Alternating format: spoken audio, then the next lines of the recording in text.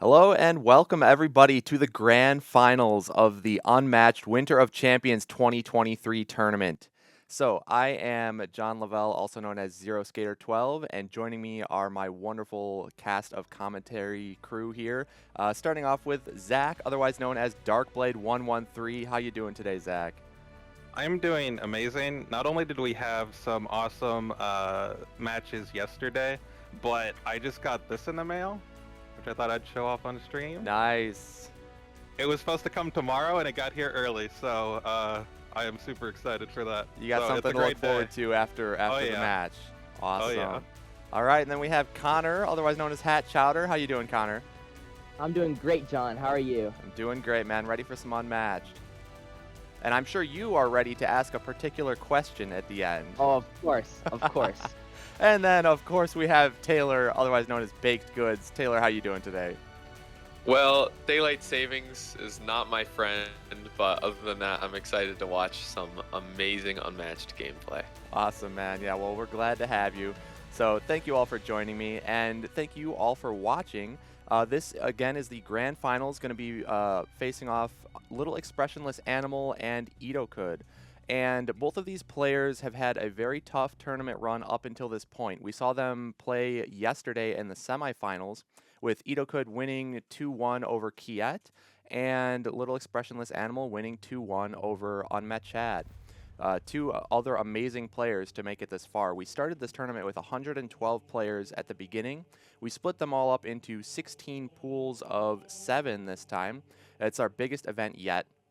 And they would face off against each other, and the top 2 point earners from each pool would advance to the elimination bracket, which was the top 32, and we've been playing this out for the last few weeks, and it all comes down to this. So it's very exciting. I'm looking forward to seeing who is going to take the trophy. And it's really interesting, too, because both of these players, it is their first ever Unmatched tournament. So to get to the grand finals, the biggest stage in Unmatched is just incredibly impressive. And yeah, they've proven themselves time and time again now, and I'm sure both of them are hungry for that trophy and that championship title. We will be crowning a new champion today, so really looking forward to that. But before we get into all the match analysis and all that good stuff, if anybody watching is unfamiliar with Unmatched and what this is, it's a tactical skirmish game made by Restoration Games, who is an amazing company, by the way. So big shout out to them for being so supportive of the tournament and the community. But Restoration Games revamped Star Wars Epic Duels, which was an older game from the past, and they kind of took that battle system and they made some tweaks and changes, and they created Unmatched. And you just fight against each other with multiple different characters from history, literature, fantasy, whatever it may be. There's public domain characters and IP characters as well, like the big Marvel sets that have been coming out recently, or Jurassic Park, or of course there's even the Buffy set, so there's all kinds of good stuff. But if you're unfamiliar with how to play this game, we're going to show a short video just explaining the basics of Unmatched.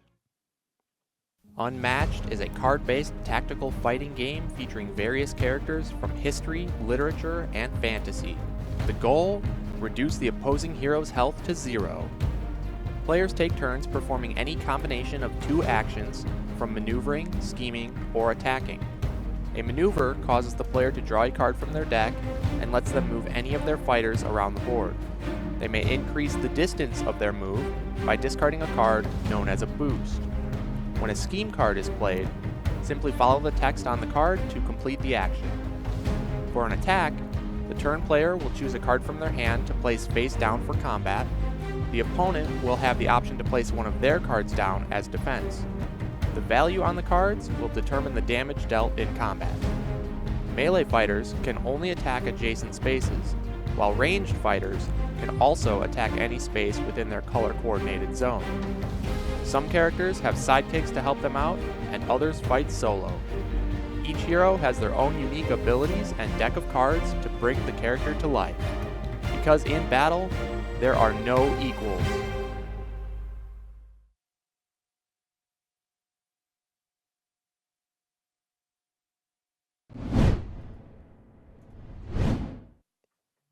All right, so there you have it. That's Unmatched, and it's really an incredible game. It's very easy to learn. You can pick it up and play in a matter of minutes, and I'm sure you'll have a blast and get addicted to it like we all have.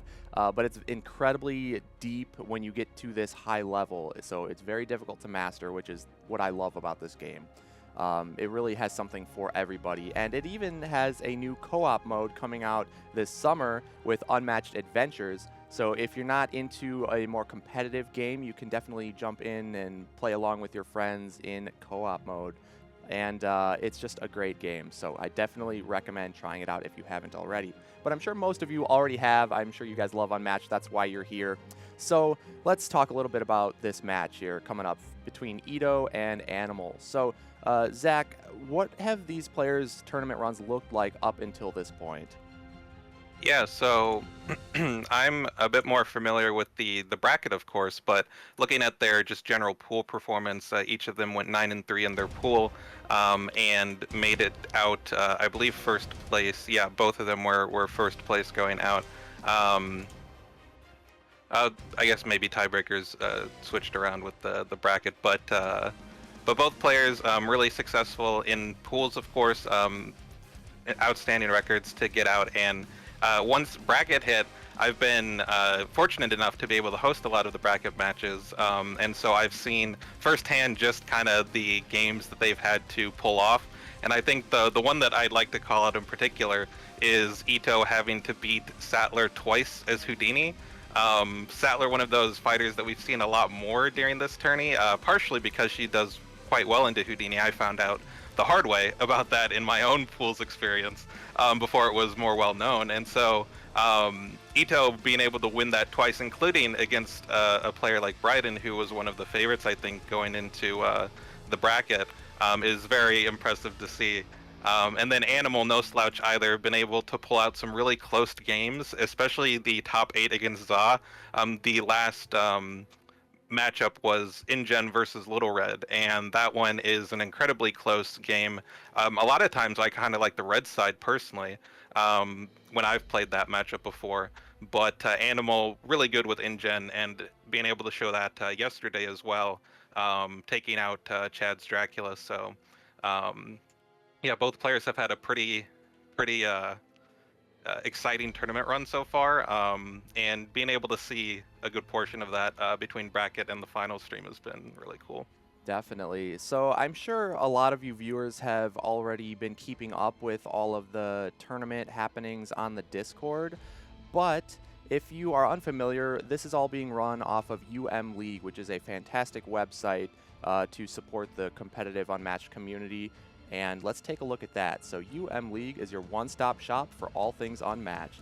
Follow the official tournaments and see player standings updated in real time, along with detailed match data for each opponent.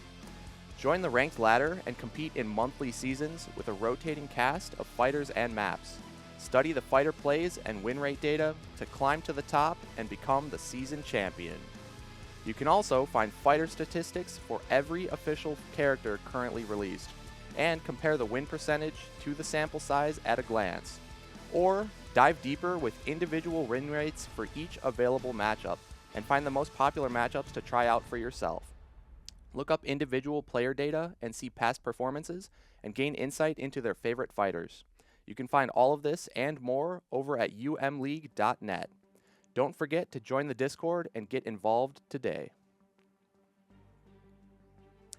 So, League is really just an amazing website. It's really helped grow the community, and even if you're not a competitive player, there's all kinds of fun data and stats you can find on there, as you saw. And you can even log your own personal games, even if they're just casual games, and contribute to that data for everybody to see, and just have a personal, logbook of your past results. So it's just a really great website, and there's more and more updates on the way. So big shout out to Frank K for creating that website and maintaining it and updating it and everything. He is really just an MVP of the community for doing that. So huge thank you to that. And yeah, so let's the players should be doing their drafting now. So what we did is we ran what we call Arsenal format throughout this tournament. So in Arsenal format, if you're not familiar, you're going to both players secretly choose 4 fighters from every available fighter released. minus Deadpool, of course, because he's not allowed in competitive. I have to throw out that caveat there. But they're going to pick 4 fighters, they're going to reveal them at the same time, and you're going to ban out any mirrored fighters. So any fighters that both players chose, those are banned out because, of course, in Unmatched, there's no mirror matches. So you're going to repeat that process, picking, well, you're trying to get a roster of 4 fighters. So you're going to start with 4, and if you get any picks locked into your roster, then you're going to move down, and the next round of picks will be however many fighters you need to complete that set of 4. So if you got 1 through on the first round, then each player will pick 3 on the second round, and so on and so forth. You're going to continue till you each have 4 fighter rosters. Then you're going to secretly assign 1 fighter to each of your advantage, your opponent's advantage, and a neutral game. This was for best of 3, so that's what we've seen so far. That's what we witnessed yesterday in the semifinals. And then you would play out each of those games, and it's best of 3, so whoever won would take that match. And you're not allowed, of course, to assign the same fighter to multiple matches, so it produces a lot of unique matchups that you might not see in other formats. So it's really unique, very fun. I would highly recommend you try it out, even for casual games. I think you'll have a blast. But for today, we have a very special Grand Finals format because it has to be, of course, more epic than the rest with being the Grand Finals. So we're doing a best of 5. So the players are going to have to choose 5 fighter rosters, and you're going to have to assign every character, which is very interesting because in best of 3, you're able to, get rid of one of your fighters that you think does not have favorable matchups into your opponent's roster. But with the best of 5, you don't have that luxury. You have to assign every one of your fighters, so your picks better be on point. So, Connor, what do you expect to see in this type of best of 5 draft? Well, ETOCUD practices hours and hours on the Restoration Games Discord server, so I'm sure ETOCUD has some sort of special strategy brewing up.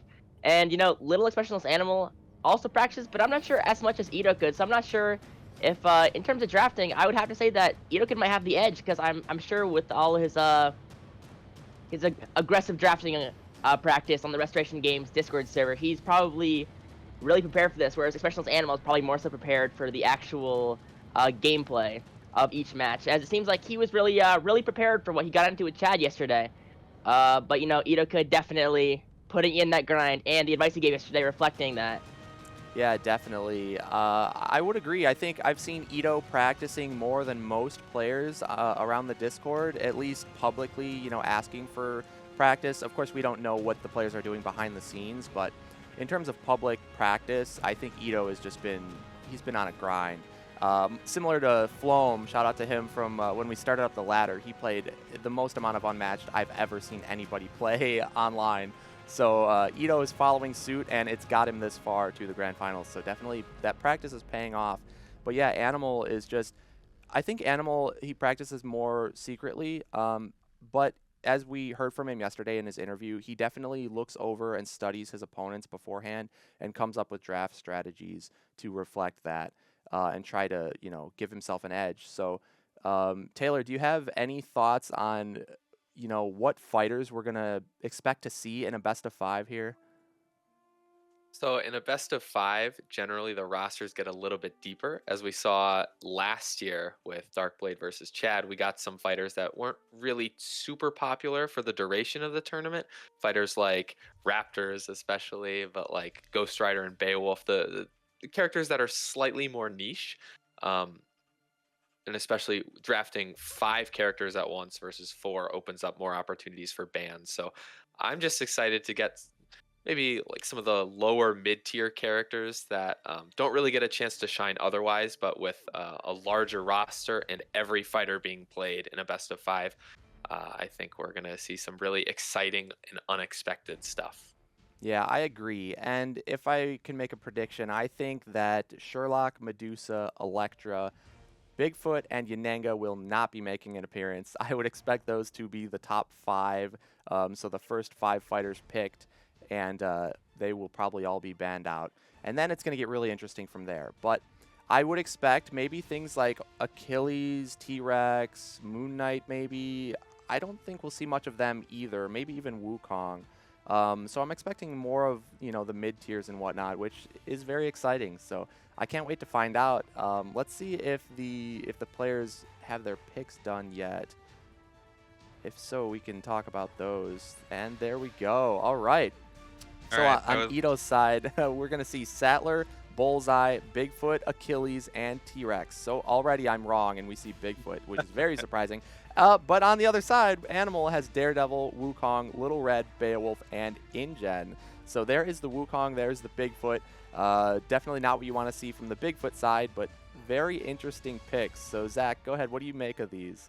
Yeah, I was gonna say before seeing them pop up, I was gonna call out Wukong as a potential like thing to look out for because that was something that Chad did in the first 5 in our grand finals matchup, and I really like it because Wukong is one that you could take in the first 4 in normal best of 3 or best of 2 Arsenal, but you're less likely to because if your opponent goes Yen as one of their first 4, that's a really rough matchup for Wukong. And so you usually don't want to be too risky with the Wukong pick in normal Arsenal, but when you get 5 fighters, you get that whole extra slot. And if your opponent tries to go for Bigfoot, which is what I would estimate would have been Ito's 5th one, you can get that potentially favorable matchup. At the same time, it's not as bad for Ito as it might be in normal Arsenal, because even though you are forced to assign a couple of the fighters who struggle into Bigfoot, like struggle into Wukong, like Bigfoot and Achilles, it's less likely that you line it up perfectly because you just have to dodge that Wukong slot, and you're not feeling as bad if you have other fighters that can do all right in him, like T-Rex, for example. So I really like the Wukong pick from Animal there. Yeah, I agree. The Wukong is definitely very strong, and when it comes to Bigfoot, he's normally an absolute menace, right? Connor, is he an absolute nightmare to play against, would you say? Well, Bigfoot is just horrible to play against. All of his cards are good besides Regroup, and even Regroup can have its great moments. Right. But looking at the roster that Animal has, I don't know that I would be very comfortable with Bigfoot. You have Wukong, which is his worst matchup, absolutely. You have InGen, which is a tough matchup as well. And then you have Little Red and Beowulf, both of which are not easy. So I think you want to try to line up Bigfoot into Daredevil, but it looks like, to me, Animal allowed Bigfoot through on that first round and chose to snag up Wukong instead, and then drafted the rest of his roster kind of around beating Bigfoot. And by proxy, that almost works against Achilles as well because, Wukong and InGen both very strong against Achilles because Achilles and Bigfoot being very similar style of fighters, being the big brutes, the brawlers who just want to walk up and hit you hard. I think, yeah, Wukong and InGen are going to give some trouble there, but at least Achilles does better against Little Red and Beowulf, I would say, than Bigfoot does. So very interesting. I can't wait to find out the assignments. So let's see. It is interesting, too, that Ito got both of the fighters from the Jurassic Park 2 set, being Sattler and T-Rex, and Animal got both of the Little Red and Beowulf fighters. So very cool. And Taylor, you got to be pretty excited to see Bullseye in the roster, huh? I am super excited. I better be doing that deck highlight, otherwise there's going to be problems. And Bullseye is one of those fighters where he's kind of not the best, but when you throw him on advantage, you get him to go first on a map of his choosing. He could win any game by like turn 3. So it'll be really interesting to see where Little Expressionless Animal places fighters on disadvantage, knowing that they will probably get paired up with Bullseye. So that's a matchup I'm just really excited to see in general. And I would also like to push back. I think Achilles is great into Wukong, John. He can pull out the win. That's for sure. We've seen that in the past. I know firsthand. So yeah, I don't doubt it's just one of the harder ones. But also what I'd like to point out is that in the best of 5, it's also extra interesting because you normally talk about advantage fighters, right? And in a best of 3, you know where those fighters are going, so it makes it very telegraphed. But in best of 5 here, you have 2 advantage games each. So game 1 is leader advantage, game 2 follower advantage, then it goes neutral, then game 4 is leader advantage, game 5 is follower advantage. So 2 advantage games really mixes things up because you don't know which advantage game the opponent's going to put those advantage fighters on. So I expect to see T-Rex and Bullseye both getting advantage, but which one is which is the question that Animal has to answer for himself. And how is he going to answer that? Because, yeah, both T-Rex and Bullseye can just be incredibly deadly on their advantage. So very interesting decisions for the players to make. Let's see if they are done with their assignments. They may still be finishing up assignments.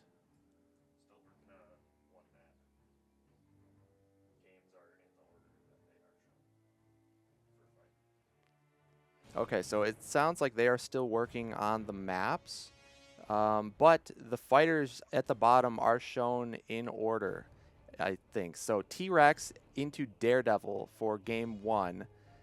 Yeah.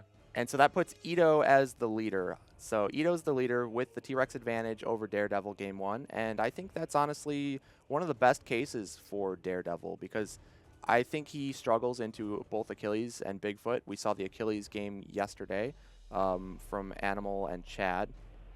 And Bullseye with his, crazy aggressive pressure, I don't think Daredevil would do too well there. So I think he got one of the best matchups he could hope for. But then there's the Wukong Achilles that we talked about, Taylor. So we'll see if Ito can do just like you did and take out Wukong there. And then the Bigfoot Little Red one, I'm really looking forward to that because especially on neutral, I think that's just a really even and super fun matchup. And Zach, I'm sure you have some experience with that one yourself. Yeah, I love that matchup from the red side. I'm pretty confident in it. It's probably one of the red matchups I've played the most.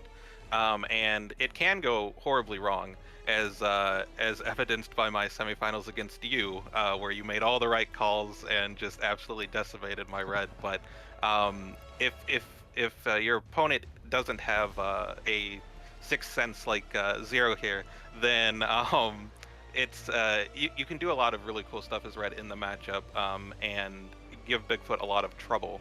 I also think that based on the lineups, it's probably the best possible matchup red could have gotten, because looking at Ito's lineup, I actually don't like red into most of the fighters.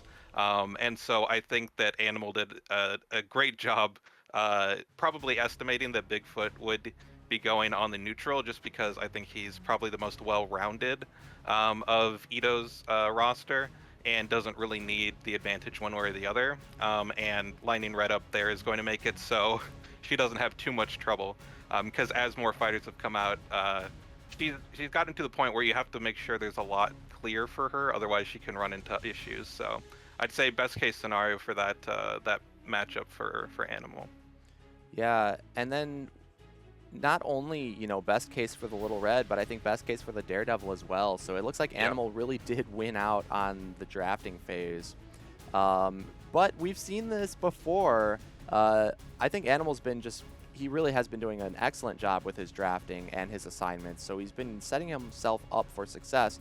But as we all know, with Ito, if you've been following the bracket matches, Ito is just defying all odds. He doesn't care. He's getting these disadvantaged matchups, and he's just winning anyways. So I definitely would not count him out of this just yet.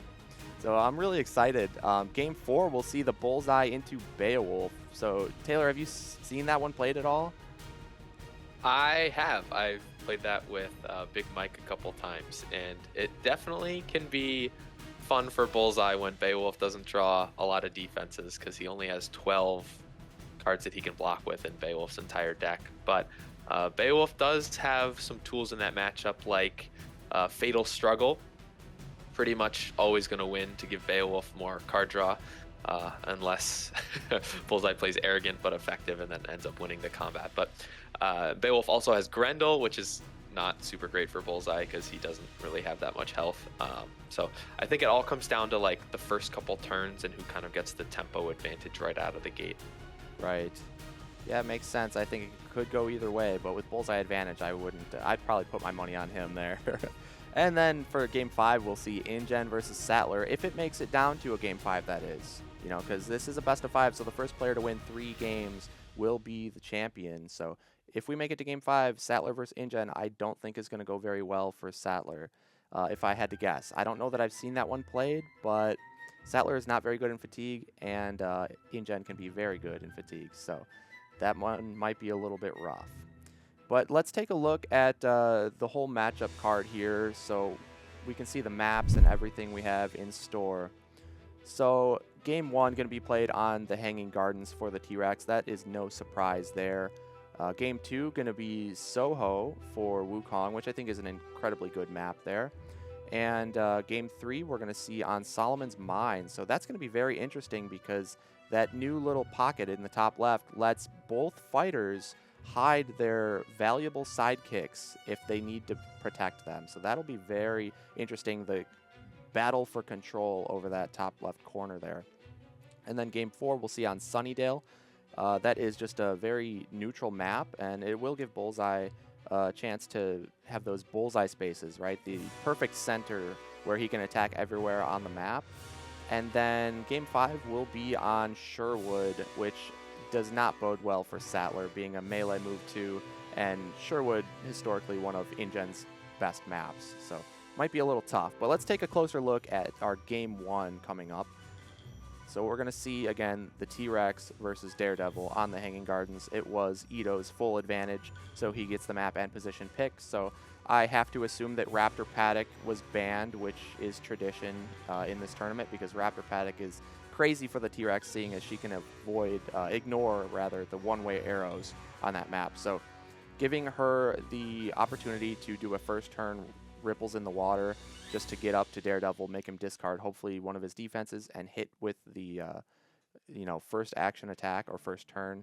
It can be very, very deadly. So that is going to be really, really interesting to see. But let's take a closer look at the decks so we can check out what they are all about. So for the T-Rex, we will start. And Connor, you want to kick it off with T-Rex? Oh boy, it would be my absolute pleasure. I love the T-Rex. So the T-Rex is a 27 health, move 1 large fighter, meaning she takes up 2 spaces at once and can attack an additional space away from herself, even though she's considered to be melee. And at the end of her turn, she draws 1 card, so she's always going to have a very, very nice hand count. So we see one of her key cards, 15,000 pounds muscle, the 3 value attack that during combat ignores the value of her opponent's card.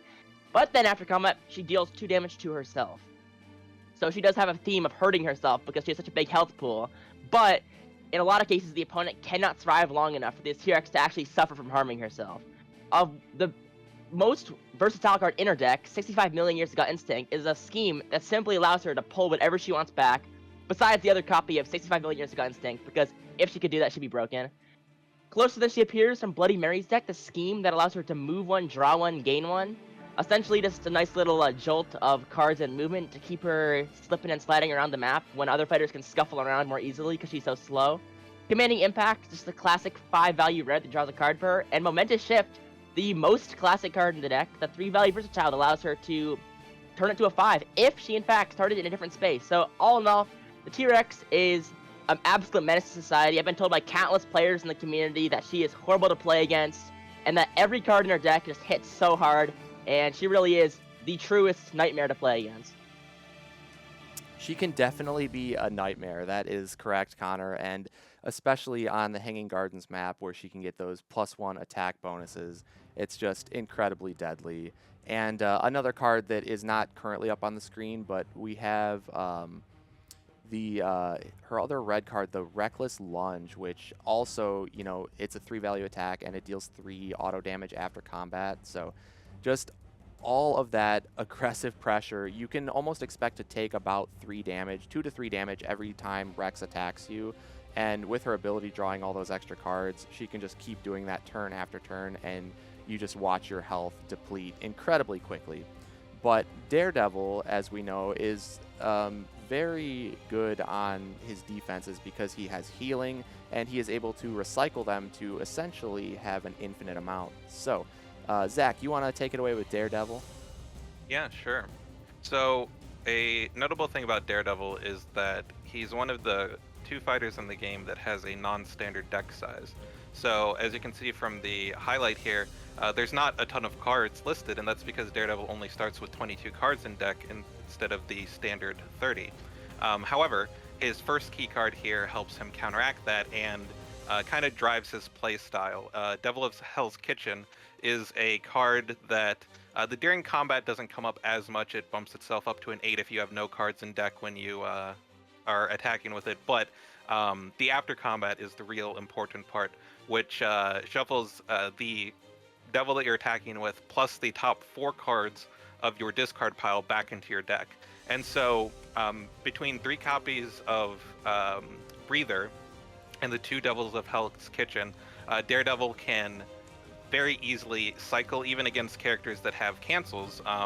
He can eventually get that recycling going and get extra copies of his best cards and essentially go infinite if he's not stopped with the recursion. And it's very difficult to stop because, as I noted just a moment ago, Breather lets him get back any of his attack, defense, or versatile cards from his discard pile into his hand.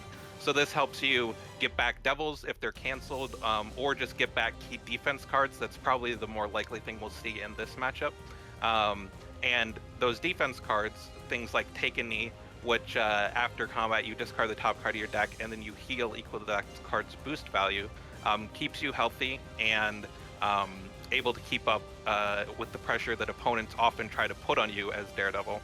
And then Grappling Hook lets you move up to 2 spaces after combat, and so this can get you out of dangerous double attack turns from your opponents, which they'll be trying to do to run you out of defense, because that's the main way that you beat Daredevil. You can't beat him in the long game, and so you have to eventually run him out of defense and just start hitting him for undefended attacks, which, even though he has a good amount of HP, he'll eventually crumble to that if you put up enough pressure.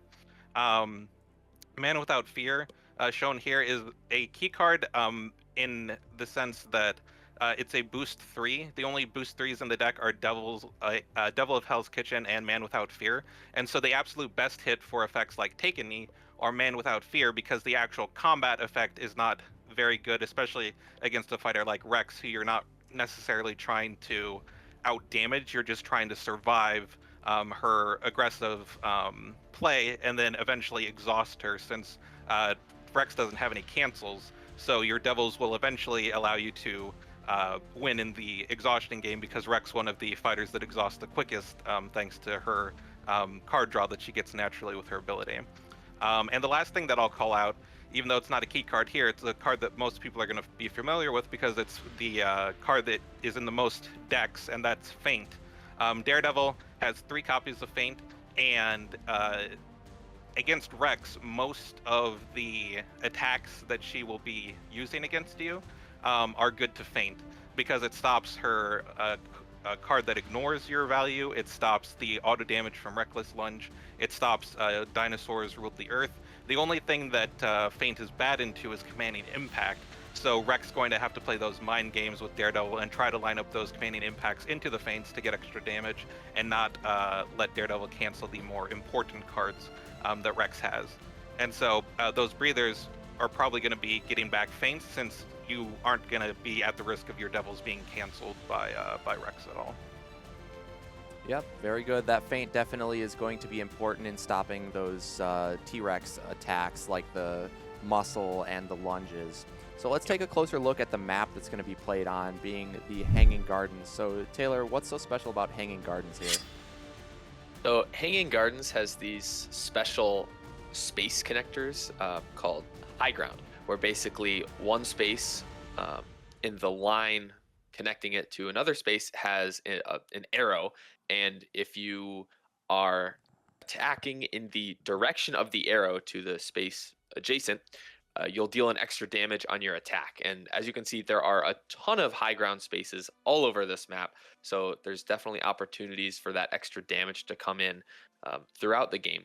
But more importantly, the player 2 starting space, the one on the bottom in the yellowish zone, starts on low ground.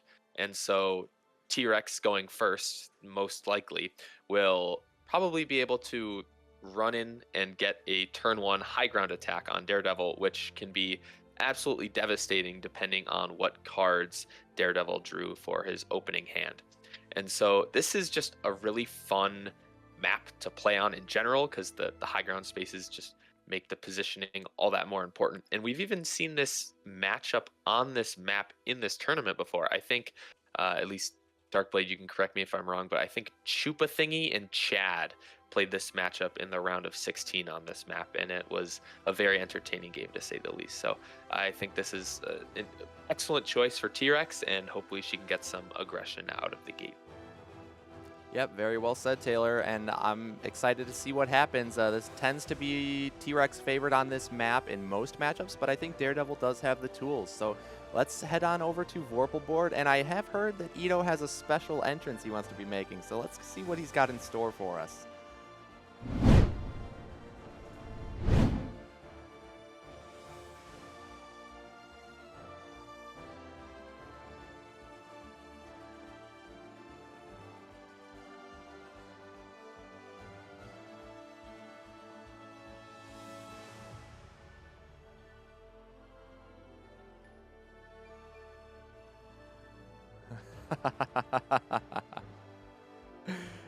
The Bloody Mary. Good old jump scare. Jump scare right there. That's for you, Chad. Love He's it. ready to take your place as the new champion. You'll love to see it.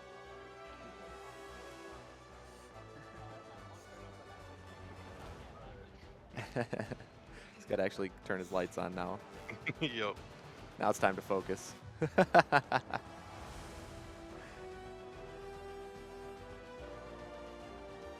All right, so yeah, we're going to see T-Rex starting first, of course, and I expect to see her starting with the front half in the tri-zone. I don't recall if we mentioned it or not, but T-Rex is the first large fighter, so she takes up 2 spaces at once as long as she reaches from end to end.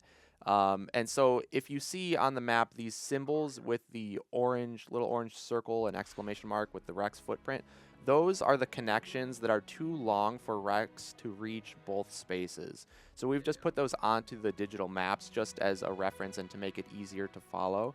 But all of the other spaces she will be in 2 at once, so she can start the back half of her figure on that starting 1-player space, and then the front half on the tri-zone, which lets her, because she's in all those zones, play a Ripples in the Water turn 1, which is very deadly, seeing as you can force the discard from your opponent and attack them with the high ground advantage right out of the gate. Yeah, and one of the things that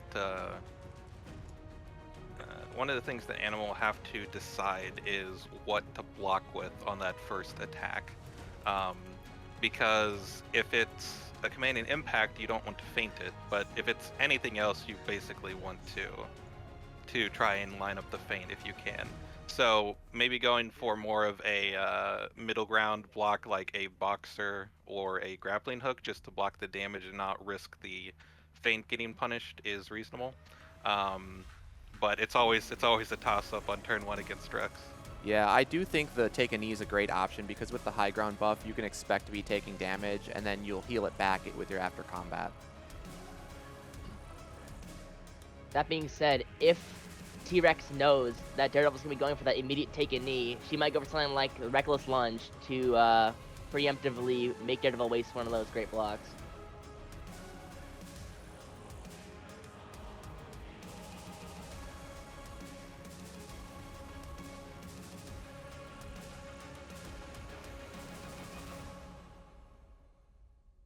So Ito kept, but he didn't have a Ripples in hand. He's boost maneuvering in for the high ground attack.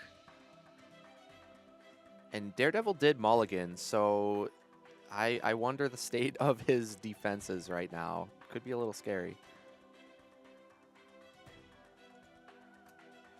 Wow, that is huge, though. He does land the feint into the Dinosaurs Ruled the Earth.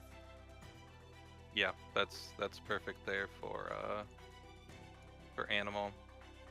I was gonna say that grappling hook probably the best non-feint block because it lets you get out of the dinosaurs combo. Because even though Rex will gain the action, if she boosts it over your grappling hook, you will be able to move 2 away, so she won't be able to reach unless Ito also had Closer Than She Appears.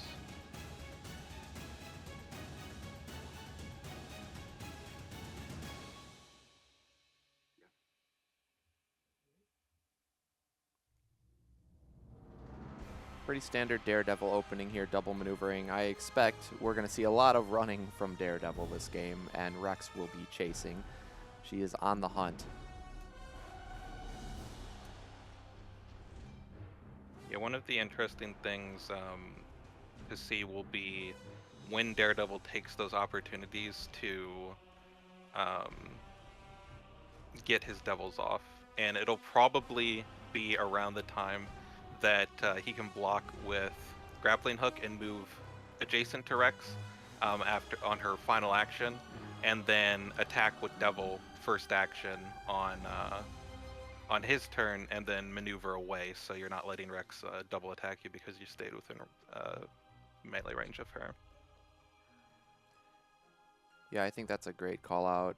It is going to be tough, though, because if it's a Dinosaurs Ruled the Earth and you play the grappling hook expecting to get adjacent on her last action, you never truly know if it's going to be her last action as long as those cards are still available.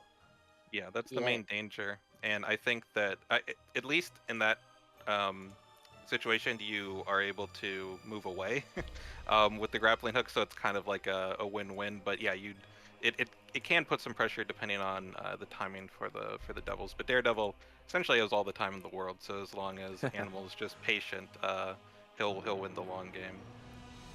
Yeah, but I don't imagine ETOCUD's gonna let Animal play the long game. He's just gonna keep going at him, and I think Daredevil really can't struggle if T-Rex can line up a very nice health lead. But if Daredevil can keep blocking as optimally as he has been, he hypothetically could be able to scuffle back and forth around the map because it is somewhat large. Although, you know, the hours ETOCUD's put in, he's probably practiced matchup countless times and knows exactly what he needs and knows exactly what he needs to do to pull this off. Yeah, we did see that commanding impact over the Boxer, which is pretty good for Ito, seeing as he was not adjacent, and Boxer does require adjacency to do the auto damage. Yeah, the only time that Boxer's probably going to get its auto damage is if Rex goes in for a Ripples in the water to get a discard from Daredevil and attacks while adjacent, though playing a closer after that to move one away is something that Rex could do to both stop Daredevil being able to first action attack with something like a Devil or get Boxer damage on. So probably not something we'll see get its effect off too much, just a 3-value block to help keep Daredevil alive.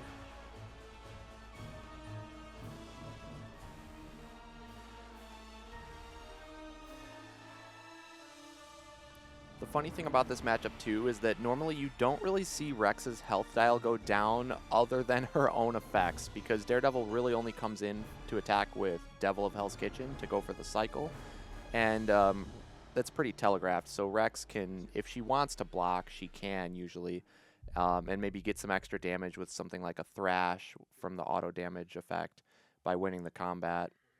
So you normally don't really see the T-Rex health dial drop too much until very late in the game, and then Daredevil, the threat of an 8-value Devil of Hell's Kitchen actually starts to come into play after Rex starts taking a couple ticks of fatigue.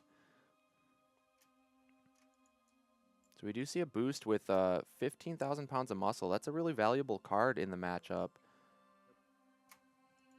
But with Daredevil being so far away, Ito values the tempo and just getting in more attacks quickly over the potential damage output.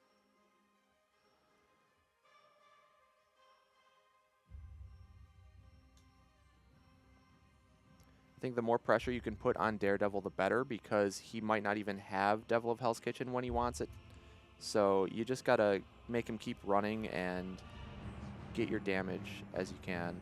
So this is a great attack here. Dinos Ruled will be boosted with a lunge up to a 6-value attack.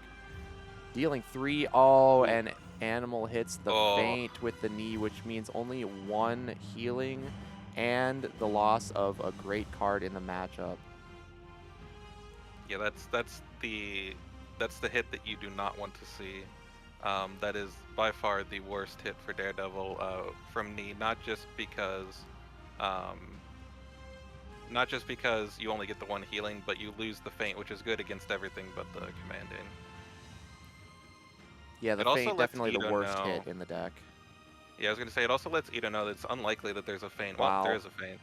Ooh. All right, I he was was gonna probably say, let's thinking Ito the know same it's thing. less likely that that there's the last feint in hand, but fortunately for Animal, he does have it. But that's all feints gone now until he can get a Yep. cycle or maybe grab one back with a breather. Yeah, I think we'll definitely see him want to get one back with a breather as quickly as possible. But 3 of the 4 dinos gone as well means that those feints being gone aren't the worst thing at the moment, just because there's still going to be things like Reckless Lunge that you'd like to cancel, but you don't have the risk of like multiple dinos going off and just bursting you down when you're feintless. Yeah, that combo threat is dwindling, which is great for Animal. This is a really tough spot for Ito this turn specifically because he wasn't already in this second space, so he's going to need to boost with one of his Reckless Lunges in order to reach Animal for an attack, and if he doesn't and he double maneuvers like we're seeing here, he is going to overdraw due to his draw ability at the end of the turn. So you never want to be wasting cards as T-Rex because you're going to need those cards for boosting later in the game. So there we see him have to discard a shift for a boost just to get a more favorable position. His center spot on the middle here is really nice because if the opponent wants to come in, they're going to be on low ground. There are a couple spots that you could potentially avoid that against Rex, since she has the large base, but not in the position that Ito has taken. And so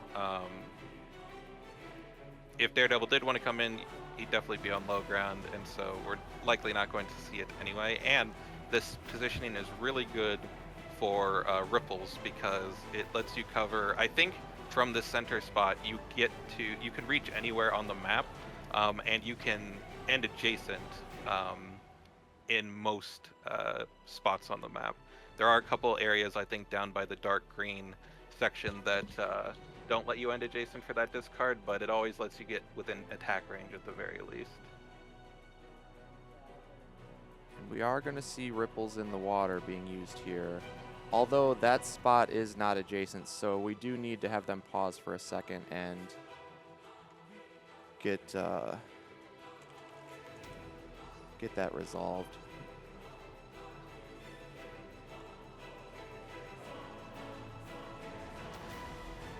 Yep. There we go.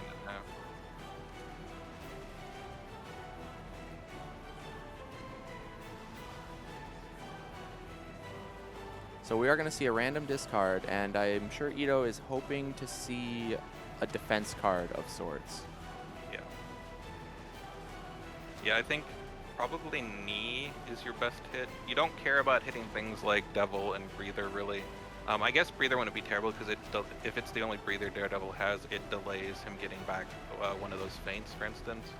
But yeah, I think you'd love to see a grappling hook or a knee. I think are your two. Those are the best for sure. Best hits for sure. Yeah, because Breather, like hitting Breather, stops him from getting back a feint, but it doesn't get a defense out of his hand. And while Breather is really good and flexible, you do have to spend an action to play it, which means you're not running further away from Rex with a maneuver or something. So there are drawbacks, and you have to kind of time the usage of them well. Yeah, it can be pretty tough to find that opening to play the Breather. So Taylor, I know you're a big fan of Daredevil. Assuming he does play the Breather on the sooner side, what card would you be hoping to pull back? Oh, Connor. I know you're a memer, but just for everyone watching at home, Ooh. Daredevil is not one of my favorites. What happened, John? What happened? Well, the grappling hook got knocked out with the ripples, so that was a big hit for Ito. But to answer your question, Connor, I think the take a knee is probably a good option. It's just more healing, and Rex doesn't have any way to cancel it. But Feint is also not a horrible choice, although with a lot of the dinos gone and some commanding still out there, it is a little risky.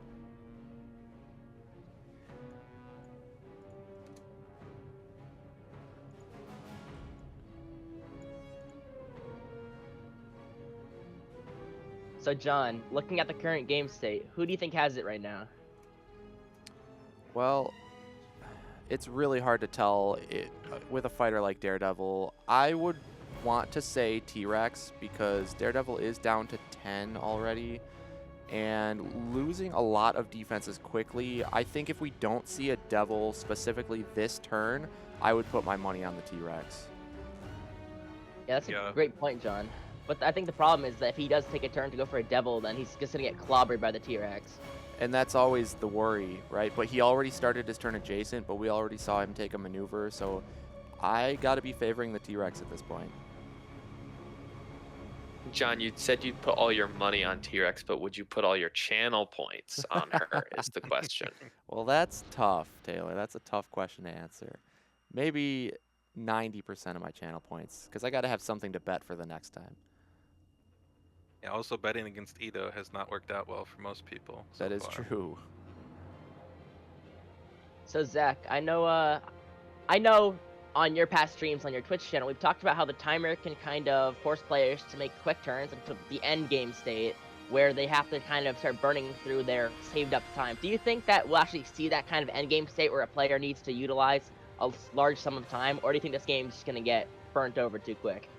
So I definitely think that we're more likely to see it from Animal's side just because you have to worry a lot about positioning and ranges for where Rex can reach you and what you have to block with. For Ito, I doubt that he'll run too low on time because Rex is pretty straightforward in just, you boost in or you ripples in and you just go to town. And so being able to have that extra time to think on turns where you might need to for ripples considerations and other things like that, I think Ito will definitely have the advantage there as far as time on the clock. I would agree with you there, Zach. I think T-Rex is a relatively straightforward fighter to play. You just want to run in there and chomp them. Yeah, there's definitely some turns in the one I played against Chad on the same map against Ghost Rider because Ghost Rider had some tools that I wasn't necessarily expecting in the matchup, especially on this map.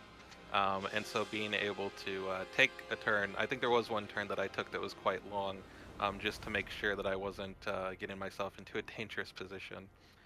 So you can definitely take those turns as T-Rex. It's just usually fewer and farther between than most fighters.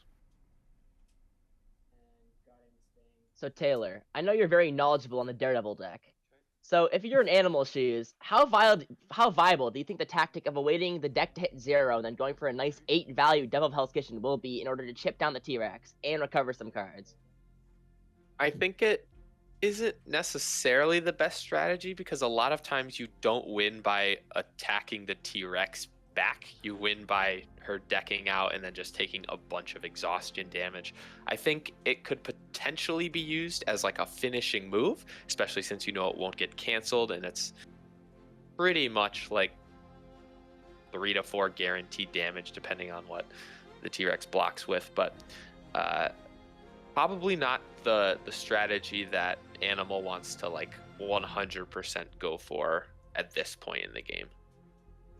T-Rex does only have 10 cards left in deck, so she is running out of time. Yeah, that's a great point, Taylor, and I definitely agree with you. I think if Daredevil decides to attack, he will almost definitely die. So I think he needs to play this as safe as possible and try to hope and pray that his taken knees in the future will be able to hit some very nice blind boosts.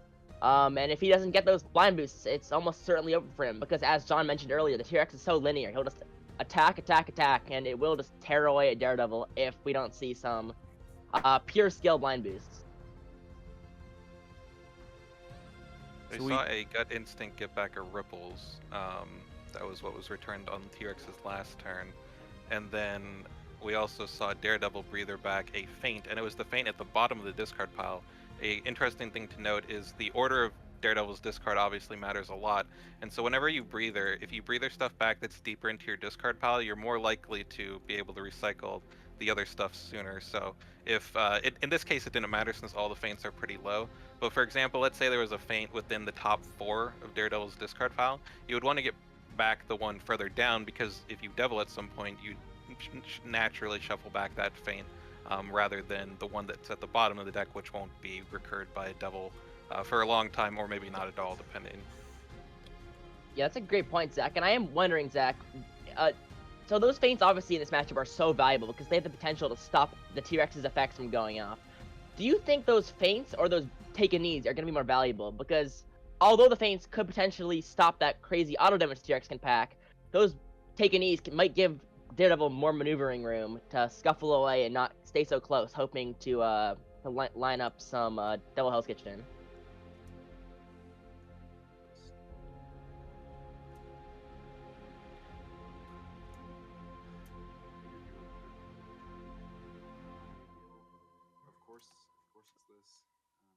Ooh, Connor, at this point, I think the feints would be better because take a knees might not be working out too well, seeing as there's one devil gone. We have one more somewhere remaining in the deck and 2 breathers, but if breather is getting devil, it's not getting defenses, and he's really starting to run low on defenses here.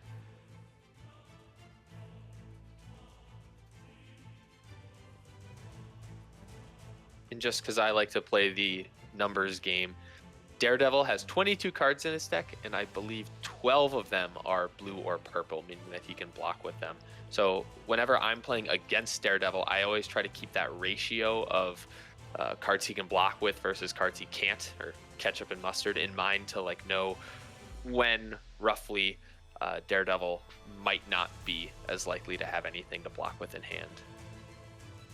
Yeah, that's always something to consider in this game, is how many available defenses are left in your opponent's deck. And looking at it, there's 1 knee, 2 grapplings, and 1 boxer left. And we know the feint is in hand as well because that was recurred with the breather. So 1 feint, 1 boxer, 1 knee, 2 grappling. So only 5 defenses left. Yeah, this is looking like a pretty dire state for Daredevil.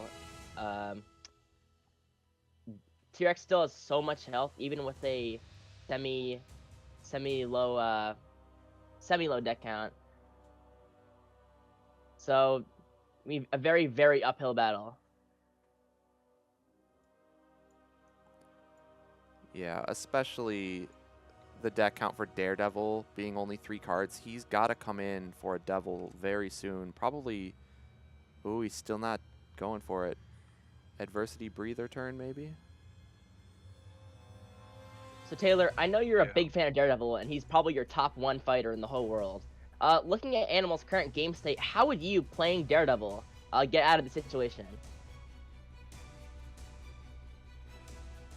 Well, me being the excellent Daredevil player I am, I'd probably double maneuver in place for the rest of the game and not do anything else. But I think run until you're comfortable with what's in your hand, and then you have to hit a devil at some point, I think. And just choosing when you're safest to make that attack and not run away is probably a crucial decision for Animal to make here.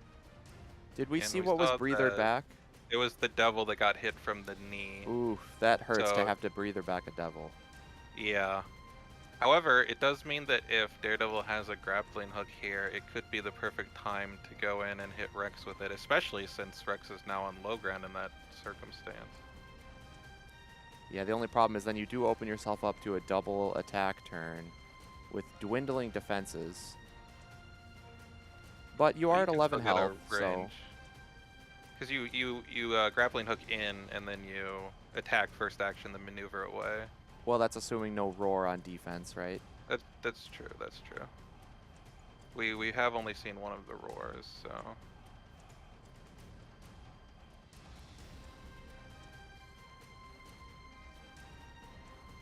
So this is the devil going right in. here.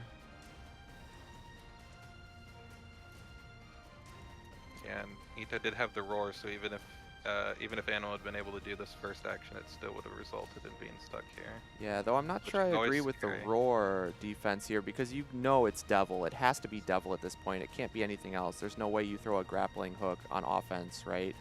When you Yeah. need your defenses. So I would have liked to have seen T-Rex just take it, honestly.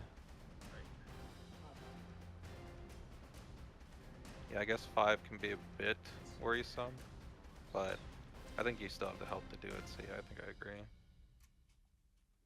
Because now you can't stop the cycle. You know that.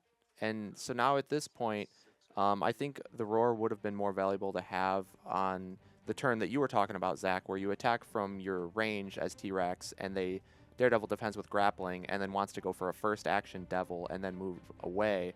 That's when you're going to need that Roar. And it actually would have been really good there too, because if you had roared, so if you just took the attack, Daredevil was adjacent since he maneuvered and then attacked.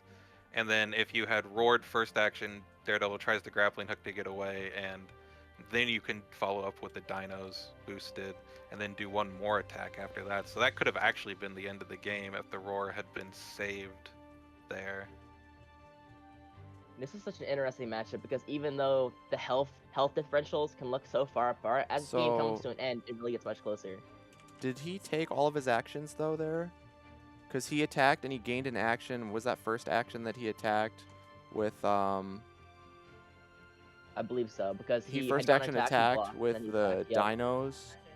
Yep. And so he should have Yeah, one more action for Players an just attack. realized it. Yeah. Players are fixing that now.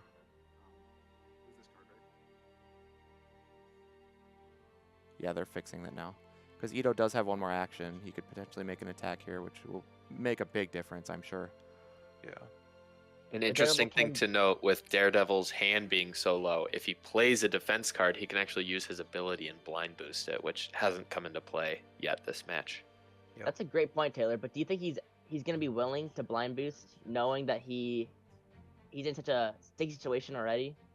I think it depends on the attack and the defense and like how much damage would be taken. Obviously, if it's like the ignore card, 15,000 pounds of muscle, you're not going to blind boost it. But if it's like a big thing like a commanding, maybe it might be worth it. Yeah, and that's where being able to do it during combat is a really big benefit. We do see the muscle.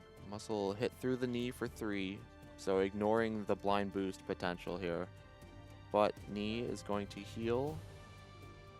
Ooh, breather is not what you want to see. No, Although it's probably Daredevil's better most than one of the defenses.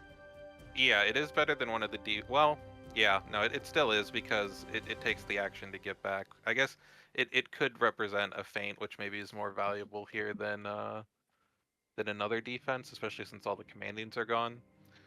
So it's actually tough to say which one is better, but yeah, definitely not the worst hit. Better than the feint, for instance. That would have been really Definitely. rough to see there. To see it a second time, yeah, would have been brutal. Yeah. So what are we looking at for defenses? There's 1 grappling, 1 knee, 1 feint, and 1 boxer. 1 of each at the moment. But T-Rock's getting dangerously low in the deck count, and Daredevil having a few extra cards that he might be able to blind boost his defenses and feel okay about it.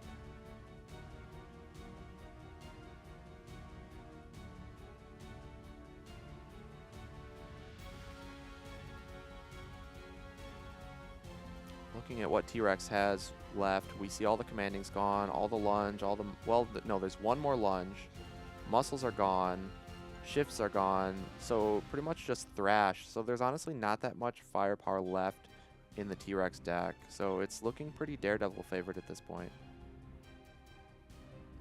As long as Daredevil can safely get off 1 more cycle with Devil, I think he should be okay. But this Ripples could be huge.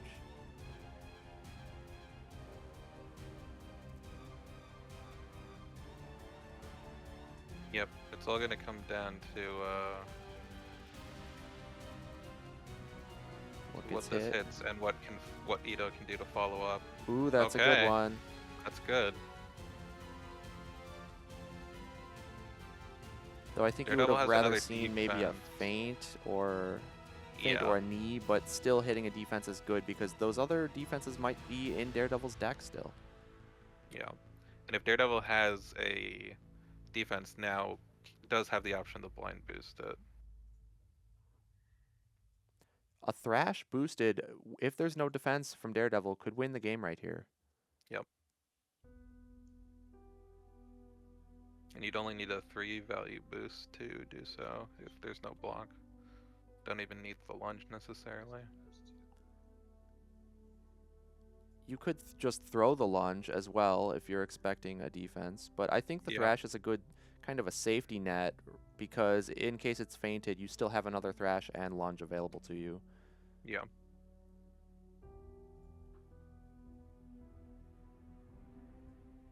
Ito going through the different options in his head right now, carefully deciding which one would be the best to throw. Taking advantage of that time that he's been saving up throughout the course of the game. The problem is, though, if he only has one thrash in hand and throws a thrash and then has no blocks left and Daredevil swings for a high ground Devil with a blind boost, that could be big damage, and Daredevil could still maneuver away, so it might just not be viable for him to attack if he only has one versatile in hand. That is true, though.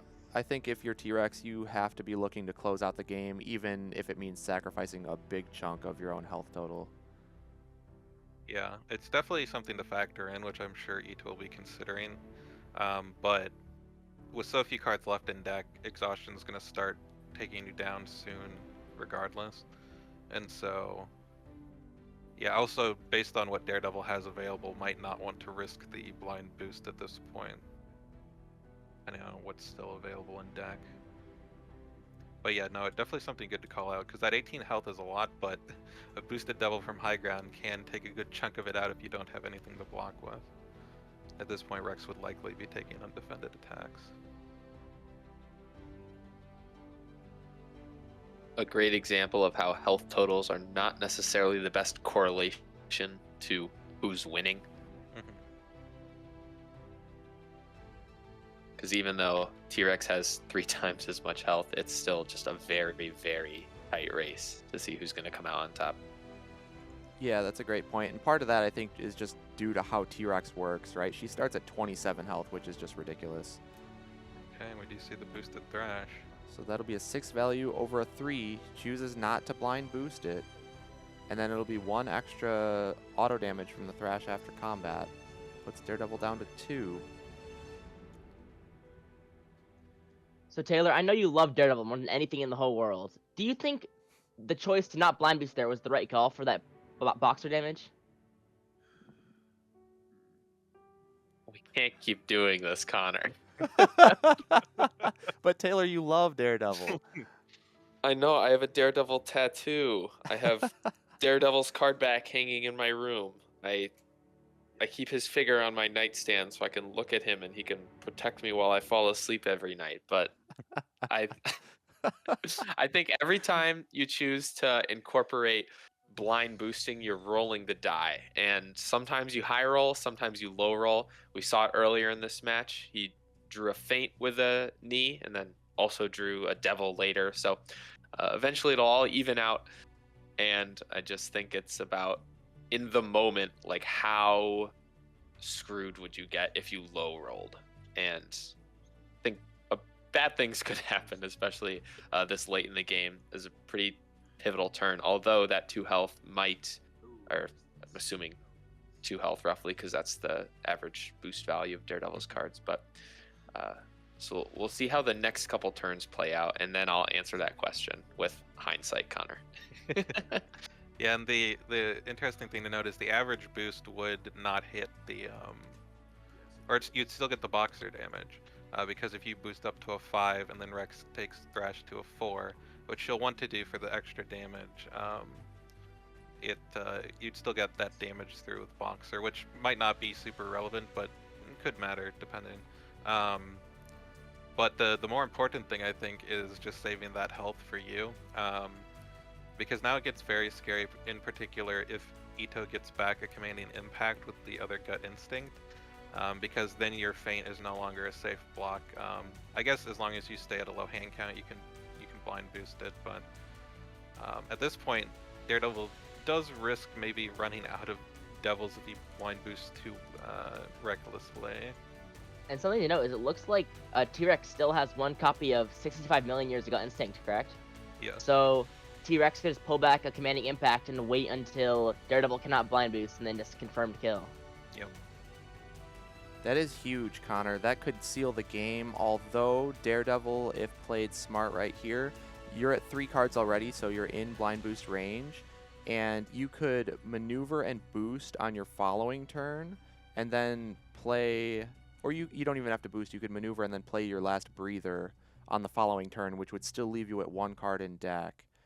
Although you can't afford to take any maneuvers in fatigue, so this is actually looking very close. A lot Yeah. closer than it appears. I don't know whether to applaud that or groan. You I'll know tip you my want to hat to you. applaud.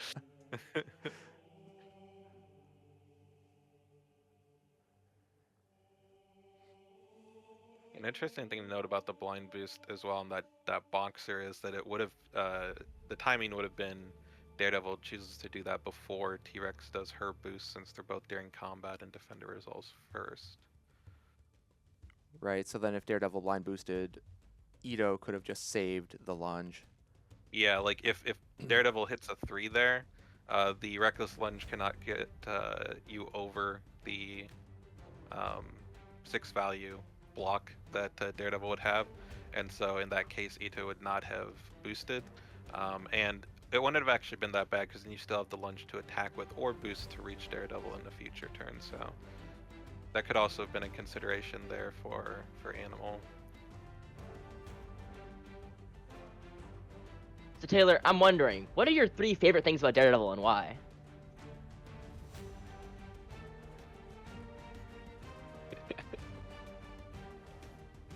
My 3 favorite things are the 3 feints that I always pull from take a knee effects. I love when that happens to me. But when my opponent plays him, they always draw Man Without Fear. Riddle me that, Connor.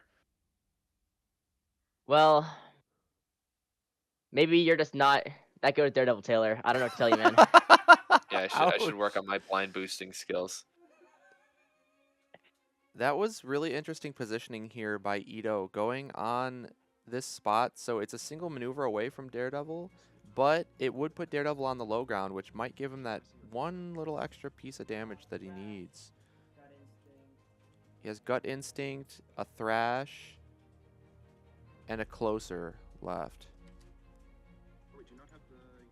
Yeah, so Thrash can be a 6 with high ground with that Gut Instinct, plus the 1 after the 1 damage afterwards, so that's the most threatening thing here.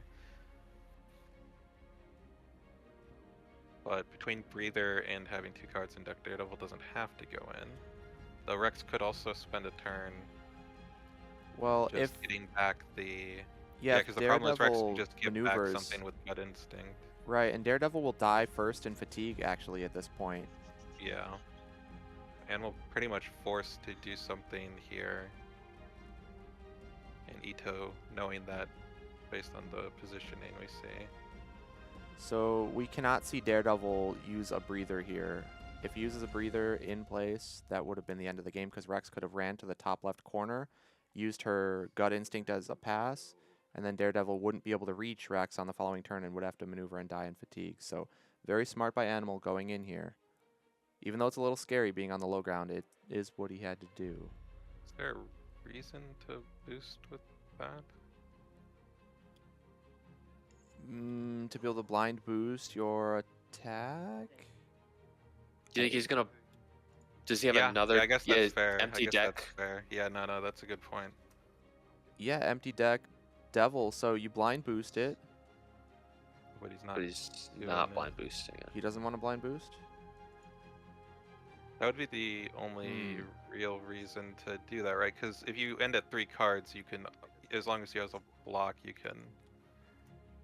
He also knows, he would know what the top card is. Not that the value of the top card matters, because it would overwrite with the 8, but Interesting. yeah, I'll be interested to. It may have just 'Cause- been like because- a spur of the moment, like kind of misplay. Like maybe he originally thought that, but then he was like, oh, I got my Devil cycle, and then just cycled it and forgot about it. Maybe. Also, depending on what the last card is, it might just be a situation where it's not a combat card. So. Unless he wanted to put an extra 3 value boost into the deck to increase chances of a knee. Actually, you know what? That's probably exactly what it was. Not only does it make knee better. Though knee doesn't matter, right? Because you die to the thrash. No, because you can over blind knee. boost your knee. Oh, you're first, right, and then you have right, additional and then you chance. can, yeah. Sorry. It's always weird calculating with Daredevil it stuff, but yeah, is. no, I think that's probably the case then, because you don't need the damage because you're with that cycle you're now winning easily in exhaustion. So. But we can see the gut instinct into the 65 million, or not the million, the muscle. Right? Yeah, the muscle, which means Daredevil has to have the feint here. So unless the feint was the bottom card, Daredevil should have that option available, but will. Probably has both feint and knee in hand is what I would guess, but Yeah, Ito has to just hope. I'm running low for Ito. Yeah. What, is there a way that feint doesn't survive? No, it would be a 3, so. and Yeah, with high ground is a 4. There's no big, there's no big values left.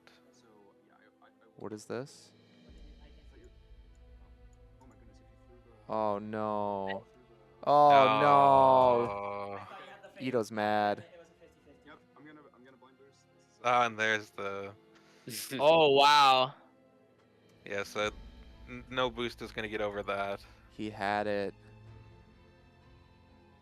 I mean, the thing is, if you have the feint there, you play it every time, I think. Because T-Rex is just dying in exhaustion, so I think you had to just play into the, you know, the chance that the feint wasn't in hand. Yeah.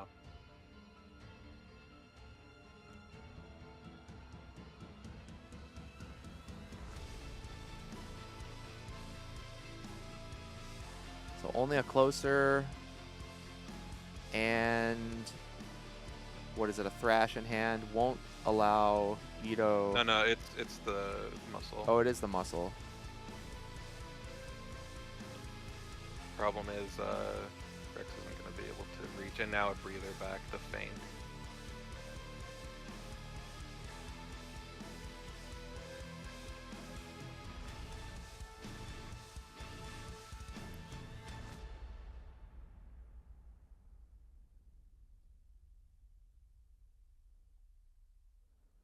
Dang. Yeah, because now even though Ito can reach with closer, has both feints available now. Let's listen and see if they have anything to say.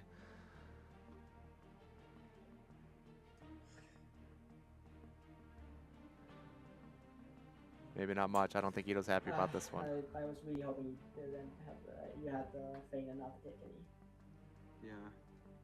I had that and a breather right there, and I just figured if I ran away, then like if I took 1 point of exhaustion damage, I was. I could have won. I really fucked up when I chased you here, and if I gone here instead of where of here, I won because you decked out. Yeah. I named twice. I'm so mad at myself, but okay, it is what it is. I'll just win. I got 2 feints in my opening hand. There at the very end, he says, I'll just win the next one, or whatever. So, you know, he's still got the confidence, but man, he is beating himself up over that one. And that definitely could play a role going into the next game. But it was incredibly close. I mean, Connor, you asked me mid-game, you know, who I think is winning at this point. I said if Daredevil doesn't throw the devil at that turn, then I got my money on T-Rex, and it still came down super close. I thought T-Rex was going to win with that muscle, but Ito, I think he just kind of psyched himself out. He got in his own head a little bit too much there and tried to play around that feint. But I think if the feint was in hand from Animal, the game is already over, so I think you just got to hope. You know, take your one shot while you can, but you know, things happen, so it was still a really close game and well played by both sides. I had a lot of fun watching that one. Oh yeah. So going into game 2 is going to be Wukong and Achilles. So Taylor, what do you think is going to happen in this next one? Well, some people might say this is a tough uphill battle for Achilles, and I would say they are wrong. Achilles just needs to be aggressive, just constantly attack, try to get through Wukong's clones. Hopefully the wall doesn't get set up too early and Wukong doesn't draw Phoenix form, and when you actually land some big hits on the big monkey himself, things can get pretty good pretty fast, but just getting to that point is hard, especially on this map, Soho. A lot of tight corridors with not much maneuverability. There usually isn't a way around the clone wall except going through it head on, and I think we saw this matchup in the Battle of Legends Volume 2 release rumble on this map. I remember Unmatched and Chad playing this, and I think Wukong won out that one, which I think is probably going to happen more often than not in this matchup, especially on this map. We also saw this in the grand finals of the Battle of Legends release rumble with Wandering Caretaker with Wukong and Chad's Achilles. So we are no stranger to this matchup on this particular map because of that event. So it's going to be interesting to see it happen again. If history repeats itself, then Wukong should take this one, but you never know. Achilles can definitely pull out the win. But I think Ito really needs to get an upset somewhere after losing that T-Rex game, because he has this matchup and he has the Sattler versus Muldoon matchup. So he's going to have to find a win somewhere between these two, and I think either of which would be an upset. So he is no stranger to upsets, though, as we've seen from his past results in the bracket. So definitely not counting him out yet, but he's going to have to make some magic happen, and he doesn't have his Houdini on his side this time. So we'll see if he can still make it happen. But taking a closer look at the Achilles deck, Taylor, I know you are, or you have been a big proponent of Achilles lately, so I'll let you handle this one. Perfect. So yeah, Achilles' main shtick is that he has a 6 health sidekick named, we're just going to call him Pat, because I always butcher the pronunciation. But when Achilles' ability is actually when Pat is defeated, he discards 2 random cards from his hand, which is horrible. But then for the rest of the game, Achilles has +2 to all of his attacks, and whenever he wins a combat, either attacking or defending, he draws a card. So this allows him to be really aggressive and put a lot of pressure on his opponent with big attacks and card draw for days. And of course that makes exhaustion a little bit of a problem, but of course if you just smack your opponent hard enough, you never you never get to the end of your deck. So some key cards for Achilles: we have Under Achilles Helm, which is a 2-value block, and it allows the Achilles player to, if he's attacked, to potentially swap in Pat to be the defender, which is a great way for Pat to soak up a hit and potentially even defeat himself so that your ability gets online. I'm not sure how early Pat actually wants to get defeated in this matchup because, like I said, exhaustion is definitely a lose condition for Achilles and probably a win condition for Wukong, but it is helpful in a pinch. Also, the only 4-value boost in this deck, which will be crucial for Achilles to actually boost around the map with. We have Battle Frenzy, which is a Pat attack that after combat you deal 2 damage to both fighters in the combat. So this is actually a really good card to land on Wukong's hero because Wukong doesn't have any cancels, so the auto damage will go through to the big monkey all the time. Brothers in Arms, the handshake card, is a solid 4-value attack, and if Pat is not defeated, so it's earlier in the game, the Achilles player can gain an action, and if later in the game, once Pat is defeated, it's kind of just like a log, a blank 6. So a pretty versatile card. Love that you can use it multiple ways, and potentially early game you can use it to kill a clone, gain an action, and then keep maneuvering in closer to Wukong and pressuring him. Spear Throw, really great card for Achilles. The only scheme in the deck, and you just deal 2 damage to an opposing fighter in Achilles' zone. Great for actually just getting damage on Wukong when otherwise you probably couldn't, and it is a pass to kind of help offset all of Achilles' draw. And lastly, Battle Hardened, one of the most important cards for Achilles in every single matchup. After combat, you get to choose a card in your discard pile and return it to your hand. Like I said before, Wukong doesn't have any cancels, so the Battle Hardened effect will always trigger, and so if you Battle Hardened and get your other Battle Hardened back, you can kind of infinitely, I say with air quotes, kind of recur that card combination and just get a bunch of value from that. Wukong does have Fiery Eyes that see, but if he doesn't draw into those early, you can potentially do some great things with Battle Hardened. All right, and then let's go ahead and take a look at Wukong as well. So we got both fighters coming from Battle of Legends Volume 2, and Connor, I'll let you run us by Wukong, seeing as he's quite widely known to be an absolute nightmare. Thank you so much, John. I love Sun Wukong as well. So Sun Wukong is a 17 health move 2 fighter with infinite 1 health clones, and his ability is that at the start of his turn, he may deal 1 damage to himself to place one of those 3 clones next to him. So you will see his scheme, which he only has 1 copy of, Phoenix form, which allows him to heal 1 health for each clone on the board, meaning he can essentially just recover whatever damage he's taken to summon those clones if he can get lucky enough to draw that card. Ox form, another great animal form, a 7 value red, but the opponent can boost their defense card, meaning in some situations it will still do minimal damage, but it will cost the opponent a 2nd card if they choose to block. Ryu Jingu Bong, an incredible double attack, a very nice 0 to start, but if the opponent foolishly blocks, they're going to suffer with a nice face-up 4 value trick to you. 72 transformations, a delightful 2 value versatile that lets Sun Wukong choose between Ox form, Phoenix form, or Tortoise form, essentially allowing Sun Wukong to keep getting back his good cards and keep making his opponent suffer in complete and total agony. And of course, the classic Bewilderment, which prevents all damage and allows Sun Wukong to teleport anywhere he wants. So although Achilles could potentially faint into this, any other attack would get completely nullified, and Sun Wukong could teleport away anywhere in the whole nebula. And an important thing to note about Sun Wukong is that generally the opponent can pretty safely take attacks, because the majority of Sun Wukong's attacks are very small, especially Achilles, who has so much health. The problem with that is, if the opponent does not defend Ox form, they cannot boost, because they have no defense card, and they'll take big damage. So Sun Wukong, an absolute menace to society, and will definitely give Achilles a very tough time. Yeah, I definitely agree, Connor. That coin flip combat interaction between whether or not it's the Ox or the Jingu Bong is incredibly threatening to any fighter. But let's take a look at the map they're going to be playing on, being Soho. And I know, Zach, you have a little bit of experience going up against Wukong on this map from last tournament's grand final. So why don't you run us by Soho and your thoughts on this map with Wukong? Yeah, so Wukong able to take advantage of the corridors on this map that we mainly see on the rooftops in particular.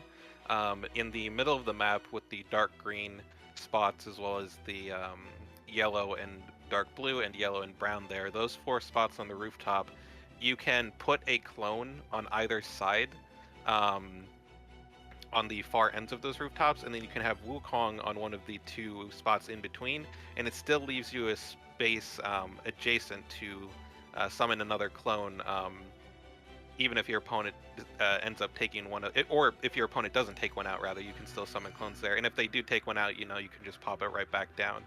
The top left corner is also a pretty good spot to hole up with the clone wall if you want.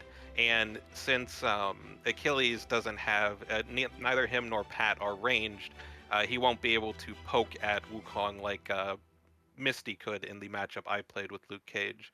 And so, yeah, I think if Wukong can set up a clone wall in one of those areas that makes it impossible for Achilles to reach him with either fighter, it's going to cause a bit of an issue. That being said, he does need to be careful that he doesn't actually accidentally get himself pinned in, because with Brothers in Arms being able to gain an action, one of the fighters could potentially take a clone out and then maneuver into the spot that the clone was in.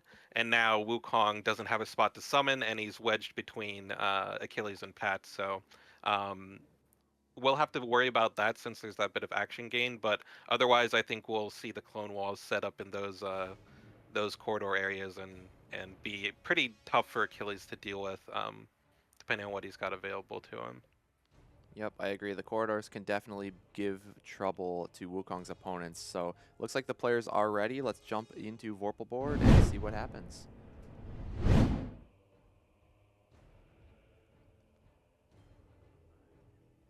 And Wukong does get to start first, seeing as this was his full advantage, and that makes a big difference in terms of the clone generation, because essentially you're starting the game with 2 clones, because you're going to make a clone at the start, you're going to double maneuver most likely on the first turn, as many players do, and then your opponent is probably going to do the same because they might not want to approach you with a hand deficit. And then you make a second clone on your second turn when you're ready to go in for maybe an attack. So starting off with 2 clones versus letting your opponent come attack you when you're cloneless is a huge difference.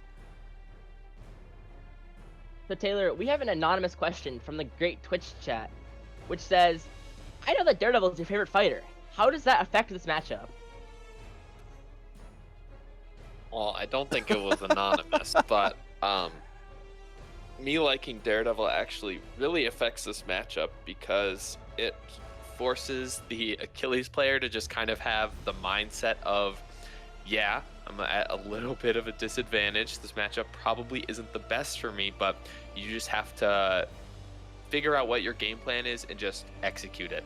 And that's not always going to work, but sometimes you get lucky, catch Wukong without defenses, Phoenix form is buried, and sometimes you just get lucky. So I think Ito just needs to put his head down and just not let the circumstances of the match or the matchup affect his gameplay. Yeah, Taylor, I think that from the Achilles perspective right here, you could say, yeah, it sucks that I'm going up against Sun Wukong, but at least it's not Daredevil. Yes, of course. Daredevil's the true big bad of Unmatched. Daredevil is the villain in Unmatched Adventures. And also a quick message from our man behind the scenes, 645 Development, Alan. But I know you guys can't see us, but he said that every time Taylor rubs his eyes, it kills him.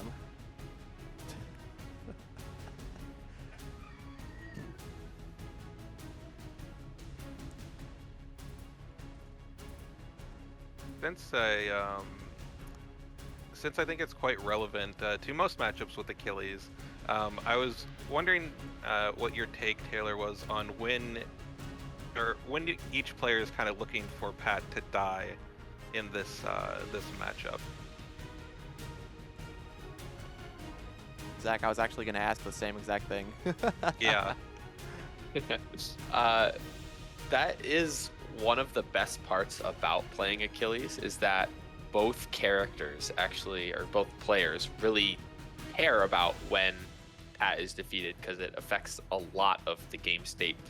I think Pat shouldn't die too early because Achilles having 2 fighters on the board to kind of deal with the wall versus just 1 makes a world of a difference, and the ability to pressure from 2 different sides of the map is huge. I think Achilles wants to keep Pat alive at least into like the mid to late game, and then when he can actually like see an opening after Wukong's been worn down a little bit, I think then you just have to strike. But I think you defend Pat as much as you can early game and try to keep him alive.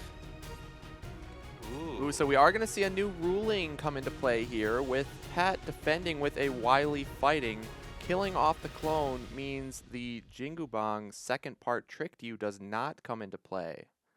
Yeah, that's huge.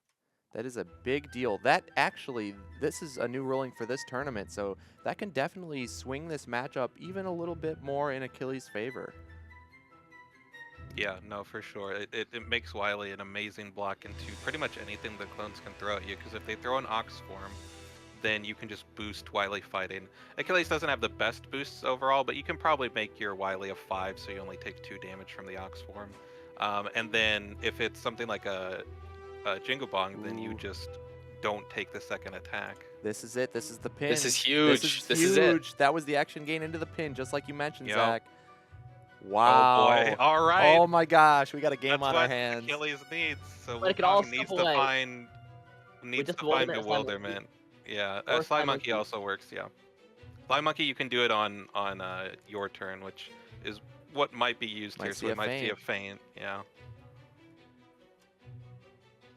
Ooh, it's the Ox. Ooh, all right, just trying to kill. Going big. Yep. I imagine this Let's was see that the helm. bad. Yeah, helm would full block. Deal. Okay. 2 damage. Let's see, 2 damage there.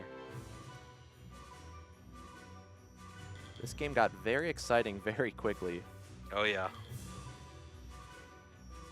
I'm sure Ito's So glad feeling I good put- about this one. Also can move Pat, so it can't be double attack now, which is nice.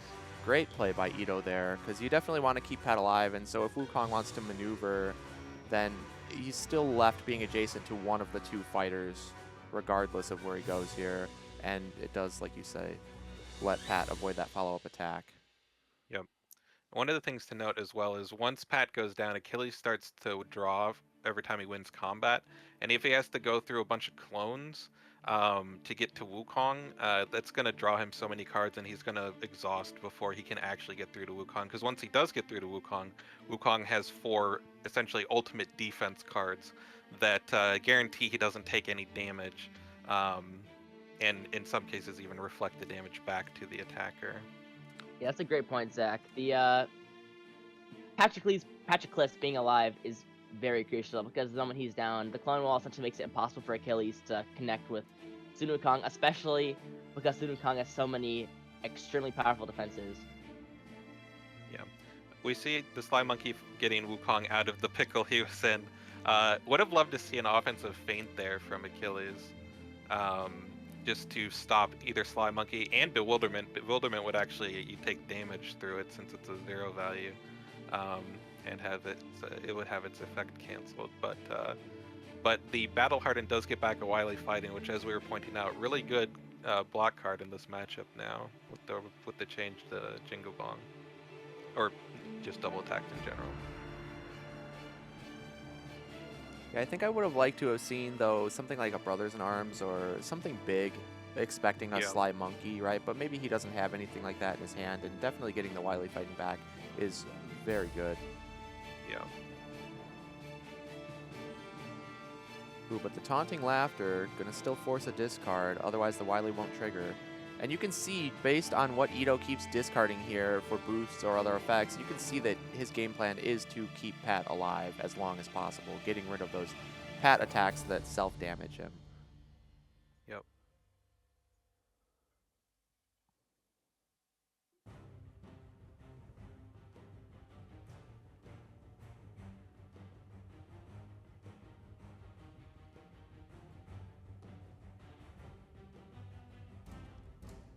Battle Hardened is so valuable in this matchup because if Pat's still alive, it can just infinitely cycle, and Wukong can't do anything about it. So even if Wukong takes no damage, it's gonna be some very nice passes.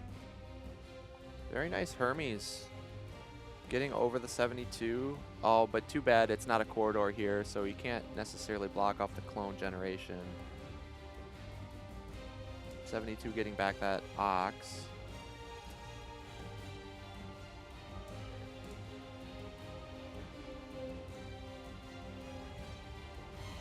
I do agree with you though, Connor. That Battle Hardened is huge. If Ito can find that second copy of Battle Hardened quickly, he can just start smashing clones as they're generated. And not only does that lower Wukong's health because he's taking a damage each clone he summons, but it's also keeping the clone count down. So if there's a potential Phoenix form that comes out soon, it's not going to be very effective until he can build up enough clones. So if Ito can find that second copy of Battle Hardened, he's going to be in a great spot. He just And has to even be. though- You go, Zach. I was gonna say, even though the Ox is really nice to get back with the transformations, it's nice for Achilles in the sense that it's not a Phoenix form being recurred again, and I think Animal probably recognizing that it's unlikely that he'll be able to keep enough clones on the board, at least in the short term, to get value out of that Phoenix. And he has to find it as well. It might not be in hand, and it might be low in the deck. That's always a possibility. And so getting back the Ox to just keep that as an option is nice, but at the same time, it's good from the Achilles side to, again, not see that recycling Phoenix for all of the 72 transformations. Yeah, I know the pain personally of trying to wait around for your Phoenix form and it just never comes. Yo. That card really does just change the entire matchup once it gets into play. Excalibur 2.0. Great defense again into the Ox. Could afford to just take the 3, but you don't want Pat to be at 1 health. Ooh. Getting rid of a feint, though, hurts because you're only getting 1 extra health saved, and you're losing a good card.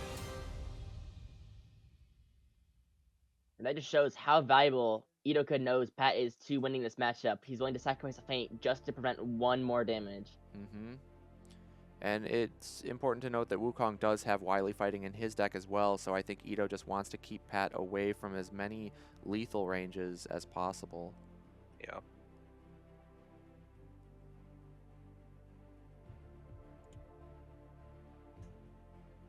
And Achilles still at full health. Very troublesome for Sun Wukong, who's been spending several Ox farms on Pat and still not getting able to kill him.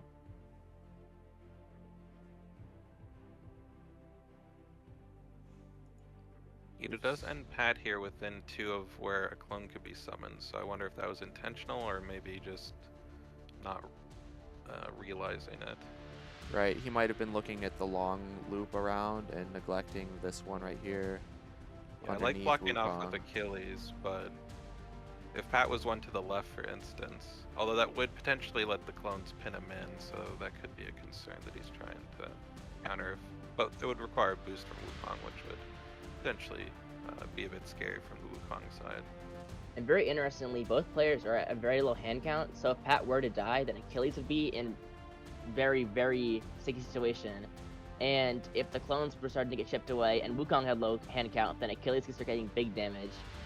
So I'm assuming at least at some point one of these players is going to take a moment to break the constant combat and try building back up hand count in the situation that Wukong loses his clones or Achilles loses Pat.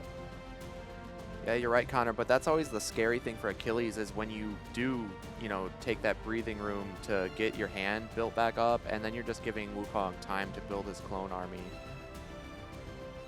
That's a great point, John, and that definitely makes this, that's definitely one of the reasons why this is such an uphill battle for Achilles, typically.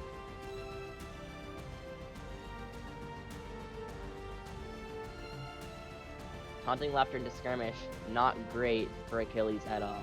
Is this the heal? Yeah, it looks like a heal. It's not currently flipped up, but yeah, it's being placed where the heal is.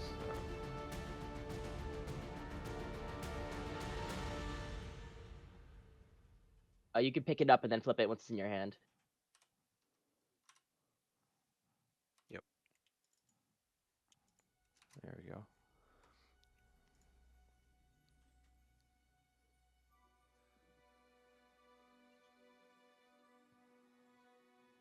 And interestingly, in the Twitch chat, the bets actually 55% Achilles, and only 45% for Sun Wukong.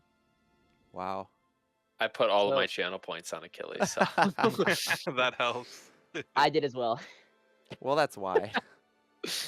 You guys single-handedly swung the bets. I'm saying, betting against Ito is always a scary thing to do. There are actually 10 voters for Wukong and only 7 for Achilles, but that's still a pretty substantial amount for Achilles, which just goes to show how much faith people do have in ETOCUD's ability to come out of these tough matchups on top. That is true. We've seen him do it time and time again. And it was looking really good at the start. It's looking a little less good now, but again, I think there's a key card on each side that we need to see sooner than later, and that'll really swing the matchup, which is obviously the Phoenix for Wukong or that Battle Hardened for Achilles. And just the scary thing about when Ito draws that second Battle Hardened is if he plays it and then recurs the other Battle Hardened to his hand, Animal will know that he has it in his hand and can then Fiery Eyes the second copy to the bottom of Achilles' deck, which is pretty devastating. And also, if Pat dies while the second copy is in Achilles' hand, he could potentially discard it due to the ability effect and then just lose out on the loop entirely. That's That a great is- point, yep. Taylor.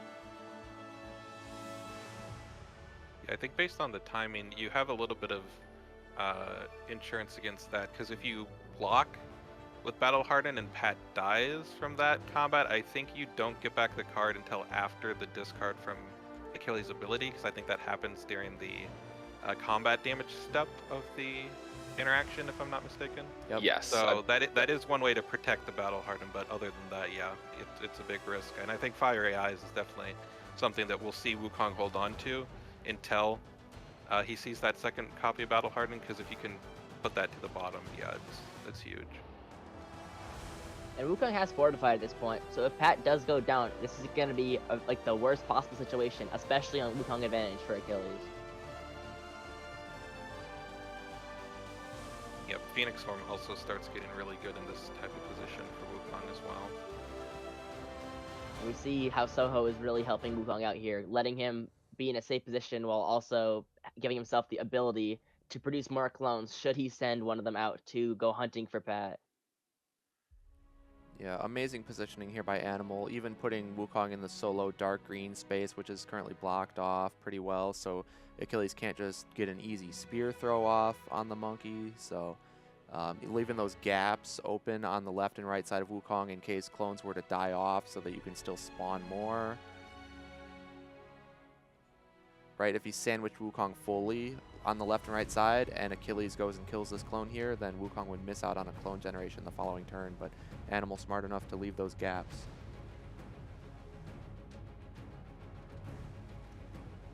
Ooh, great test for weakness here into the tortoise, so doesn't even have to worry about boosting the first one. Wukong's going to have to defend against the 3, which honestly makes it pretty difficult for clones to survive against. Unless you want to throw an ultimate defense, which I don't imagine you do on a clone here, and Wily fighting. Yeah, Wily would be probably your best bet. Yep. But a nice 2-for-1. Also, I think... Ooh. So the clone will die, but you get back a form, which is nice.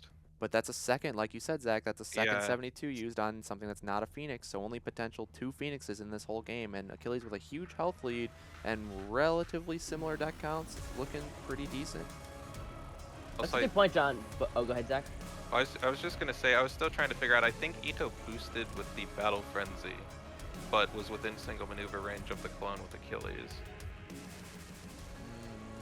You might be right. So I'm not sure why the boost happened. Like, well, we figured out the weird Daredevil one earlier because it put extra 3-value boosts in, but I don't actually know the purpose of that one there. Maybe he was just trying to intimidate his opponent by saying he doesn't care about his cards and he'll boost with them just for fun. You know what? I like it. I like it. But John, I was gonna say about what you said. I know that you're a very safe and strategic player, and you don't like to play the what are the odds game, especially with one-off copies in decks. Do you think Animal's the same way, and he knows that the probability of drawing Phoenix at this point could be very slim still, and that he's just gonna play it safe, go for Ox forms, kill Pat, get damage, and camp away? Yep, I think that's exactly what he's going for.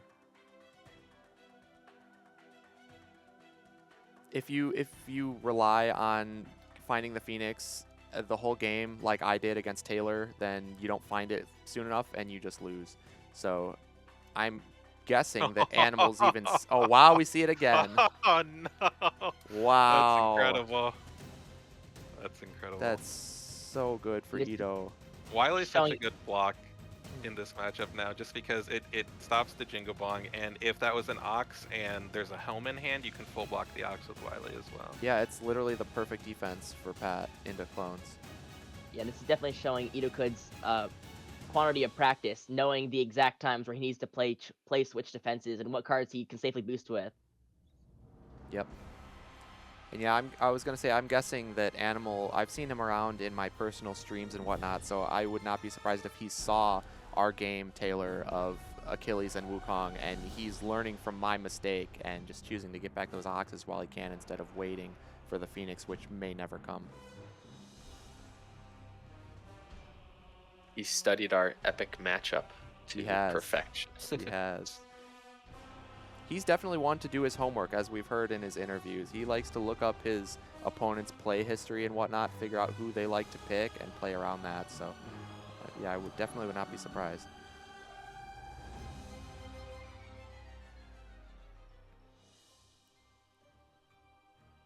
And even though Achilles has been trying to put up the pressure, Sun Wukong is now starting to slowly get a lead in terms of deck count. It goes to show how powerful... Wow. Ooh. Boost. He wants Pat dead. Yeah, go ahead, Taylor. What were you saying? I was just about to say, it shows how powerful some of Wukong's 2-for-1 cards are, like Tortoise Form, Taunting Laughter, Jingu Bang, Ox, that make your opponent spend 2 cards to deal with one of yours. You end up getting a lot of value and mileage out of your cards in the long run. Yeah, you really do just bleed cards. Here we see another perfect defense. What is this? The Helm, no damage. Wow, and that's... There's going to be potentially 1 or 2 more Oxes in this entire game only. And Pat is still living at 2 health out of the Wily fighting death range. This is perfect play by Achilles, I feel. Oh, absolutely, John. Because the moment Pat's dead, then Wukong can just infinitely Oh my clone. gosh, and there's the Battle Hardened even. Wow. The free value, just getting the Battle Hardened right back to hand. But as you mentioned, Taylor, if we have the Fiery Eyes coming out, that could definitely make a big difference as well.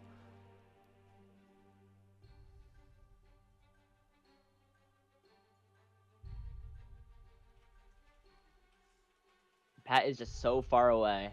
Yep. It's... yep, the clone has to boost 5. 3. I mean, boost 4-3 to move 5 to be able to hit. Ito's trying to figure out his perfect positioning, which he can't get any better than what he's at now. And he's plenty of time on his timer, so he can take it bluntly.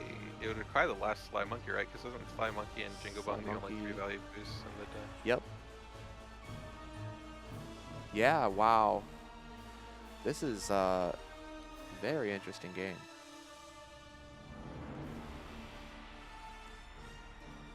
I don't know about you guys, but I would love to see the upset happen here for Achilles, because I think that would mean more games, obviously, more likely to get to Game 5.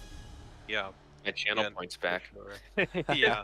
And I mean, another thing is, I feel like this, especially with the update to the double attacks, Wily just becomes so good that I think that helps even out like a matchup that Achilles could already have a chance in.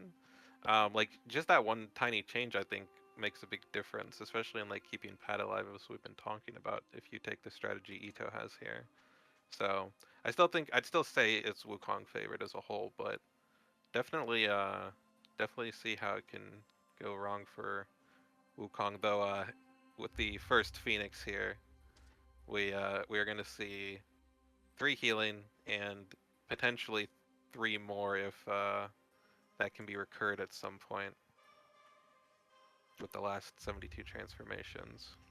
The Phoenix finally comes out, huh? Might be a little too late, though.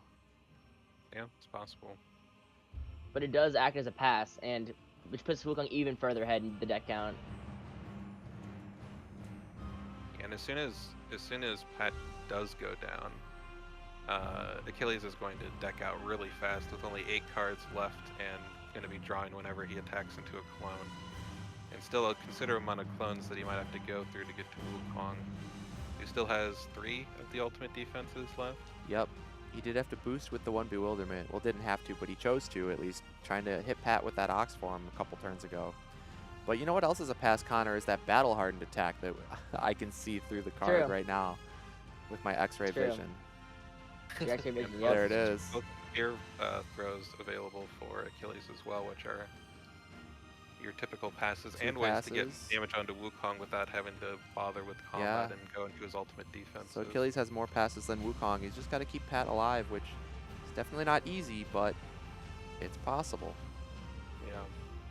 Once Achilles is angry, if he can get to Wukong, Feint is 4 damage over Bewilderment, which is notable as well. Oh, that's huge. And it doesn't win against the chainmail, so then you don't have to draw a card. So that's a perfect attack, honestly. We're just going to ignore the fact that John has X-ray vision. Well, Taylor, you can get X-ray vision too if you subscribe to Zero Skater 12 on Patreon. Right. For as little as $1 a month, you can see through every card in Unmatched. No, Connor, that's like the $50 level for the X-ray vision. Oh, yeah, my that's bad. one of the higher tiers for sure. Can't just be giving that away for $5. It's above the legend tier. That's the champion tier. That's how I win. Oh yeah. Subscribe to yourself on Patreon. No.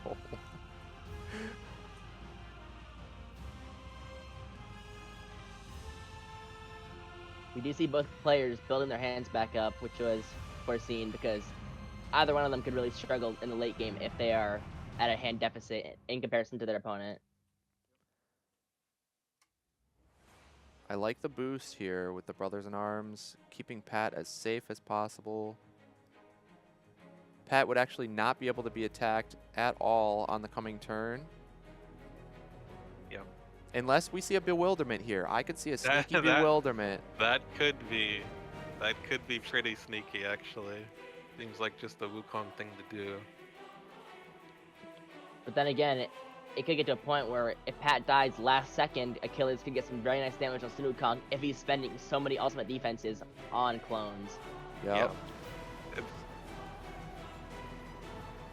a really interesting play there could have been Bewilderment with that clone to get on the other side of Pat, and then use your ability with Wukong at the start of the turn, because you can still use it even if you have all the clones on the board, and you could take the clone over there on the left side of the board and put it next to you on the rooftop if you really wanted. It's not necessary, because you could just, as long as you're maneuvering once, which you probably are, since you wouldn't necessarily want to double attack Pat there, but it would give you the option to double attack Pat without having to maneuver the clones back into place. So Right, just without little worrying niche about things you can do with the Achilles. ability. Yeah, Yeah. that's a great point. That really would have been the perfect time to ever do such a thing, you know, summoning the clone, even though you have all on board.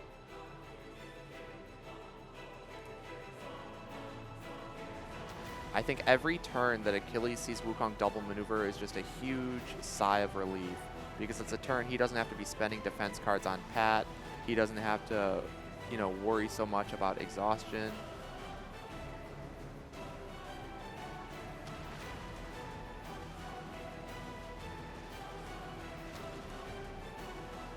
Now the trouble here, though, is if Achilles wants to move up without boosting and just hit with a Battle Hardened on that clone,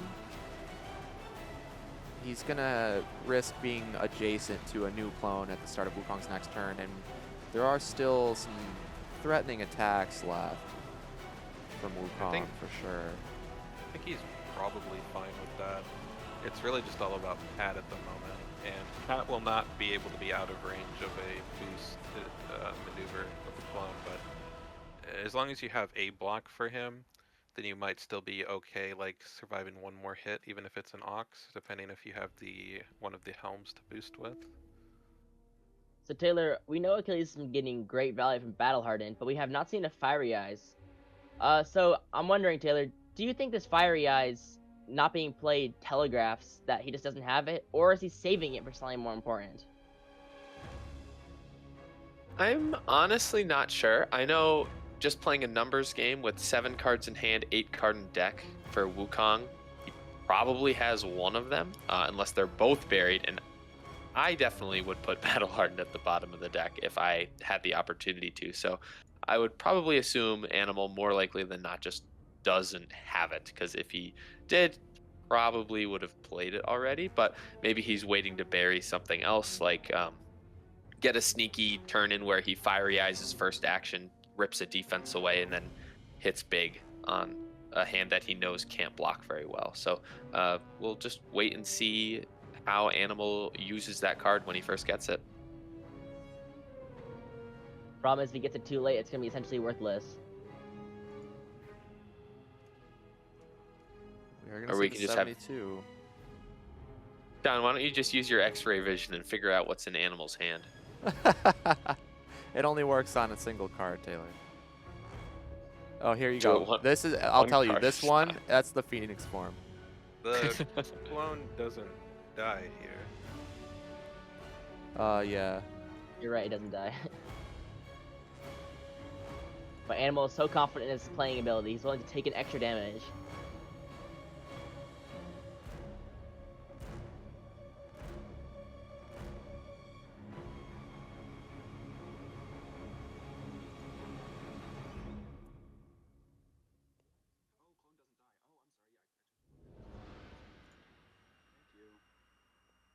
My bad, I was just thinking about the next card, didn't even realize. Yeah. All They- right. They gotta figure it Yep, out. it's all good.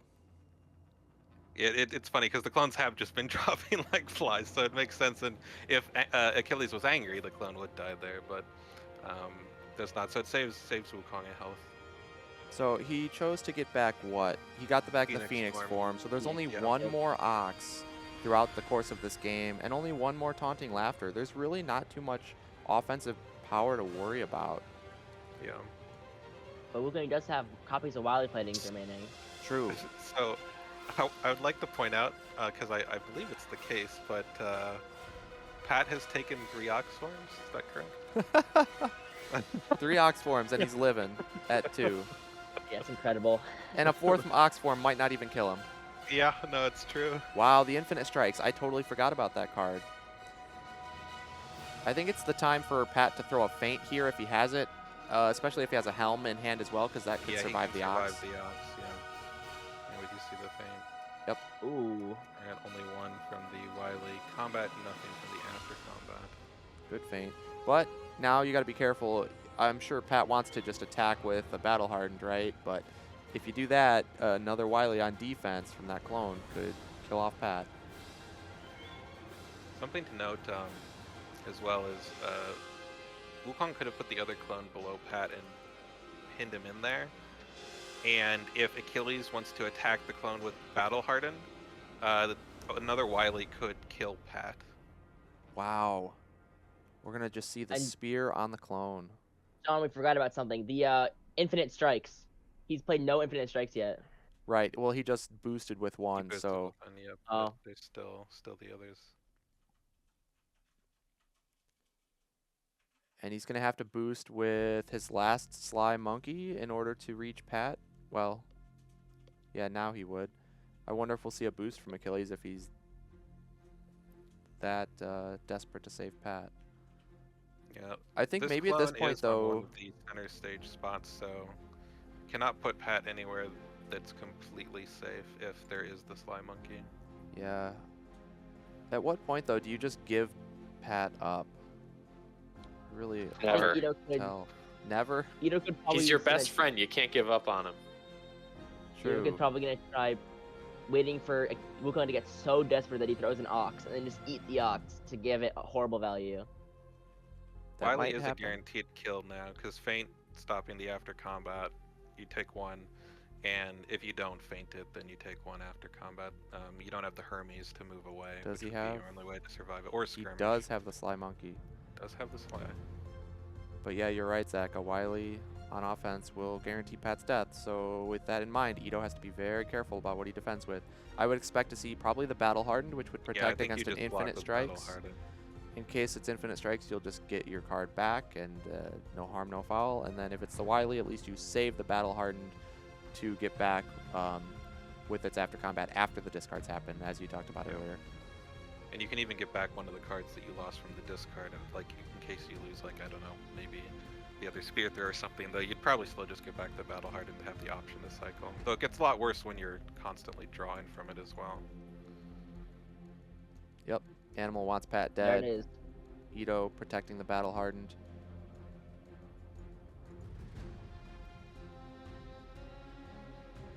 Yep, Ito realizing, oh yeah, the Battle Hardened stays out, the discards happen, then Battle Hardened will trigger. Problem is, there's already 3 Pat cards out of the deck, which means it's a high chance that Achilles is gonna lose some cards he actually can play. Yeah. That is true. If that last Pat card gets hit, Achilles is going to be ecstatic. Yeah, like that and Helm would be your best hits here if you're from the Yep. Achilles side. The problem, though, honestly, at this point, is that Wukong has no more 3 boosts. He can only move 4, and Achilles might actually be able to play a pretty good exhaustion game having spear throws left over. Yeah. There's 1 spear and could get back another spear with Battle Hardened. Yeah. Ooh. Double attack. It's not actually the worst to lose, honestly. Could have been worse, but could have been a lot better. Yeah. Oh, Oh, well. 2 Wow. of them. Probably don't want to lose both No, of them. that's not ideal. This also means that Achilles now is forced to have a Pat card which cannot be played in his deck, and it doesn't even have that good of a boost value, so it's not great to be clogging up your hand when you only have 4 cards. Yeah.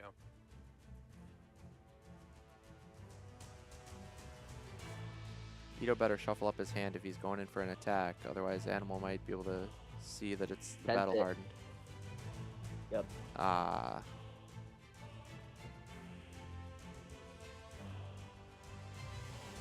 Very Edo smart could wisely positioning, check though. here.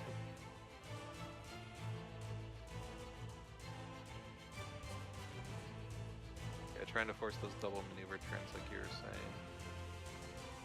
The problem is, if Achilles is maneuvering and attacking and killing a clone, for instance, it's basically the same as the double maneuver as far as exhaustion purposes. It's true. But he probably still wants it gone so that Wukong can't attack as a pass. Yeah.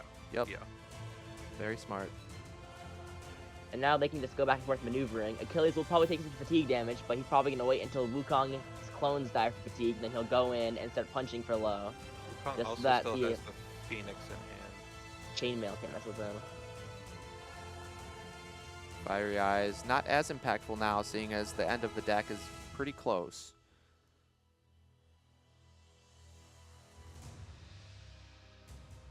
Interesting choice.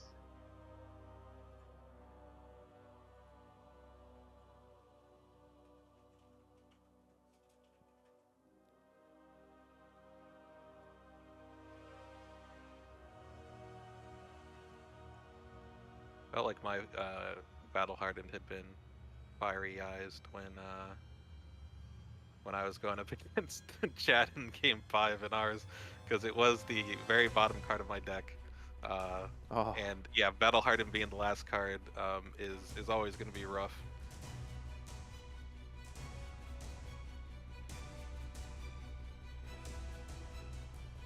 Comes a bit later than Wukong would have liked, but at least it does still happen before it's completely irrelevant.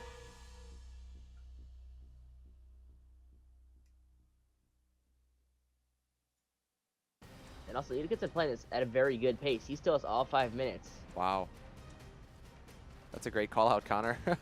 I'm not surprised, seeing as Wukong definitely takes a lot of thought in terms of when to make the clones, where to position them, and all that. You got to be very careful, because if you leave Wukong open too many times, you can definitely get punished.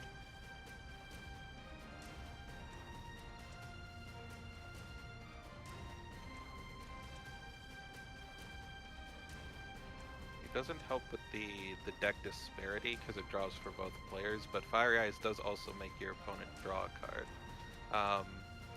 It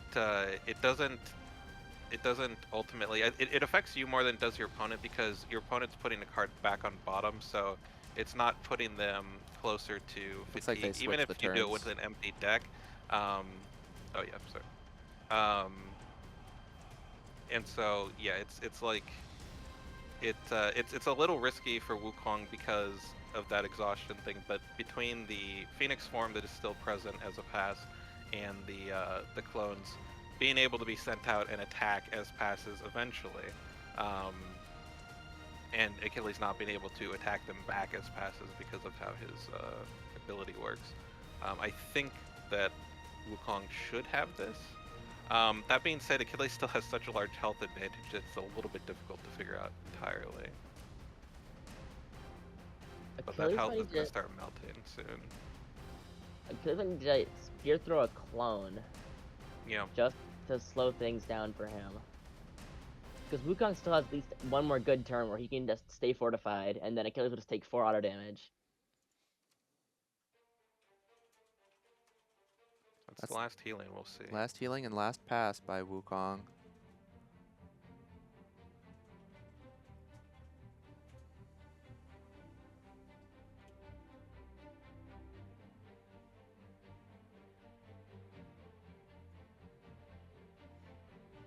Gonna spear the clone off, like you said. Now Achilles is gonna start taking damage very quickly. So John, using your X-ray vision, can you see what card Ito just drew with his last maneuver? It was the battle hardened. Yes. How does he do it?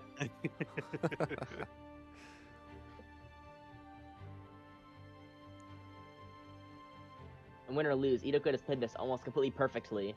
And if this had been on neutral or Ito's advantage, this could have easily gone in his favor, just based off the amazing calls he's been making throughout the game. Yeah, it's been really impressive and a really fun game to watch and commentate. And it's still not over yet. Still holding out hope for Achilles, but it's looking a little more tough now that his deck is empty. Yeah, Clone's completely useless once you start taking that fatigue damage. But just don't know if Achilles quite has, because Achilles is essentially taking at least 4 damage each turn, right? I guess unless Wukong blocks with one of the ultimate defenses, but he's probably not doing that for Clone, and it's going to be hard for Achilles to reach Wukong himself. Right.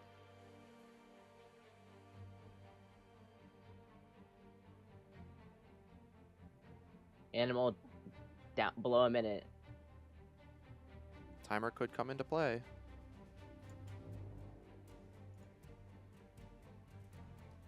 Oof, infinite Infinite strikes. strikes. Not good for Achilles because he's going to take the 2 damage anyways, as if he didn't defend. Yep.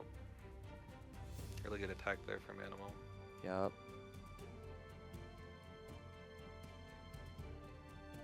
And if the combo ends, then Achilles might consider pulling back a spear throw just to keep passing and forcing Wukong to keep aggressing. Ooh, heal. Ito not happy about that. I'm sure it could have just as well been the Battle Hardened and saved that card. Yeah. Yeah, taking it there would be the same amount of damage, and you keep the card and don't draw from the exhaustion, so yeah, it's still just 2 damage. But the problem is if it's an Ox, Yeah, he was probably expecting the you're Ox. really sad. Yeah. Now this, you can discard a card to only take 1 damage instead of 2. Seems a little risky though, because you're losing your very cards so risky. quickly now. It might have been better for him to take the damage, pull a different card back. Yeah. But I think at this point, Wukong does have it. Yeah. The thing that's scary about Achilles and exhaustion is basically whenever you get attacked, you're gonna take damage because you'll either win the combat and draw a card, or you'll lose the combat and actually take damage from the attack. So yeah, I think Zach said his health melts earlier, and I think that's a great way to describe it. Yep. It's a lose-lose situation, unfortunately, for Achilles. I think ETOCUD, looking at its camera, can kind of sense that this is coming to an end and it's not going to be in his favor. Yeah.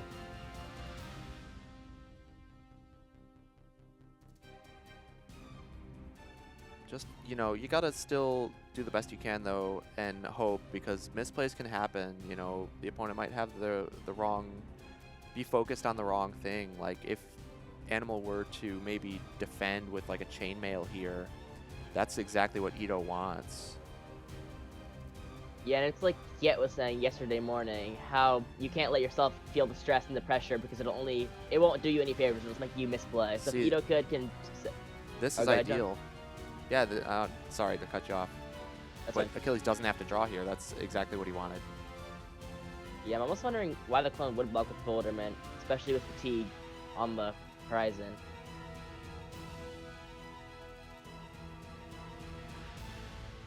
Could be because Animal doesn't want to have to boost in to attack himself on the next turn. Though you still have 1 Fiery Eyes, right? And that's a 1 boost, so it would let the clone in the middle there reach. He did boost with Oh, the Fiery Eyes he earlier. boosted with the Fire Eyes already. Yeah, I see that now. Yeah, so maybe that's the considerations, because now the clone can still maneuver and get in and attack. Well, I guess the other one still would have been able to because of the spot below there. Although the problem left now is that Wukong is actually running out of attacks himself. Those blue cards, the chainmails, stuck in his hand.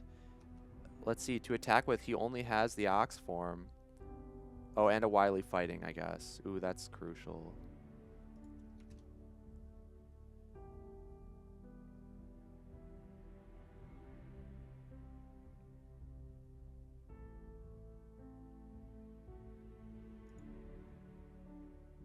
Nice block. Yeah, that's great. Ideal block there.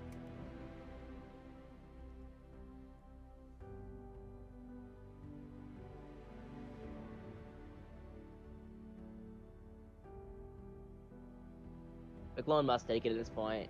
If he keeps the clone alive any longer, then it's going to be an overinvestment. So we have what? The Battle Hardened, the Helm, and a Brothers in Arms.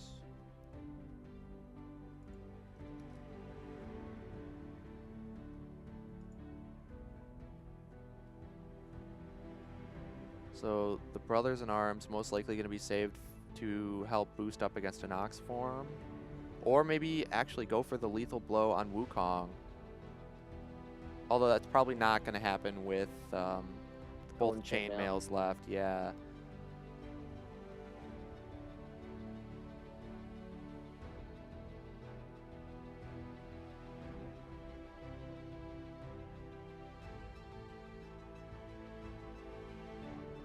Although Clone does have to boost with the chainmail if he wants to attack this turn. And if not, you double maneuvering and your clones die off. Well, I think Wukong just doesn't have to go in now, right? Because Achilles went into the corner.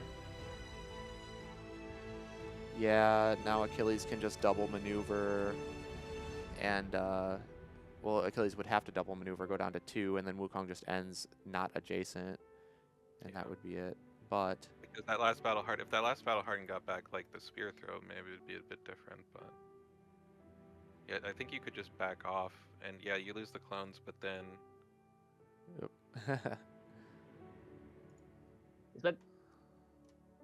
Yep. Take 1 is ideal. I think now you have to battle harden for the spear throw. Yep. Get the pass back, and then will he be able to survive even with the I pass? still think it doesn't matter. Yeah. You can make it to the orange, and you can spear throw, and you'll at least make the health differential better because Wukong only has the chainmail, and he'll have to double maneuver for 4. That's 6 damage total. Bring him down to 3. Yep. Yeah. So close.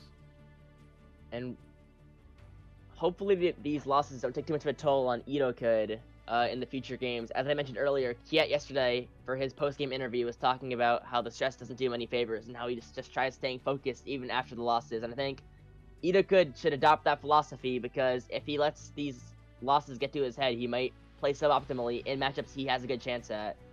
Yeah. Great point, Connor. He's got to keep his head on straight. It's not over until it's over. Yeah, he, going down 2-0 or 0-2 at the start is very tough, but you never know what's going to happen. And if he can pull out the wins in the next 2 games, he may be going into a disadvantaged matchup in Game 5, but at that point, he would have the momentum in his favor. And, the mental game from Animal might be suboptimal, subpar at that point, coming off of a 2-loss streak if we make it to Game 5. Yeah, I mean, I think both players need to recognize that the following 2 games are very winnable for ETOCUD. And then that 5th game, although it's going to be like a extraordinarily difficult matchup, ETOCUD is pulled off harder. He's proved himself, so he definitely just needs to take the break after this game, screw his head on straight, as he said, and then just play as best as he can, ignoring the previous games. Yep. Just trying to figure out any possibility of a victory here. I don't think it's possible at this point, but you gotta run through those, those checks at this point. Yeah, I actually like the next 2 matchups for Ito. Yeah, definitely winnable, both of them. Yeah. They're not like slam dunks by any means. I talked about how Red probably her best lineup was Bigfoot into Ito's roster, but it's still it still can be a rough one for her. So I think Ito can definitely pull out the neutral game, and then that'll put him in a pretty good spot going into a bullseye advantage game. And then it's really going to come down to that Game 5, which would be great to see. You always kind of hope that it goes to the longest the longest possible route, but we'll see.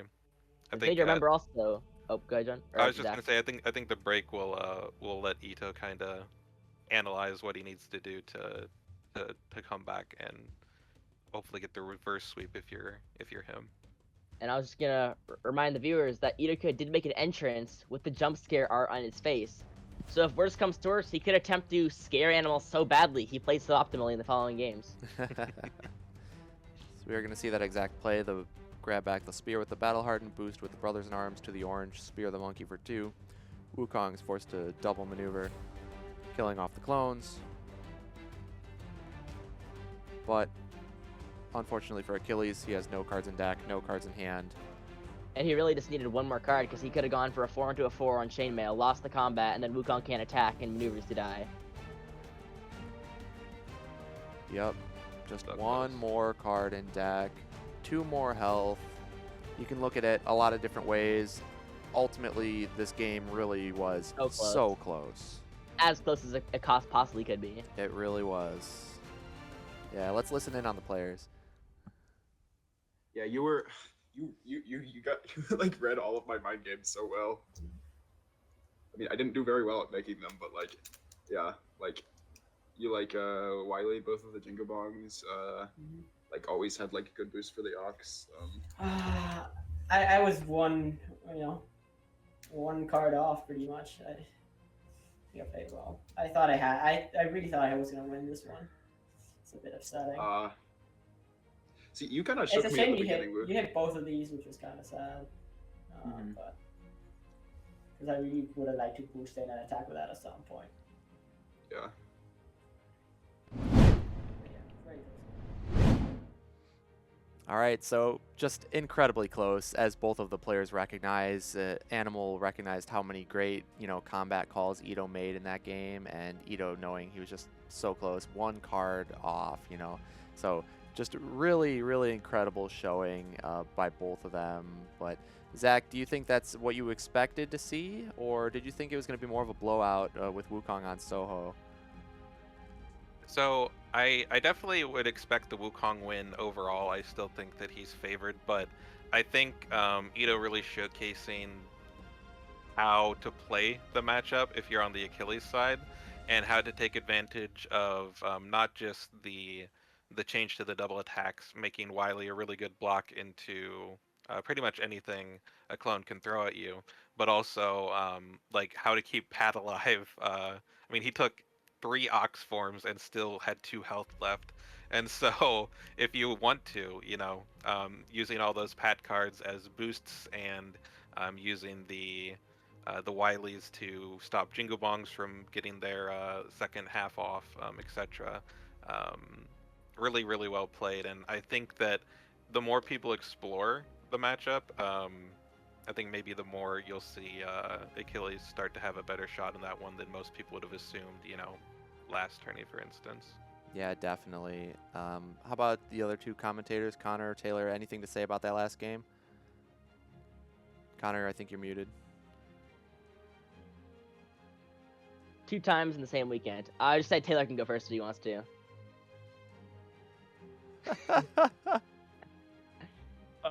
I was just gonna say that was like a great showcase, like Zach said, of how Achilles is not hopeless at all in that matchup. Obviously, I kind of wish I got my channel points back, but it just means there's higher stakes for the rest of the match, and so it should just get even more exciting from here. That's right. Well, we are going to take a short break for the players to have a quick lunch. So we are going to come back at 12 p.m. Central Time. So it's about 35 minutes from now. So let's all take a break, refresh, get some water, bathroom break, have a snack. And we will see you all back in just a little bit. So don't go anywhere. 35 minutes. We'll catch you then. Hydrate, homies.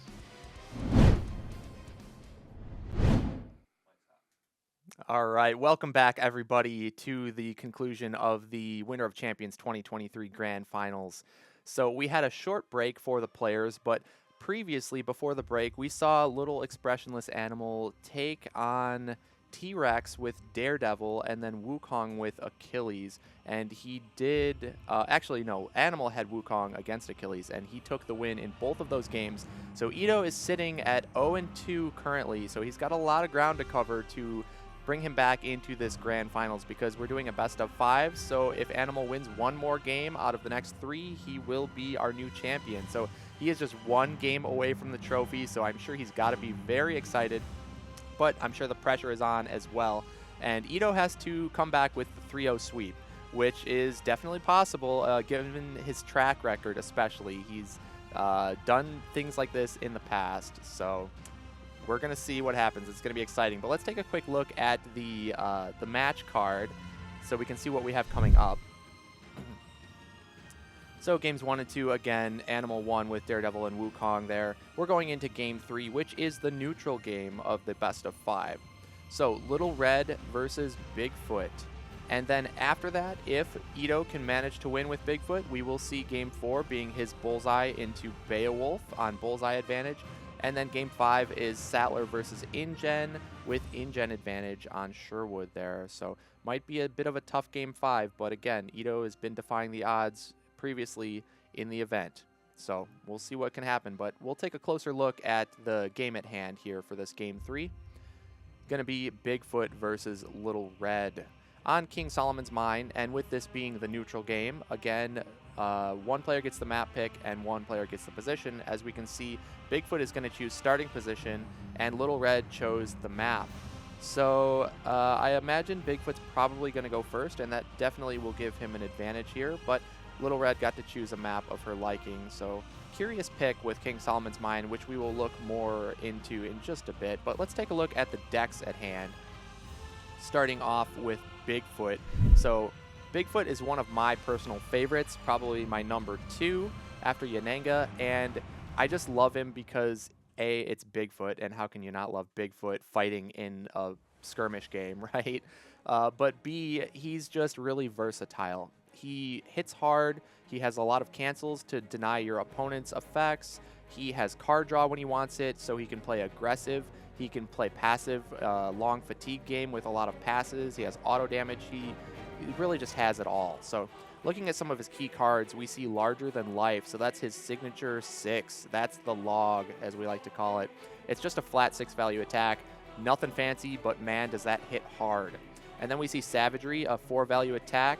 With after combat, if you won the combat, you deal 1 damage to each fighter adjacent to Bigfoot. So that's some extra auto damage on top of a decently strong attack being a 4. And then the Jackalope Horns is the signature scheme and the only Jackalope specific card. So Bigfoot's sidekick is the Jackalope. And this is the reason why you want to keep him around, because you can play this scheme, move Jackalope up to 5 spaces, he can go through opponents, and you deal 2 auto damage to 1 fighter adjacent to the Jackalope at the end of that movement. So it's a pass because it doesn't draw you a card or gain you an action. So you're not drawing deeper into your deck. You get the free movement at the start, so you don't even have to start adjacent. There's no setup required other than being within 5 space range, which is really easy to find on most maps. So you get the 2 auto damage, and then you can either go for an attack or you can maneuver away and keep the Jackalope safe to pull off your other horns. So an incredibly threatening card, and definitely the reason to keep Jack around. Then we're going to see it's just your imagination, so 3 value, immediately cancel all effects on your opponent's cards. So this is similar to Feint that you see in most decks, except imagination is a defense only, so it can't be used on offense, but it's a 3 value instead of a 2. So it's an incredibly powerful card at just shutting down whatever attack your opponent is trying to throw at you. Plus, it's an any card, so Jackalope can use it too. And speaking of any cards, Hoax, that last card there, is also a versatile 4 any. And after combat, you move up to 5 spaces, and you can move through opposing fighters. So again, just like the Jackalope Horns, it's really good for movement. You can move through people, so you avoid pins and the like. And being a 4 value versatile is really strong, especially on defense, and Jackalope can use that as well. So it's incredibly difficult to get rid of the Jackalope, and that makes Bigfoot and the Jackalope a huge threat. And not to mention, Bigfoot's ability is at the end of the turn. If you do not share any zones with an opposing fighter for Bigfoot, then you can optionally draw an extra card from your deck. So the optional part is what puts a lot more depth into the Bigfoot deck than people might expect.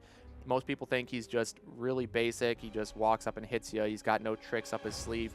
But he really has a lot of versatility because of that ability. Being able to choose to dig deeper into your deck puts you at more of an exhaustion risk, but gives you the tempo and lets you play a more aggressive game, which is definitely the right call in certain matchups. And in my opinion, that's the way to go in this particular matchup, so that you can try to catch Little Red without the proper cards in her basket.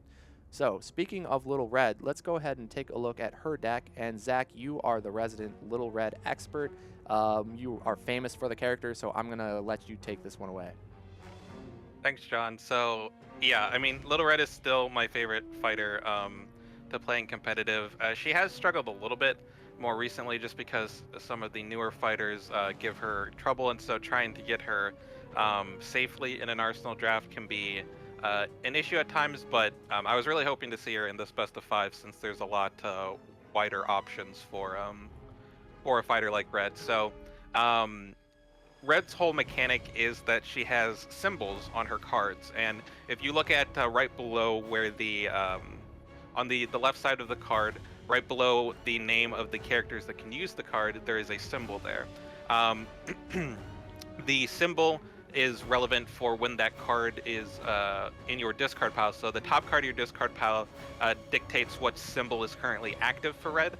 At the start of the game, when she has no cards in her discard pile, she starts out with a wild symbol, meaning that you only, if you play a card that has multiple options, for example, one of her schemes lets you do one of 3 effects. Even if you have the wild, you don't get all the effects, you just have to choose one. But the wild will let any of your effects trigger, so it's a very powerful tool at the start of the game. And the only other wild in her deck is the What's That in My Basket card, as you see in the highlighted cards here. A 4-value versatile card, so one of her best blocks, and also a fairly decent attack, especially with some of the mind games that she can play. And it doesn't have any effects in its own right. It's just a blank 4 on offense or defense, but it puts a wild symbol in your discard pile, meaning that you'll be able to follow up with an effect later on. It's also a 3-value boost, so one of her biggest boost values that can help her get around the map when she needs to. Going into some of the cards that care about the symbols, one of the ones that I think is super pivotal in this matchup is the first card here, Stones in the Belly. This is a 2-value versatile, and it can be used by either Red or Huntsman. And while you can attack with it, most of the time you're going to want to use it defensively, particularly for Huntsman, because this is the only card in the deck that allows Huntsman to block for more than 2 damage. And so if you don't have Stones in the Belly, or if you have a Wolfsbane or a Pelt on top of your basket, the opponent knows that Huntsman can only block for 2. And so it can be very easy to burst him down. And so Stones throws off that math and not only helps him be more survivable, but it also gets a card out of your opponent's hand. So it has the same type of effect as Ambush, where as long as you have knives in the basket, you discard a random card from your opponent's hand, and then you add that card's boost value to the value of Stones. So against Bigfoot, his biggest boost values are 3s, and he actually has a decent number of 3s. And so this could often be a 5-value block, which is going to protect Huntsman from most cards, with the only one being able to get over a 5-value being the Log, and even then you're only taking 1 damage, which is pretty good considering Log is a 6-value attack. The reason that I put so much emphasis on protecting Huntsman is because of the card down below here, a Grim Tail. This is a scheme that only Huntsman can use, and if you play it, you recover 2 health on Red, but if you have a Pelt in your basket, then Red recovers 4 health instead. And this is the card that results, the main reason that people focus Huntsman before going after Red, because if you put any damage into Red before Huntsman is removed from the game, then you can just heal back most of the health that Red has lost. And so if the Red player can get value out of Grimtail, she has a really good shot at winning matchups that might even be not too favorable for her. And so in order to stop that healing, people usually focus the Huntsman, which is where Stones in the Belly becomes important to be able to keep him alive. The last 2 cards we see here are both cards that put Pelt in the basket, which is not a great defensive symbol for Huntsman, but can be for Red. And what large hands you have is a 2-value attack that after combat you can return it to your hand. So similar to how we saw Battle Hardened be used in the previous game, where Achilles was able to just keep looping it and hit clones for Wukong, Red can use What Large Hands as an attack that if it doesn't get fainted, she can keep recurring that and force your opponent to either block or take 2 every time she attacks. However, in addition to that, if she has Wolfsbane on the top of the basket, you can return that card instead. So this can get stuff back like stones in the belly. It can get back what's in my basket, and can also get back the Huntsman heal. So this is another reason to take out Huntsman, is if you let red get value from the heal and then also get it back with large hands, it's just a ridiculous amount of health that red gets to utilize throughout the game. One more card that is really good to get back with What Large Hands is Once Upon a Time, which is a 2-value versatile that deals 3 damage to the opposing fighter if you have knives in the basket. So being able to recur any of those cards, or just keep attacking with hands, makes it a very versatile card, and one that opponents often want to feint at one time or another during the matchup, because letting red get too much out of it can just be detrimental to you. And then the last card here is What Big Eyes You Have. This is red's cancel. It's a 3-value cancel, so a bit better than normal feint, but she only has 2 copies, unlike most fighters having 3 feints in their deck. And if you have Wolfsbane in the basket, you also ignore your opponent's card value. And so this lets you full block basically anything, because since your timing is immediately, you will cancel your opponent's effects, and then you will also ignore their value. And so it's good against cards that have powerful effects that you want to stop, and it's also really good against big value attacks like Bigfoot's Log, if you have the Wolfsbane, because you won't be taking any damage. So it doesn't punish you the same way that like feinting a log would for most fighters. The downside, of course, is that Huntsman cannot use What Big Eyes You Have, and so Huntsman can never cancel the opposing fighter's effects. So that's something that can matter a lot, though against Bigfoot it's not as big of a deal, because he's one of the fighters that you don't necessarily want to feint as much as you would someone like Red, for instance. And both of these pelt cards set up the defensive card that was swapped in here, which is Big Mouth. This is something that Bigfoot is going to have to play around the entire game, because if he attacks with a log into Big Mouth, and there's a pelt in the basket, then red will reflect the printed value back to Bigfoot, meaning that he would take 6 damage. Red would take 4 over the 2-value block, but that's going to be a trade she's willing to take most of the time, unless the 4 damage from the log would defeat her, because then it'll be too late for her to get the reflect damage and have it matter, because even if that does go through, Bigfoot would win, since it's the active player's turn. If both fighters are defeated, the active player wins. So the key with red is really making sure you manage your symbols properly and make your opponent make difficult decisions, and being able to bait with cards when you have knives in the basket is something that we'll probably see quite a bit. Bigfoot having 5 cancels means that it's a bit rough for red to get a lot of her effects off, and if red can't get a lot of her effects off, then she definitely becomes a lot worse compared to if she gets most or all of her effects off. There's a big power disparity in those 2 outcomes for red, and so if Animal can successfully bait out some of those cancels into things like Basket and get damage through, and waste a cancel because Basket wouldn't have any effects anyway, and get some of his auto damage through, whether it be from Once Upon a Time or Big Mouth, then I definitely think he's got a good shot at taking this. And I think a big part will just come down to how much value Huntsman can get, how long Huntsman can stay alive, and how those specific combat interactions with the auto damage pan out. So definitely a fun matchup, and one that I'm really looking forward to seeing. Yeah, thank you so much for going over that, Zach. I'm sure it's a treat for the viewers to hear you talk about Little Red, because you're so famed for her. But let's go ahead and take a look at the map that they're going to be playing on, being King Solomon's Mine, so the new map from the Houdini Genie set. And Connor, what's so special about King Solomon's Mine? Connor?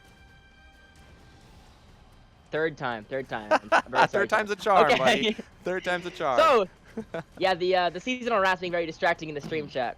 Anyways, so you'll notice that there's these several secret passages highlighted in green, which means a fighter can move between them as if the spaces were adjacent.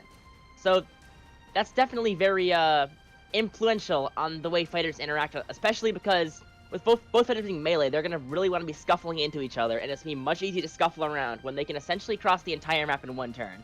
You'll also notice in this match in particular, in the top left-hand corner of this map, there's those 2 little yellow spaces with secret passages on them. meaning if need be, Bigfoot can very easily protect the Jackalope, or Little Red can protect the Huntsman.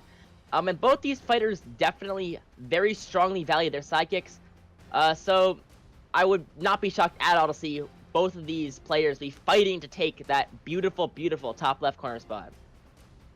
Yeah, the corner is, there's just going to be a battle for control, I think, over the corner, and that's going to make for some really interesting gameplay.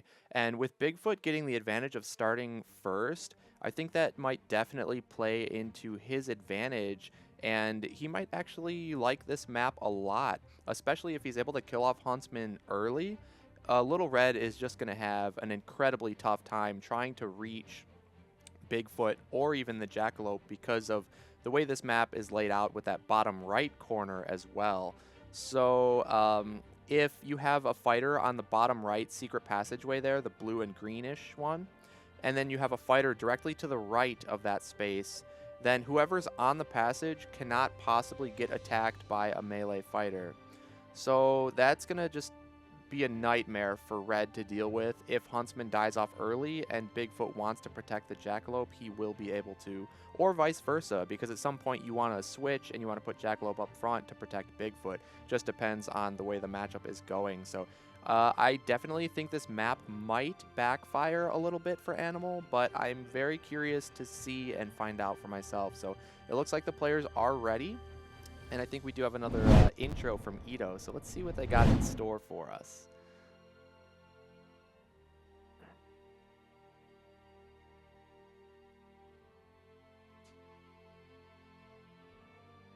Oh, he's got to bring out the sunglasses. Let's go.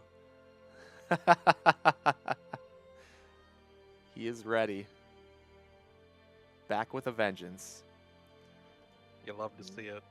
You love to see it. He's shaking it off. You can see him right in the camera there, you know, cracking his neck, shaking those losses off, ready to come back for the 3-0 sweep. Meanwhile, Animal, though, one game away from the trophy and the new champion title. So he is going to be gunning for that win. He's got 3 chances to do it. ETOCUD definitely looking much more confident, back to his typical nature of being very prepared for the match ahead of him. And those sunglasses are definitely going to see right through Animal's soul and predict every possible play he can make. Ooh, starting off with the horns is a pretty good sign here. And then you can even maneuver Jack, a single maneuver, into the safe spot and Bigfoot to cover. Yep, that's an optimal start, I'd say, if you're Wow. Ito here.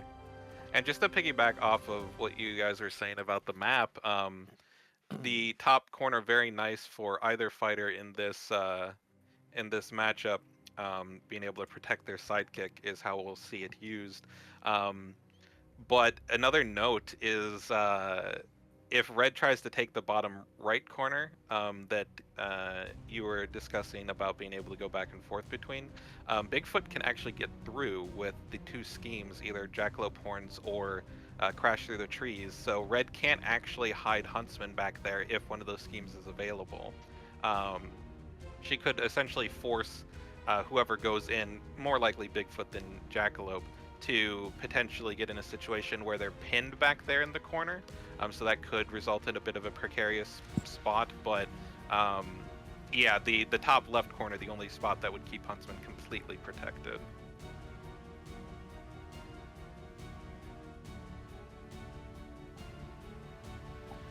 Yeah, Bigfoot definitely has the movement advantage here, much more freedom than Little Red has, so I think that's just going to play into his strengths more so than anything.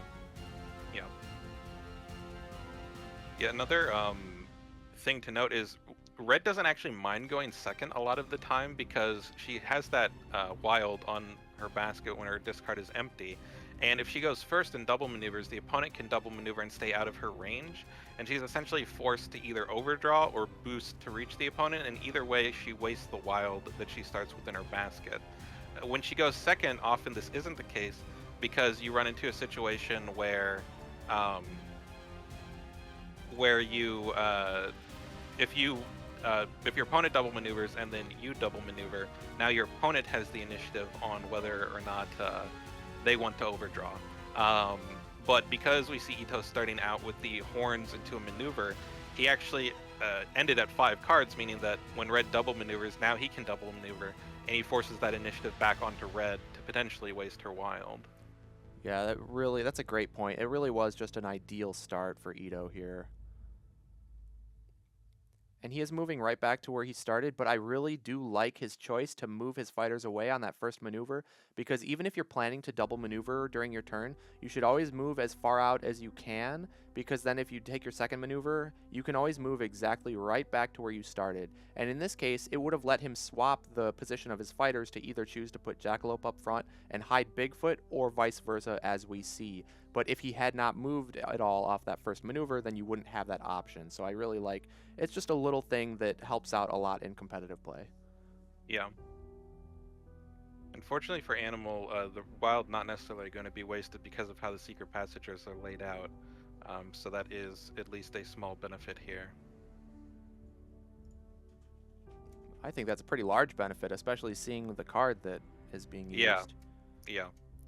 Would have loved to see a Once Upon a Time here with the skirmish block, but of course you don't necessarily want to risk losing that 3 auto damage since Bigfoot is incentivized to cancel when you have the wild. This could be huge, whatever this hits. Oh, the crashing is actually big because the Wolfsbane is the symbol that is the worst for Huntsman, because he doesn't trigger any of his defensive effects off of the Wolfsbane. And it would have been a perfect time for Bigfoot to use that crashing, go right through the portal that Huntsman is blocking, and smack him really hard. Yeah, that's So actually maybe crashing. the ideal hit there. Yeah, that was a better- great hit. Better crashing than Jackalope horns, because the Jackalope could still horn through and then maybe momentous shift, get some nice damage on the Huntsman while he's vulnerable, as you're mentioning, John. True. Yeah, you still have the horns option, but the bright side about that is if Jackalope horns and then shifts, you run into the situation where you're exposing Jackalope to a Long Have I Sought You on the crackback. So if one of the fighters is going to come through, Red definitely prefers it be Jackalope over Bigfoot.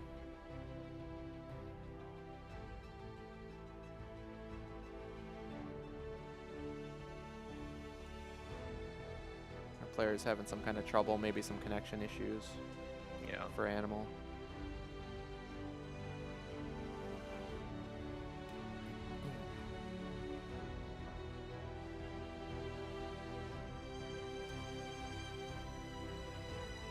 Also, I think it's definitely better to lose a crashing than, one of your cancels as well, because you're really going to need those. This matchup doesn't usually come down really to fatigue, so you're not so worried about the pass. It's more so, to me, just that lost opportunity to go hit Huntsman, but it's not the worst thing in the world, because you can go after Little Red as well.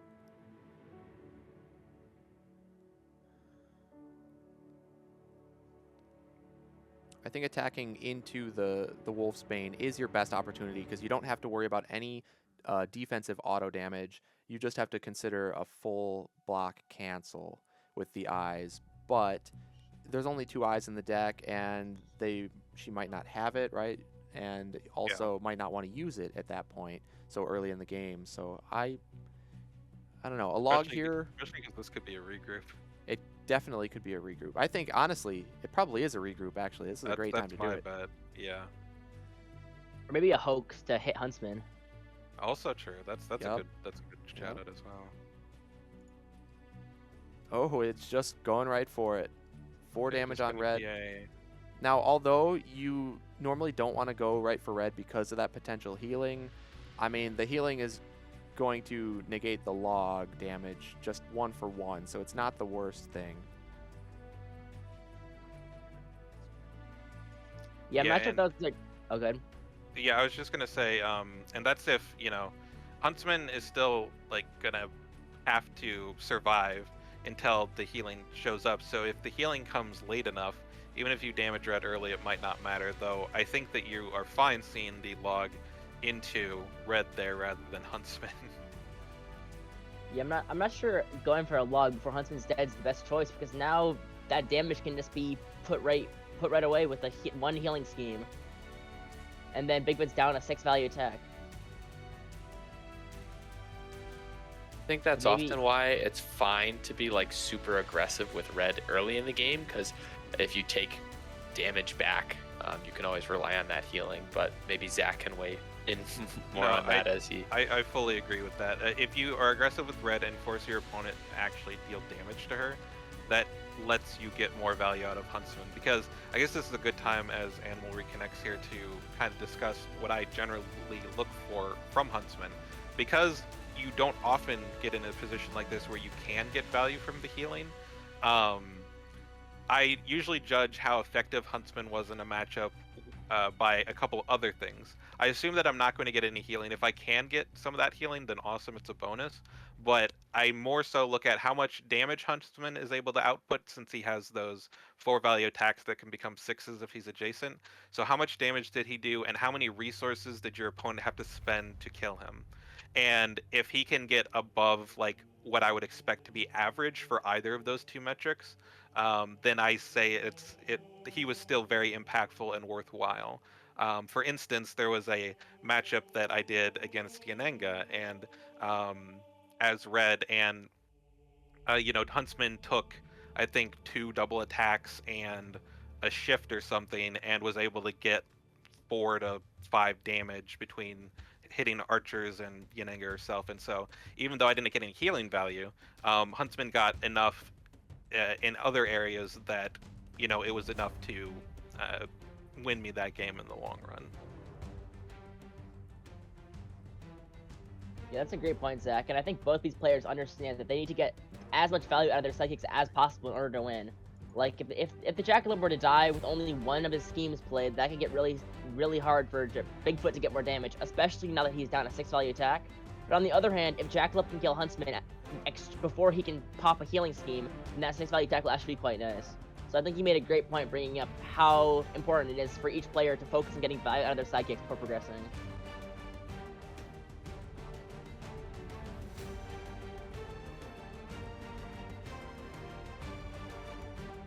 We see the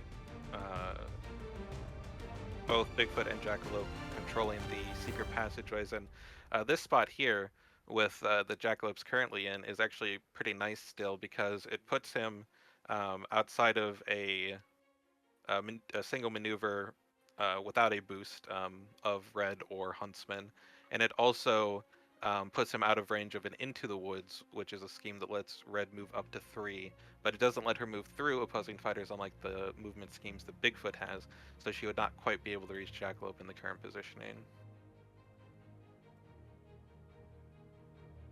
Yeah, I think being 4 spaces away from red is the sweet spot. Ooh. That's going to be an overdraw An from Red, overdraw. unfortunately. Yeah.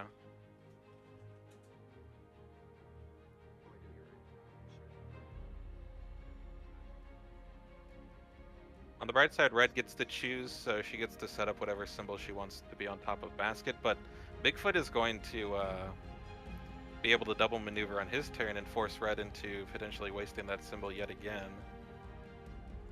So could just be a situation where Animal not confident enough in the defenses he has, because especially with the knives in the basket, I would have loved to see just maneuvering in and attacking Bigfoot there. But depending on what your hand looks like, that might be too risky if you're worried about Bigfoot double attacking you back. Yeah, I suspect Animal wants to play very safe because he's 1 win away from becoming the 2023 Winter Champions champion. So I suspect that he's going to play as safe as humanly possible. He's not going to take even the remotest risk. Yeah, it's definitely not an awful idea, but Ooh. all right, I love this. Big path here. Big path. Dealing 2 And auto damage to both fighters. That's a great punish to this positioning. Keep trying to keep Jack safe. You get that double value from path, and you also don't overdraw. So that was Huge. With that in hand, that was a great follow-up to that overdraw turn.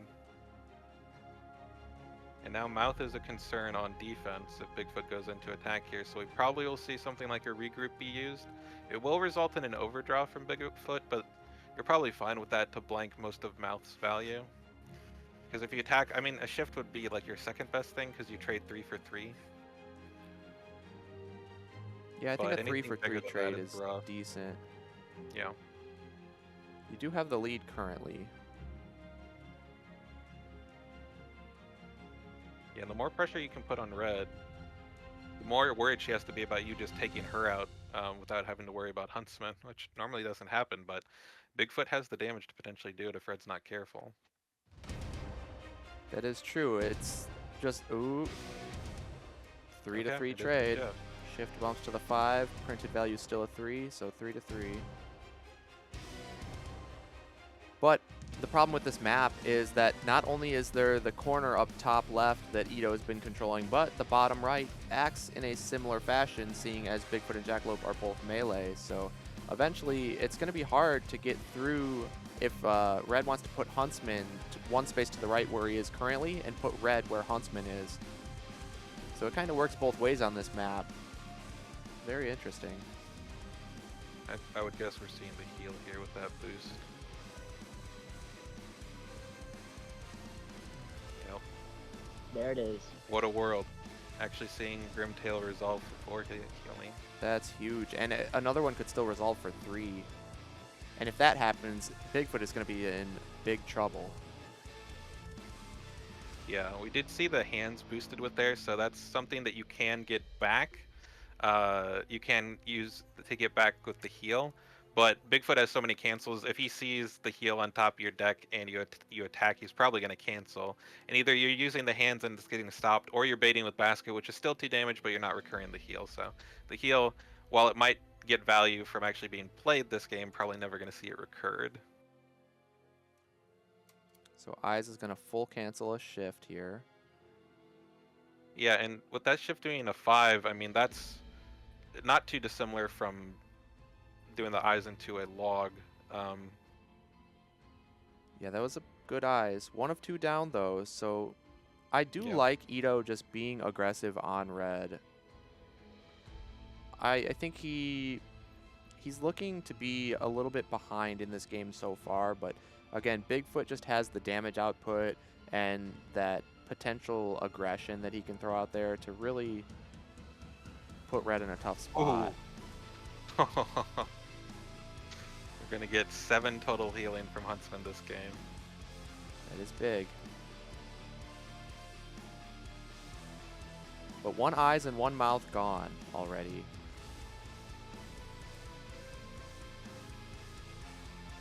Another play could have been to maneuver. If you had a long have sight, you could have maneuvered next to Jack in that corner there, and partially taken over the corner, and also gotten. If there's a imagination, it's only 1 damage, but anything else, whether it be a feint or one of the 4s, does 2 to Jack, putting him down to 2, which is within range of the other Never Leave the Path. But it would also allow Bigfoot to get adjacent and attack Huntsman. So going for the healing while he can still get it is a play that I do like. So not terrible there. Now Ito going in for an attack with Jackalope, and he does choose to put Bigfoot in the corner to control that area still. But I feel like it might even have been good to put Bigfoot on the bottom right corner portal to take that area, and then even use his ability for the card draw. Seeing as red is pretty low in hand count, you could really get some aggressive pressure going if you can keep up your hand. We're going to see the second Eyes, though, already used to cancel a hoax. It Not stopped Jackalope from running ideal. away, but that is the cancel's gone now. So Bigfoot knows that those logs are getting at least 2 damage in. Basket and Ear's the best blocks against it now. At the very least, if you're red, you're happy that that wasn't a regroup that you threw the Eyes into. That is true. A regroup would have been devastating there. Regroups are always devastating. That's such a powerful card. One of the best in the game, wouldn't you say, Taylor? I think the best. I agree. But now the big guys are both gone. Regroup is much less valuable because it can't really be used as a bait to slow fatigue down. He'll be forced to draw a card because Little Red has no cancels remaining. True, but he could still use it to bait something like a Big Mouth. That's the Yeah. last card that you'd actually want to bait into. which is a threat currently with the big eyes having pelts on the basket. Although I think right here would be a great time to swing big because red might want to defend with the wolf skin if she has it for some card draw. Okay. He was It is going for the Oh. bait. Sucks to use the 4 there, but it's better than using the mouth. True. You got to keep that threat online as long as you can, I think. Yeah. That was the classic boost with the same card you're gonna attack with, so they Yep. think it's slightly less likely. Yep. Definitely a small little thing that you can do to play an extra level of mind games against the opponent. And yeah, I think at this point, Ito might just want to wait to do the logs until Wolfsbane is in the basket, because there's no punish for that. The best that can be used is a what's in my basket to block for 4 and still take 2. Interestingly, Jackalope is exposed, so if Huntsman wants to go in for one of his 6 value attacks, or if Little Red wants to go in, then he's not protected, and he's at semi-low health.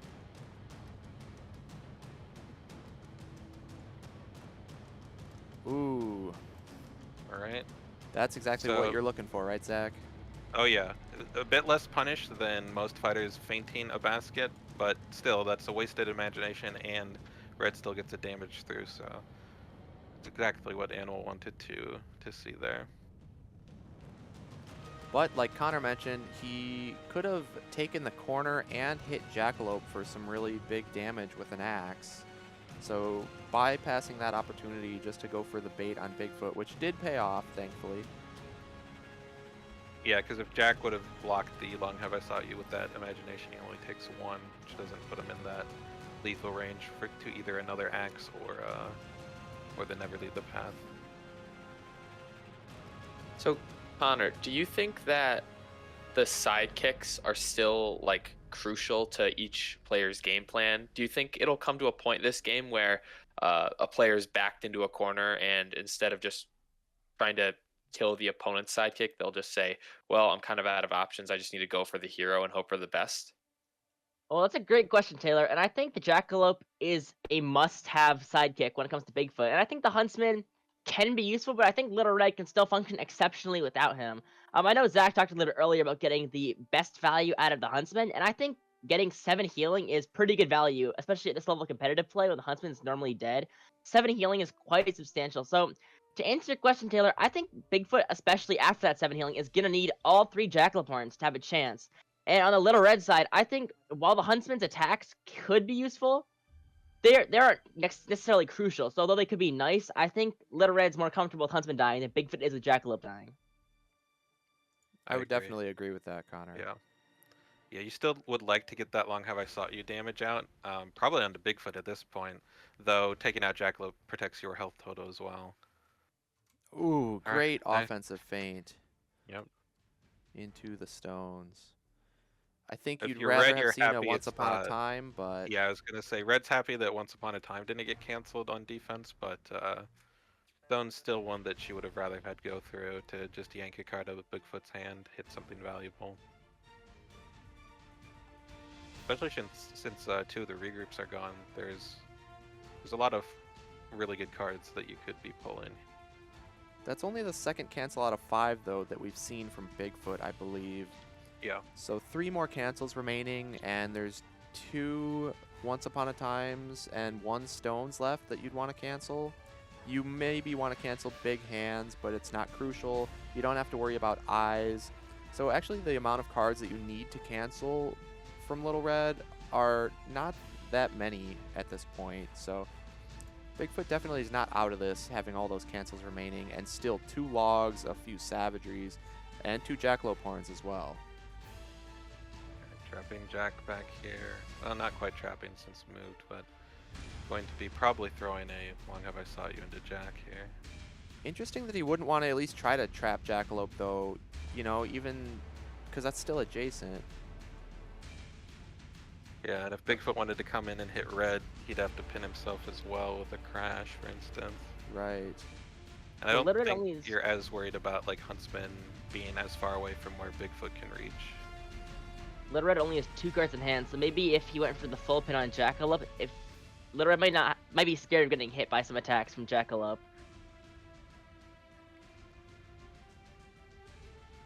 Great defense there by Ito. Throwing the skirmish is the best case in that situation because you didn't have knives on the basket, so Huntsman was obviously throwing the axe, which is going to be a 6, and skirmish is a great defense there. But now Jackalope is in lethal range to a path. But if I'm Bigfoot right now, I want to go pressure Little Red like crazy. She has 2 cards in hand. I think you got to put on the aggression here. And I would say on Little Red herself at this point. And that's Jack done. Ooh, that hurts a lot. Very bad. That does hurt a lot. But that's 3 auto damage that Bigfoot isn't going to be taking. But 4 auto damage that Little Red isn't going to be taking from the horns. So Yeah. that definitely is crucial. I think more so for the second body than anything. Yeah, I think whoever loses their sidekick first on this map is going to be in a really rough spot. So this looking very red favored at the moment. Animal's been playing this extremely well. I would agree. And Ito's been playing well too. Has had some good combat interactions, but has also had some that just didn't quite go his way.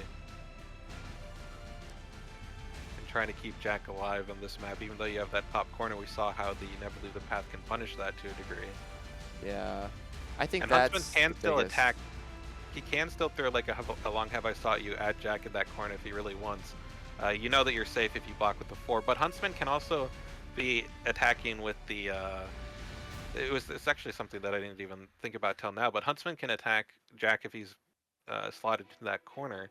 And so if you attack with like something like Long Have I Sought You, then you know a 4 value blocks it all. But if you attack with a Once Upon a Time, your opponent wants to feint it. But if they feint the 4 from range, they're still taking 2 or 1 from an imagination. So So you have, yeah, the more and same more mind seeing game. why Animal took this this map as red. I was gonna say Baskerville is one that I liked a lot for red into this matchup before, for the same kind of reason, since it has that same spot in the top corner that you can hide your sidekick. But this one probably just better in that regard, as long as Huntsman doesn't go down early. Yeah, I do agree. You have the same exact mind game. Oof, there he goes. Wow. Yeah, I mean, Huntsman got more value than I've ever seen in a game, really, at this level. So I don't think you can be sad about that as Animal. I almost wonder if ETOCUD's trying to run Little Red out of defenses for that last 6 value attack, but it's going to be very hard with Little Red installing so many resources and being at full health. Yeah. The problem here this turn specifically is that you're starting adjacent with Once Upon a Time in the basket. We do see a maneuver which is probably a bit of a relief from Ito, but large hands would have been a threatening attack there, trying to get back that Once Upon a Time. Yeah. And it puts Bigfoot into a situation where he wants to feint to cancel that retrieval, but he also doesn't want to get, baited with a basket over the top of his feint. So Yeah, a perfect sequence there for red, I think, would have been something like a basket attack first into a hands. I guess you're not getting back the Once Upon a Time in that scenario, right. but you can maybe get the basket back, which is potentially good enough. And so you could get some damage over a feint from Bigfoot. Or you could just go for the hands and hope Bigfoot doesn't have the cancel, though at this point it's likely that there's at least one chilling in hand.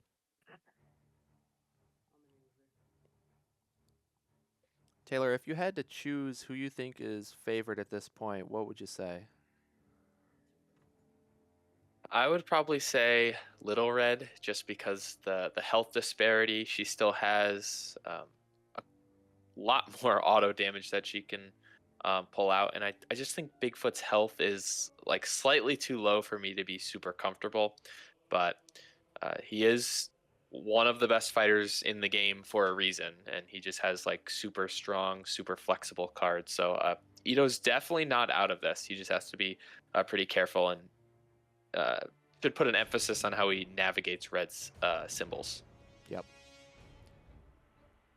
Now, if Animal just takes a double maneuver turn, he is going to... Oh, That's It- not what he wanted to do. yeah. boosting with the knives first. You can see the Otherwise, shock in would have ETOCUD's been face. forced to draw 3. Boost with Long Have I Sought You. Then Path for the 2 auto damage since the blues are in the same zone.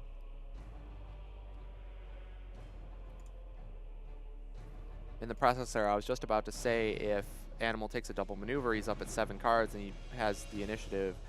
He's going to be forced to maneuver and boost or change his symbols, but now Bigfoot has the initiative, seeing as Red is down to 4 cards. Has to make an attack into the Pelt symbol, which is the most threatening of them all. Yep. Because at Well, least that's if very it's interesting. knives, you can throw a log, right, and hope for 4 damage over the top of Once Upon a Time, but good Okay. feint. Very good feint. Little Red has no way to stop a double attack if Bigfoot can crashing through the trees next to her, assuming she flees to that bottom right-hand corner spot on the trapdoor. Well, it wouldn't be a double attack because crashing doesn't gain the action, Oh. Well, but yeah. True. it's no Travelers of the Night. No challenge tonight. That's Can you true. imagine? It would be absolutely terrifying. Yeah, so I'm just gonna crash and then double log. Sounds good If to me. only, man. If only. I wish. I guess if you attack into Achilles' heel, you can do that. True. I know one of us commentators has some experience with Achilles' heels. Technically, You know- 2 of us. True. It's Just just from one different on the angles. receiving end. Yeah.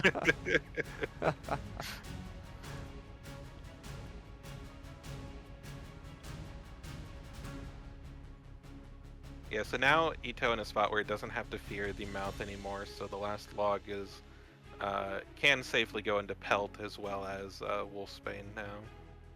Pelt a pretty bad defensive symbol at this point for Red as well. Once your mouths are gone, that stops being a very good defensive symbol because you go back to what Wolfsbane is when you don't have your eyes, which is just basically baskets the best you can do to block. Anything else is going to be pretty low value. Ito debating a boost here. Decides to just take a double maneuver instead, which I kind of like. I don't think you should be just... I don't know. Attacking into the knives is very scary at this point. That's the last one you have to worry about. But there's only 1 stones, 1 Once Upon a Time, so chances are Red's going to be defending with a basket. And your deck is getting dangerously low, and you can't afford much damage at all in fatigue, so I think Bigfoot does need to start being as aggressive as possible at this point. Yeah, Bigfoot has a lot of 4s left as well as the log, so Red gonna be in a bit of trouble. Might have to lean towards using the ears defensively if you can set up knives in the basket just for extra 4 value blocks. That's a great point. That could be used right here with the knives, and I definitely think we can see that here. I think it's better than a basket for sure. I agree. Also punishes a feint if Ito tries to catch the Once Upon a Time within. But Zach, how can you defend with an attack card? Well, Taylor, I'm glad you asked because when knives are in the basket, you can use ears as a block, which, if you're playing Unmatched Digital Edition, will actually be highlighted for you by making ears a versatile card, something that you can't really do with the physical game, of course, changing the color of the card based on what your symbol is. So the offensive feint attempt by Ito is foiled by a basket, which has no effect anyways, so he's not happy about that one. Yeah, ears would have been better just for the long term. Both punish the feint quite considerably, so good for Animal either way. It does let Animal follow up better because Pelt on top would not represent anything, but nice. Yeah, good There's bait. the ears because it lets you bait, whereas if you had Pelt on top, Ito's never canceling, so that does get the last cancel out of the way, meaning that last Once Upon a Time will get its auto damage at some point here. Very scary Now, for Bigfoot. now that's looking extremely good for Red. Yeah, I mean it was already looking solid, but now it's even more so. Little Red's still at 14 health, so she could even afford to eat an attack if she had to, and still probably be fine. Yeah, even a log. puts you down to 8, which is still above Bigfoot, and you have more auto damage left over. But John, even though Bigfoot's at 6 health, you know what they say. What do they say, Connor? A hero is just somebody who does the right thing, even when it's hard. I don't think the community would deem Bigfoot a hero by any means. Sadly enough. Maybe I would, but I don't think the rest of the community's got my back with that one. Well, clearly about Red. I mean, we all know that she's the people's champion. Red is a fan favorite. Bigfoot is the one everybody Even loves has to hate. last basket. I was gonna say, unless you have the last basket, the best Red can block for is a blank 2. And Wolfskin would draw 2, which isn't probably not what she wants when she's only at 3 cards left in deck. Right. But the last basket, having it to block there is really nice. Red has to be attacking with double hands, I think, here. You got to take your shots while you can get them. Bigfoot is almost out of cards in hand. Yep. Fantastic Hand's going to let you grab back a basket if he chooses. Otherwise, you just get the hands right back. The thing about hands is if Bigfoot comes in when you have knives or wild on the basket and you block with Once Upon a Time, you can then first action attack with hands, and Bigfoot's out of cancel, so he can't stop you from recurring it, and that's the total of 6 damage you need between the 2 Once Upon a Times. Yep, That's and we another still thing have that 2 handles into the the woods and 1 with the knives. So even if Bigfoot defends Yep. with the skirmish,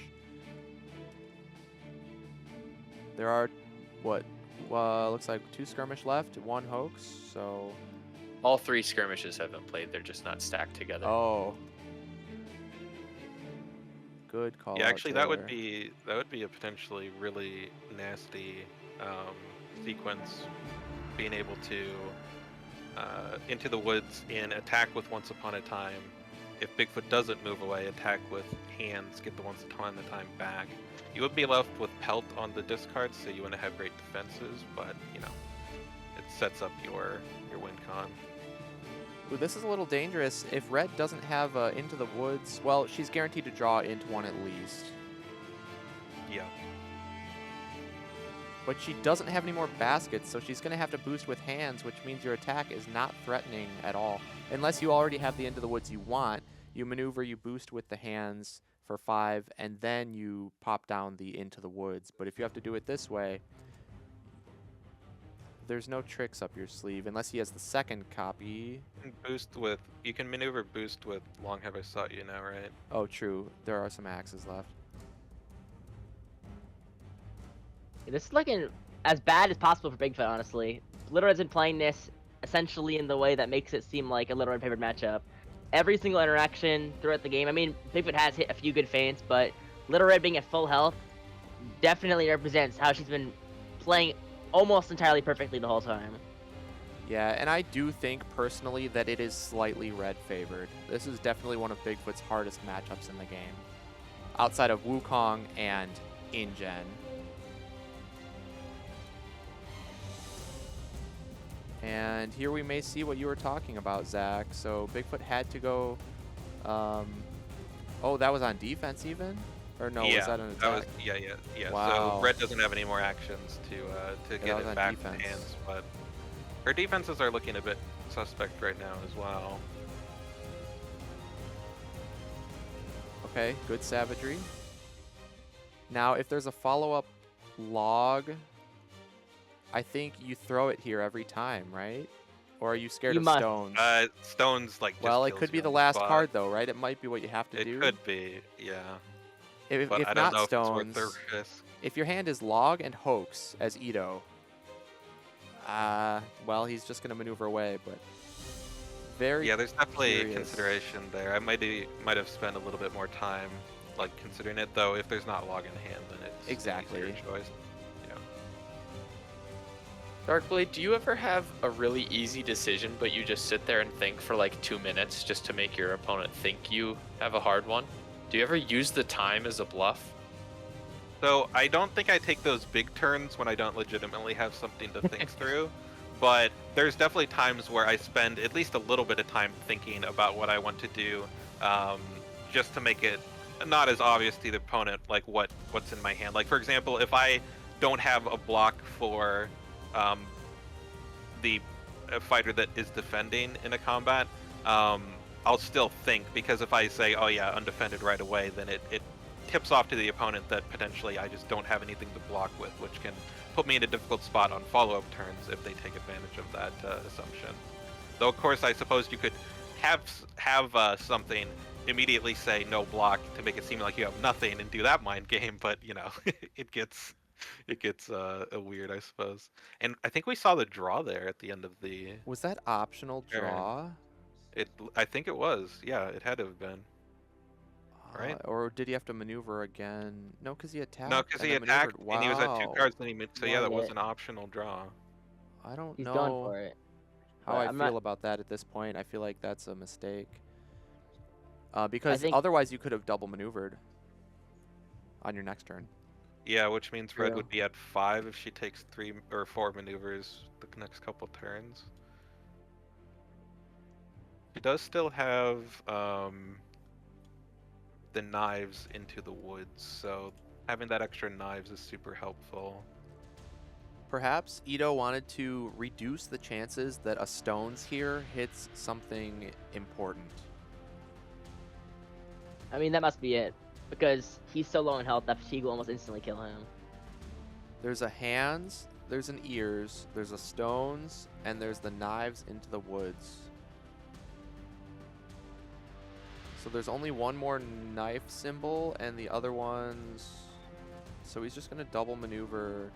See, Ito could have double maneuvered in this situation if he didn't draw the card. So I feel like that was a mistake, because it would have been nice for him to sit back, force Red to maneuver and take some fatigue damage again next turn down to 7, maybe hit with your log and run away, and then maybe she can't reach you, and that might be enough to just close out the game. But now he's forced to come in for an attack here. Surely we're going to see the ears used on defense. I mean, I could see stones as well, because if you hit the... I mean, it's probably the log being used to attack. So you're going to take probably... Let's see, there's a hoax. I think it's hoax used to attack here. I don't... Well, if you think it's hoax, then you definitely block with stones, because then you can hit the log and it's game over on the spawn. And then there's 2 disengages, right? And those are 2 value boosts, so... Ooh, actually, it could be the disengage. That's a great one. So yeah, I mean, I think stones is going to be a 4 regardless. So I think you just do the stones here. Well, if you do the stones, that's your last block. Well, Fair.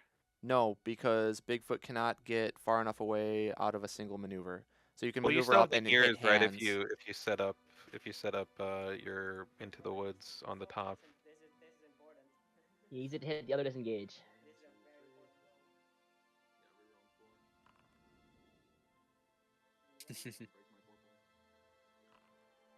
Oh my goodness. 3 rolls on 4s.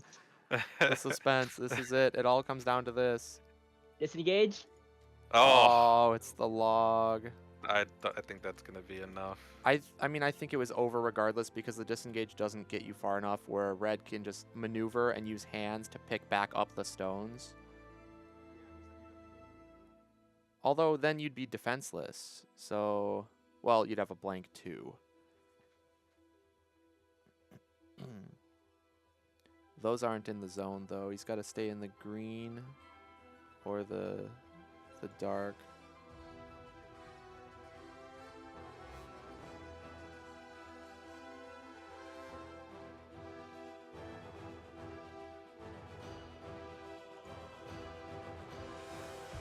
Because of that portal, Red's in single maneuver range. Yeah, you can't Everywhere. Get away fully with That's this the problem. huge- Yeah.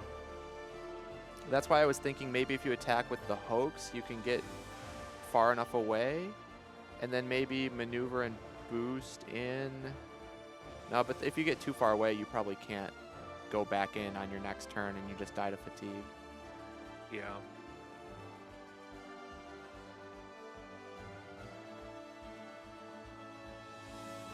So I'm not gonna get to do the bullseye deck highlight then. What it's looking like. It's not looking like unfortunately. that. I do love to see Red win, and this is a really good matchup and has been really well played by both players. But you know, you always like to see extra games if possible. So I was having to have that inner conflict of rooting against red just to see more games on this set. Yeah, this leaves a 4 value block up, which means no matter what Bigfoot does, even if he attacks, he can't get any damage through. And then he'll take 2 from maneuvering this turn, and then he'll, even if red doesn't attack him. And it was so close because if red was at 1 lower, he could boost in with Hoax, or boost to a disengage and then Hoax away. Yeah, if only he had 1 more card, 2 more health. 1 more Jackalope Horns. Or if red was 1 health down, yeah, 1 more Jackalope Horns. Like, again, just coming down to the wire, there's a lot of ways that you can say, oh, if only there was 1 more of this or that. But, man, very close game, but this is going to be it. You're going to see the Big Ears defense since knives are on the basket. Full blocks the Hoax. Hoax gets to move away. So close. 1 health off. Little Red has to double maneuver. Down to 1. Ito has to double maneuver. Down to -1. And Little Expressionless Animal is our new champion. Wow. Let's listen in and see if the players have anything to say here. Oh, yeah, you got it. Oh, dang. Game, though. Yeah, I misplayed it. The break did not help. Yeah. Dang, the break did not help. The only thing I would have changed is just, like, actually hiding in the corner that one turn when Huntsman died because I didn't have a defense for him. I just, like, I don't know. Just wasn't thinking of go for him for some reason. I wonder if it was so tough because I couldn't not draw the card when I was here because I didn't have Hoax in hand, right? And any attack killed me. Mm. So Yeah. if you maneuvered or like anything and attacked, I didn't have any defense. I had a regroup when we would kill. Oh, wait, when you were that turn when I... Wow, such a close game. So we hear Ito saying at the end he drew the card because he didn't have the Hoax and he was afraid that Animal would come in and any attack would kill him. And those are just the incredibly difficult decisions you have to make at this top level because that could make or break the game, and it did. Drawing the card was that 1 card left in deck that he needed. He would have been able to win that game otherwise. But if he didn't draw the card and Animal decided to go aggressive and go in for an attack, well, then Ito would have lost. So it's a toss-up, right? And it's really, really hard to make those calls. But to know that it all just came down to that 1 call is just shows how much of an incredibly close game that was. So Taylor, I'm sorry we're not going to get to see the bullseye game, but Alan, just pull up the cards right now. We'll just run through it real quick. Just do it real fast. there you go, Taylor. Let's go. All right, so here's just my super fast breakdown of bullseye. Mulligan for study the target. All right, that's it. Thanks, Alan. I appreciate that. All right, now pull up Daredevil for Taylor. Pull up Daredevil for Taylor now. No, please, have mercy. Good advice, though. Mulligan for study the target. That is indeed what Ito would have had to do had we have made it to that game. But unfortunately, that's going to be the end there at a 3-0 sweep from Animal. So just, wow, an incredibly impressive performance, taking out so many good players to get here. We saw him take out Za back in the top 8 match that Darkblade had hosted. We saw him then go on to take out Chad, who was the previous champion in the semifinal just yesterday. And then we have Animal taking the championship right now. And congrats to him. That is just incredible. To 3-0 sweep in the grand finals is incredibly impressive. And just a big congrats to him. So, I guess Alan's trying to communicate something to me, and I don't know that I don't know that I understand this, or should I mention? Was that in the chat? No. Okay. Well, Alan says, unfortunately, I guess Ito couldn't.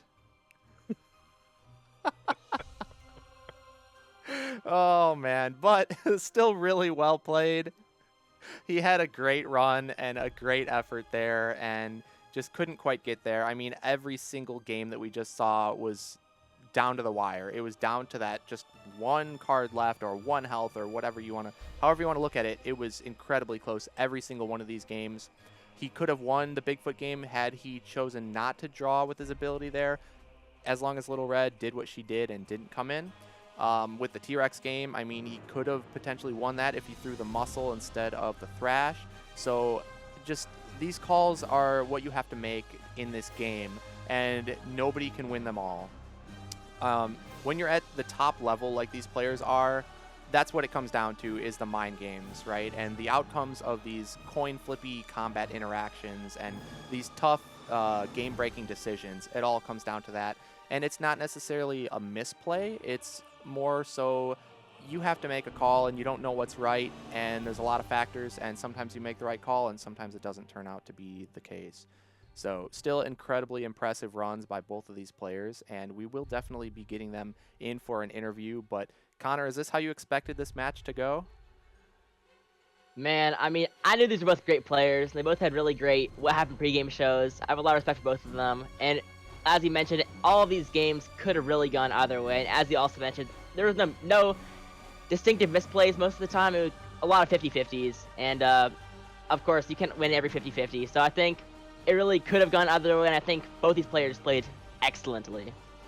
Yeah, I would definitely echo that. So I guess they are ready. So let's grab Ito and get him in for an interview here. All right. Well, Ito, you couldn't quite get there, man, but you still put on an incredible show for everybody, and you had such a great tournament run. Very impressive, especially for your first tournament. To make it all the way to the grand finals is just incredible, and you beat a lot of really good players to get here. So, I mean, unfortunately that you couldn't take the grands and the championship, but I'm sure you'll be back for the next one. Yeah, I mean, I had to set up the storyline for next time, right? So I got a cocky upstart, gets all the way to finals, gets 3-0'd. Second time around, I'm 0-3, I'm 0-2 down, and I reverse sweep. That's the storyline I'm going for. Let you guys know right now. That's the way this is going. So yeah, I'm excited to see you in the next grand finals. Yes, awesome, man. Well, I love the confidence, and I'm really looking forward to seeing you back in the next grands, of course. But I gotta ask, going into this match, how prepared did you feel after you saw the rosters? Were you confident with your roster, or do you feel like Animal got the better of that? I think he got the better rosters. I truly think I think he got a slight advantage, but I did a lot of small misplays, you know? A lot of decisions that didn't end up, going the way I wanted to. All 3 games were down to 1 or 2 health of difference that I just couldn't close out. Like that Achilles game, if I keep going back to, if I use the Battle Harden to, the first one I saved it to get a spear back, right? I get 1 more pass. That's it. That's the total, that's the game right there. So it is a game of inches, and I'm not exactly proud of how I played. I think I could have done a lot better. I hope at least put on a good show for everyone, because that's, that's also, of course I like playing Unmatched, and but the whole reason I like doing tourneys is not only to challenge myself, but because I do like to show people a good time. Hopefully they enjoy it. Yeah, I mean, you even had the grand entrances and everything. Everybody, you put on a great show, and I'm sure everybody enjoyed it. And like you said, Unmatched is a game of inches, right? And you mentioned a lot of little misplays, and I wouldn't even necessarily call them misplays, because we just got done talking about that. It's like you're put in a lot of tough situations, and you got to make a call, and you don't have perfect information because you don't know what your opponent has or what they're going to do, So you just got to make a call, and sometimes you make the right call, and sometimes it's the wrong call. So it's hard to even call them misplays, right? It's just like there's a lot of 50-50s, and you can't win them all. Yeah. So overall, I mean, really well played, and I'm sure some of the other... I'm not proud of that last game. I came out of the break and I was rattled. Yeah, yeah. I ended up misplaying a bit. It threw me off. I think the first 2 games I'm very proud of that Achilles game. Oh yeah. I think I did exactly what I needed to do. I got all the interactions right. It was just again, that one little thing, but I'm proud of that one. And the Rex one, I had it, and I just I got in my own head and Yep. was too afraid of the feint. That I should have just thrown the pounds, and that would have been game. And Yep. Oh well. it is what it is. Yep. Better luck next time. Like you said, you're just setting up the storyline for the next turn. Yeah, exactly. You gotta. It isn't that hype if I just come in and win it first time, Right. Like, sure, it'd be cool, but then reverse sweeping on my second finals until I got swept the first time, you can't get much better than that. You're right.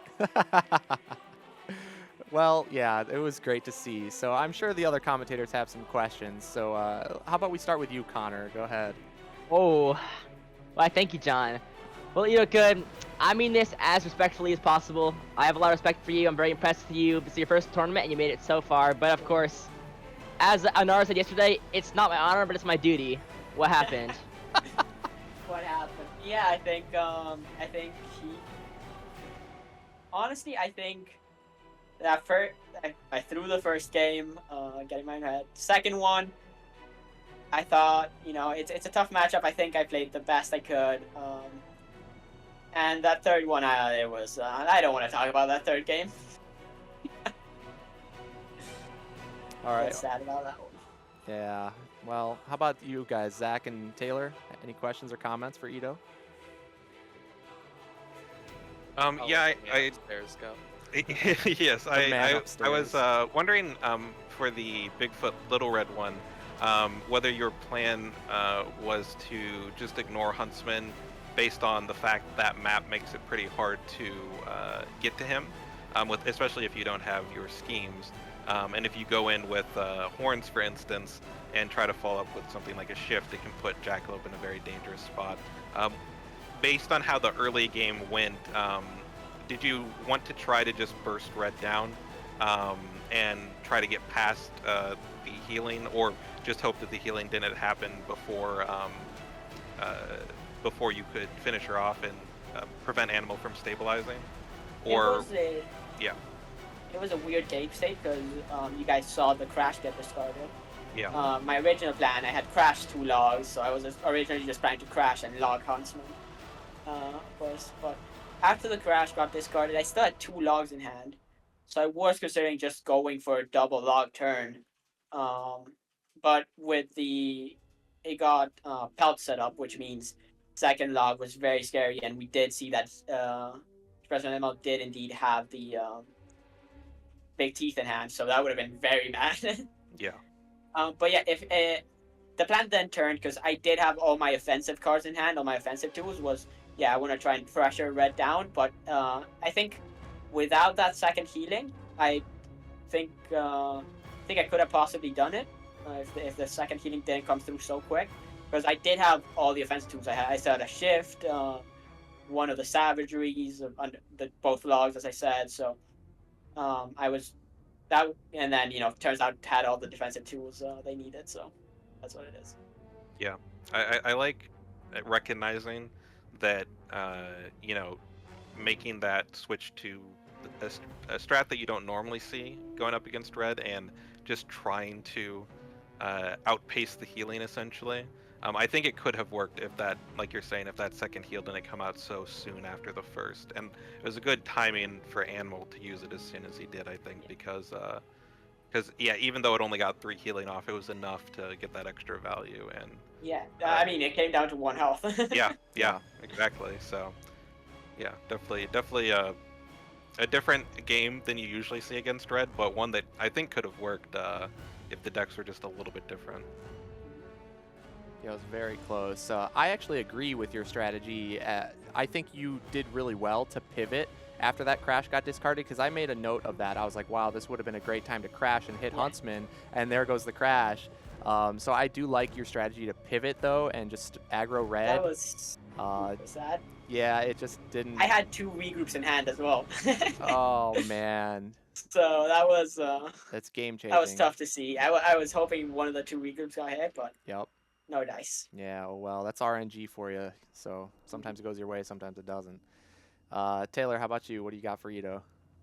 Yeah, so something we talked about before the match was in a best of 5, obviously with that extra roster spot, it opens up room for more of like the lesser seen heroes. Obviously on your roster you had some common picks in Arsenal like T-Rex, Achilles, Bigfoot, but I was really happy to see you had Bullseye and Sattler on your roster. Those are two characters that I'm quite fond of. So like how did you approach the best of 5 strategy with just more room for I thought it was interesting.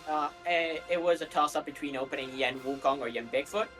I ended up putting in Yen Bigfoot, so we traded Big for Wukong first round. And then it didn't go. He didn't end up picking quite the things I was expecting to pick. I think Rex on one hand is a lot better in best of 5s because you always there's not that many fighters that are good into Rex, and there's a 50-50 that you assign it correctly, right? If we saw it the other way around, we got Bullseye into Daredevil and Rex into Beowulf, right? Those matchups are much tougher. So that's an interesting thing to consider always. But then we ended up going. We both banned Moon Knight Genie. So I got we picked like Luke, Achilles, that kind of stuff.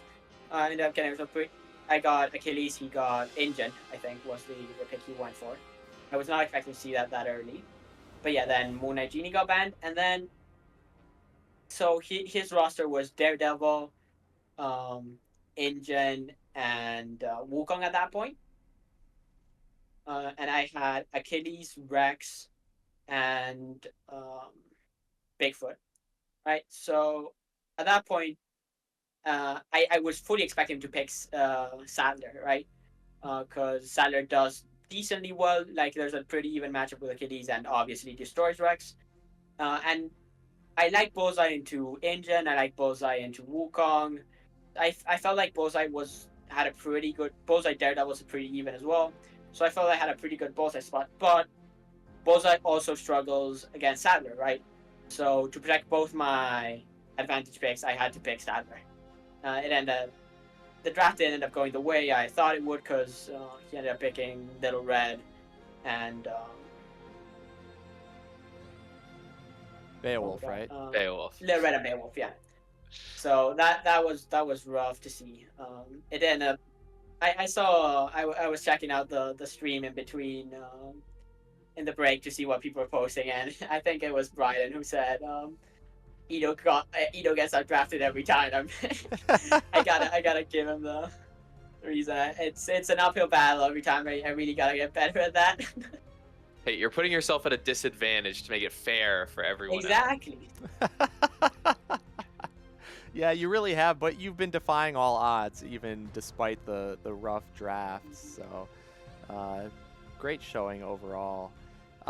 So yeah, man, just once again, congrats on making the top 2. That's really impressive for your first tourney, and I'm looking forward to you coming back and winning it all in the next one. But yeah, Zero, I look forward to sweeping you 3-0 in the finals next time around.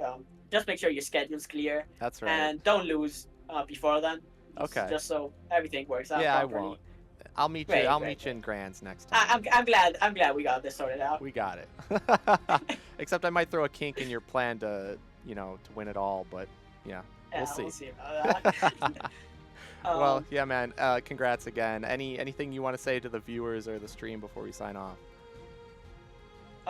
Well, I'm let's just say I'm sorry to everyone who was cheering for me. But as I said, gonna get back and win it all next time. Hopefully with Squirrel Girl. Ooh. I've been testing, been practicing. It's a tough character to get a hang of, but hopefully, Yep, you never know. There's going to be a lot of new fighters come the next tournament. Yeah. People are talking about like 10 plus new fighters, so it's going to be crazy. We'll see what happens. Yeah, what's up?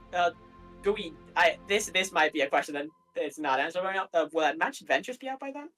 I think so. I think so. That's a lot of new fighters then, because you got at least. Yeah, if the Kickstarter delivers on the planned timeline, I think it might be able to squeak in, though. That might be 10 new retail fighters. date will be later than that, so. Because it's bigger possible. country, the Teen Spirit, King and Country, and Adventures. So 10 new fighters, really gonna shake things up. Oh yeah. Oh, I'm excited now.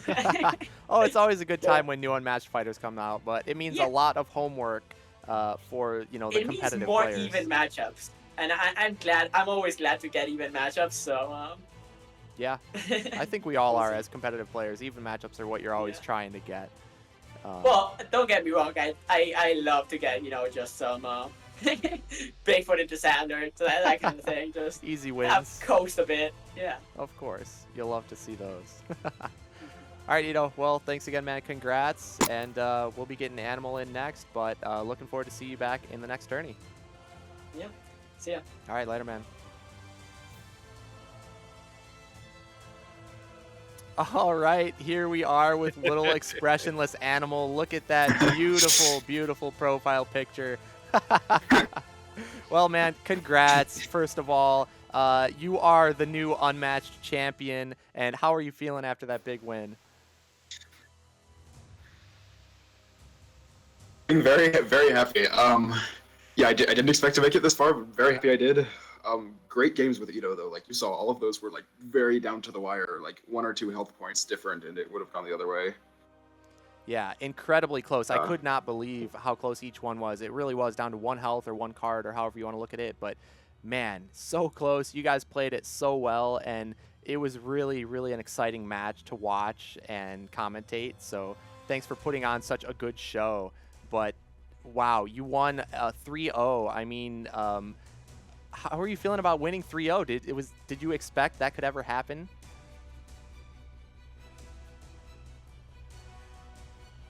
Might be having some connection issues.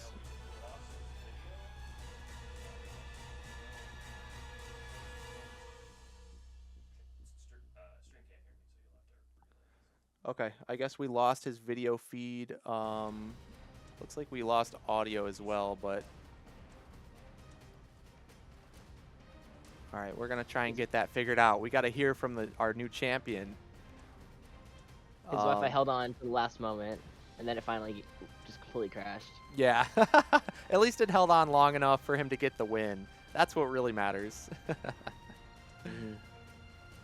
Okay, I guess his Wi-Fi cut out. You should be back momentarily. And then I think hopefully, have we heard? Yeah? Okay, we'll be having a special someone on camera as well in just a little bit. While we're waiting, you want to pull up the Bullseye deck list again, Alan? No. Go into a little bit more detail. Okay. So as we said last time, study the target. Definitely what you want a mulligan for. Is drawing 3 cards and gaining an action is amazing. Alan, you better not have a key cards for Spike. He will never be seen on this stage. Taylor, the next 2 cards, your World's Greatest and Arrogant, that was you. Back to back right there. Yes, yeah, those, maybe if Alan wants to pull up the Summer of Legends intro video from last time, you can see my, my recreation of those 2 card arts, but... I'm sure Lucio can put it in the Twitch chat. Yes. Lucio put He's that probably in there. on it right now. It's like, hold on, I got you. He is like the gift lord. Damn, I'm so surprised that like Alan actually listened to me. Like both times. I didn't expect him to actually do it. Yeah, I'm surprised too. But Alan, you got to show him the proof. The slide that we will never see. Hey Alan, can you pull up Angel? Do you have Angel slides?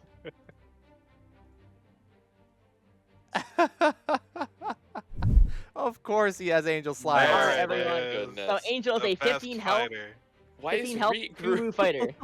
Because it always draws 2. It's the Oh best my regroup in the goodness. game. The What best if you value paint regroup. it? Well, then you just Angel- lose. At least you Angel still is a- draw 1. Angel's a 15 health move 2 fighter with a psychic faith. Angel's Connor. abilities that he loses. He has 16 health. Oh, I'm off commentary, guys. All right, John, take Yep, over. yep, cut it, get him out of here. So Angel's whole thing is he tries to attack you and then dies because he has no defense. And Spike tries to use card effects, but they're blanks. They're all blank. Yeah, I'm just saying, both of these fighters are gonna be absolutely just broken beyond belief in co-op. in co-op in the new Unmatched Adventures. Yeah, just wait till Adventures comes out. Both Spike and Angel, they're gonna be top of the meta for that. Well, that's Calling good it to now. hear. Do you have a Deadpool slide? You definitely made one behind John's back, right? You don't? Oh.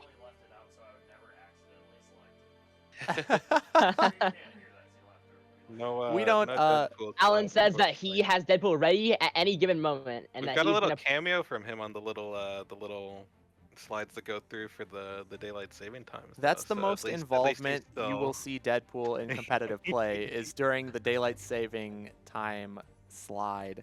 And Bring the back fact that April he Fool's ladder. snuck in and, switched up Moon Knight's key cards, that too. But- okay, yeah, Animal's trying to reconnect, so we're just messing around until we can get him back on camera. Pick the brain of the new champion.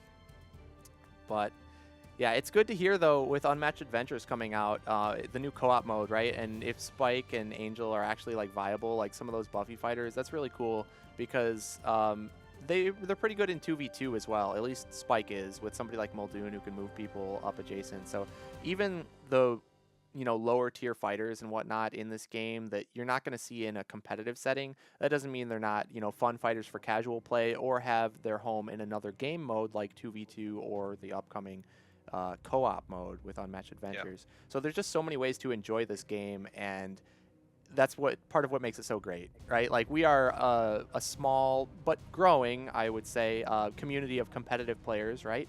But there's a ton of Unmatched players out there who play it casually, or they play 2v2s, or you can play free-for-alls, right, with 3 or 4 people free-for-all. So it's just really cool, the wide reach that this game has, and ever expanding with Unmatched Adventures coming out this summer. So make sure you back that on Kickstarter. It's going to be awesome. Yeah, Spike up here, Sherlock way down here.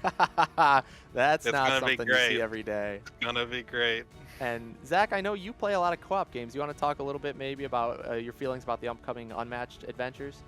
Yeah. I can't go into more details on specifics until the Kickstarter is live and more of the info on how the game plays is out there. But I was part of the playtesting for it for about a year.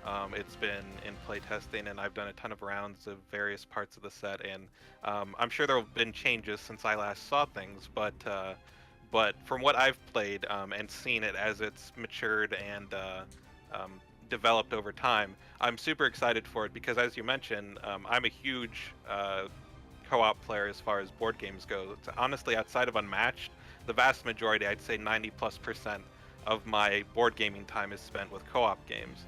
And so bringing that genre to my favorite game in Unmatched is just a next level of excitement for me. And seeing that it's a fun system that allows you to use pretty much any fighter on the roster and be able to do well. And there's a lot of customization for difficulty and challenge if you want to try to make things harder or easier depending on your preference. And there's a lot of ability to mix and match things, just like we've come to expect from the game in the normal modes. And so I would highly recommend anyone who is even a little bit interested in co-op stuff to check it out once it goes live on the Kickstarter and back it, because the better this does, hopefully the more that we can see in the future for the same series and giving us more options for co-op. So yeah, I'm super excited for that when it comes out. Yeah, I'm looking forward to trying it out too, because now that I've gotten so deep into the competitive Unmatched community, my friends don't want to play with me anymore because I'm too good now. So I'm sure I'll have a lot of fun playing that with my girlfriend and our friends. So looking forward to that for sure. So I guess we do have Animal back. Let's get him on here. All right, he's voice only. That's okay. We see this beautiful profile pic. So welcome back, Animal. You can hear us okay? Can we hear you? You did. I'm not the only one who mutes on stream. Yes. Okay, Can you all hear me right. Yes, he's back. Let's go. All right, Animal. Well, again, congrats, man. And you just took this match 3-0. I mean, did you ever expect that might happen? Not until I got both of the heals off in the lower end game. Yeah, that was Um, huge. I'm not really a Little Red player, so I was kind of expecting to lose that one. Like, yeah, my first loss this tournament was because I took Little Red, who I'm inexperienced with, into a tough matchup that I thought was good for her. So I figured that was probably going to happen again. Okay. What was the matchup earlier in the tourney? It was Little Red against Yanenga against Kiet in my pool. Okay. And I lost horribly. It was like 13 to -1 or something. Oof, that's rough. But did I just hear that correct? You and Kiet were in the same pool? Correct. Wow, look at that pool strength. Both of you guys making the semifinals and then you coming on to take it all. That is very impressive. And which pool were you in? Was that Group Arthur. I gotta represent Group Arthur. Group Arthur? Let's go, King Yeah, Arthur. I was gonna The say people's it's the champion. buff to Arthur that people wanted, just maybe not in the way that they expected. That's right.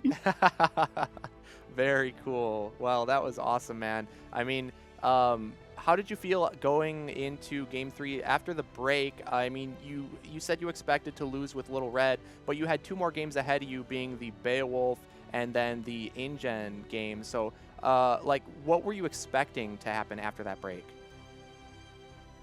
Yeah, I thought the Little Red game was gonna go poorly. The Bullseye Beowulf one, from my experience, it seems like can go either way. Beowulf just has like a lot of health, and Wiggy can be annoying. Yep. If there's only one bullseye spot or like a dangerous one, like on Hanging Gardens. But like, of course, it's bullseye, so you can't count on that. I figured that if that failed, Muldoon could probably beat Sattler, but I hadn't played that before, so, and I hate Sattler with all of my being. So I was a little nervous about that. Okay. But I know at least from what I can tell, you're a big fan of Muldoon and a very talented Muldoon player at that. So I had full confidence in you. If it made it to a Game 5, I was going to put all my money on you and your Muldoon for sure. Thank you. Yeah, no problem. I mean, we saw you take out Chad like nothing with the Dracula game yesterday, and we saw you take out some other tough matchups. But yeah, your Muldoon's very impressive. So I'm not surprised to see you win. I think you drafted incredibly well. As you have been this whole tournament, I think you've been getting the better end of drafts. And after talking to you in our post-game interview yesterday for the semifinals, and you talked about how you like to go and study your opponent's past play history and find out who they like. I think that really pays off, and it's shown throughout your drafts because you've been getting great drafts the whole way through, and it's really helped you out. But that's not to downplay the quality of your gameplay in the moment, because you've just been playing really well. You have a great game sense, and I think you're a deserving champion, man. So just congrats once again. Thank you. No problem. So I'll open it up to the other commentators, though. You guys can ask some questions, or if you have comments for Animal here. Yeah, one thing that stood out to me was you mentioned that you're not really a Little Red player, but you could have fooled me based on how you played her at that Game 3. I think you had a lot of really good calls with when to sequence your cards, and obviously sometimes your hand's going to come together in a way that allows you to get the most value out of your symbols. But between the timing of the heals and the way that you're positioning Red and Huntsman, as well as some of the good combat calls you made, for example, having the last feint go into a basket instead of a card that actually would have gotten an effect off with the knives that you had represented. Like, just a lot of those calls were really well done, and as someone who plays Red a lot and knows how to play against her, if I was in Ito's position, I would have been like, this guy really knows what he's doing with the character. So I think that probably just speaks to your overall skill levels of player. And your ability to adapt with what you know of the character, of course, just being around even though you haven't played her a ton yourself. Thank you. That means a lot coming from you, like Little Red specialist. Yeah, and I think Animal, it pays off too to do your homework, which you've obviously done. I mean, I see you in my stream all the time, and I'm sure you've watched the other finals and whatnot. So I think that definitely plays an impact in learning through proxy, even if you haven't played matchups yourself. So keep on doing that. So, Animal, we saw during the stream, ETOCUD made 2 special entrances. The first being Bloody Mary's jump scare taped to his face as he stalked towards the computer screen, and the second being when he cracked his neck with sunglasses on indoors. Did these entrances at any point intimidate you or phase you? um, I really respected the dedication. Like, they were so much fun. I wish I thought of something like this to do too. I wasn't super intimidated because I saw it coming because we talked a little before about like which would be like the best entrance to make and stuff like that. I don't want to ruin the magic too much, but I knew it was coming, but it was still so much fun. It's always great to have an opponent that you have fun playing against, right? It's not all just serious, because ultimately this game is for fun in the end. So that's good to hear that you guys had some laughs. And so I'll just make a comment before I ask you my question. My profile picture is an animal with a big expression. Do you think you'll have an expression going forward? I guess. I mean, the username is just from, there's like a David Foster Wallace short story that I really like called Little Expressionless Animals, and I just like stole that for the username. I mean, I'm certainly gonna be like confident if I play in a tournament again. Yeah. I hope you do, because you've obviously proven yourself as a really talented and amazing player. So it's great to have you on the scene, and I hope you can foil some of the storylines that Zero and Ito were cooking up in their interview. Thank you. All right, so yeah, we're working on, Alan's got some technical stuff. We're going to get another special guest. But Animal, I do also, you know, I want to ask you, this is your first tournament. You made it all the way to the end. You are the new Unmatched champion. So do you have any advice for anybody new who might want to jump into the competitive scene? You stole my question. You're too slow, Connor. So let's see. You talked about earlier about like being able to draft well. I think that took me a lot of places. Like most of the pool games and like at least the first two bracket matches I did, I felt pretty comfortable going in because I had the draft go like exactly how I wanted it to. So going into pools, I was like thinking through the current meta, and like luckily for me, like Houdini Genie kit just came out, and like Houdini is like a menace. Oh yeah. And I kind of had my eye on for a while, like the like Sherlock counters accumulating. So I figured like, hey, maybe I can like pull some risky like pools draft strategy, let Sherlock through, get Houdini first round, and then just like really specialize in Houdini so I can win with him on disadvantage with like against like most people, and then I can just like line up a good advantage game after that. So like that's kind of how I've part of how our Arsenal, part of why I like the Arsenal format is that if you can like specialize in characters, because there isn't like a retroactive ban, so long as you're willing to pick that fighter like above a tier that they're normally picked in. Like for Houdini, that would be like first round probably, or like for this match and the one before, I picked Muldoon second round. And if you're like really comfortable with like one character and you can like get them before anyone else, that will go a long way. But yeah, also just in general, like familiarizing yourself with like good matchups, good drafts, and just general like I don't know, just playing a lot for sure, getting practice matchups. I don't know. I don't really have a point there. Just a constellation of things that helped me. Sure, yeah. There's a lot that goes into being a successful player. Now, you obviously play with your friends, right? But do you do a lot of practice online as well? I did a little bit leading up to this, just because I was like, oh, I might actually go somewhere with this. But most of it's with my friends. Sure. Okay. Well, your friends must be pretty good at the game themselves if they're practicing with you. And shout out to them too, because they're the ones who got me to sign up for this. Yeah, that's great to hear. Sometimes it can be intimidating to jump into a big tournament like this.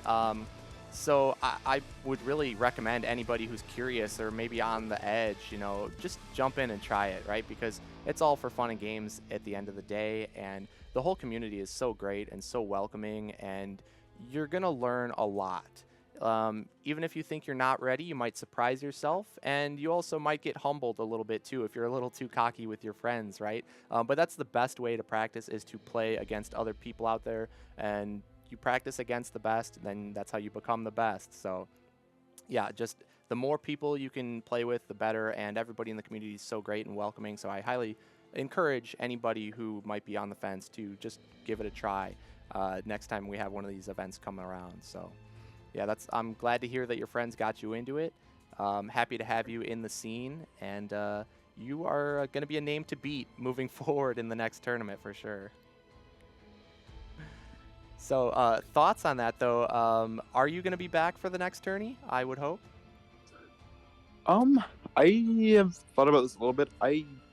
There's a chance that I don't, just because like this has been a lot of fun, but it's also been like a bigger time commitment than I thought it was going to be originally. Sure.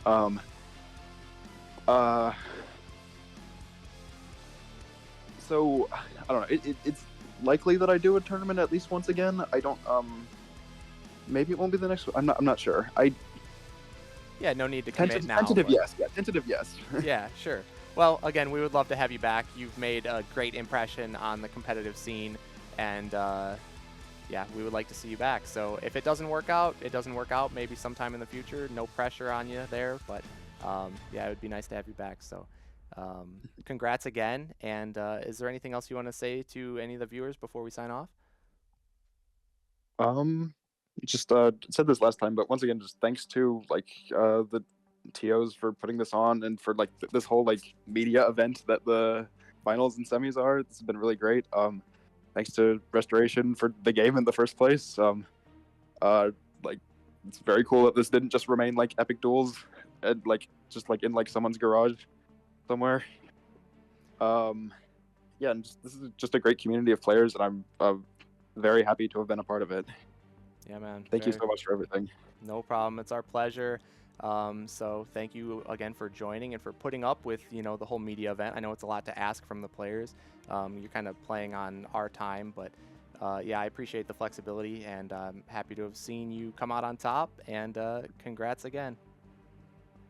Thank you so much. No problem. All right, we have one more special guest, everybody. So we are going to get him in momentarily. So let's see who we have in store.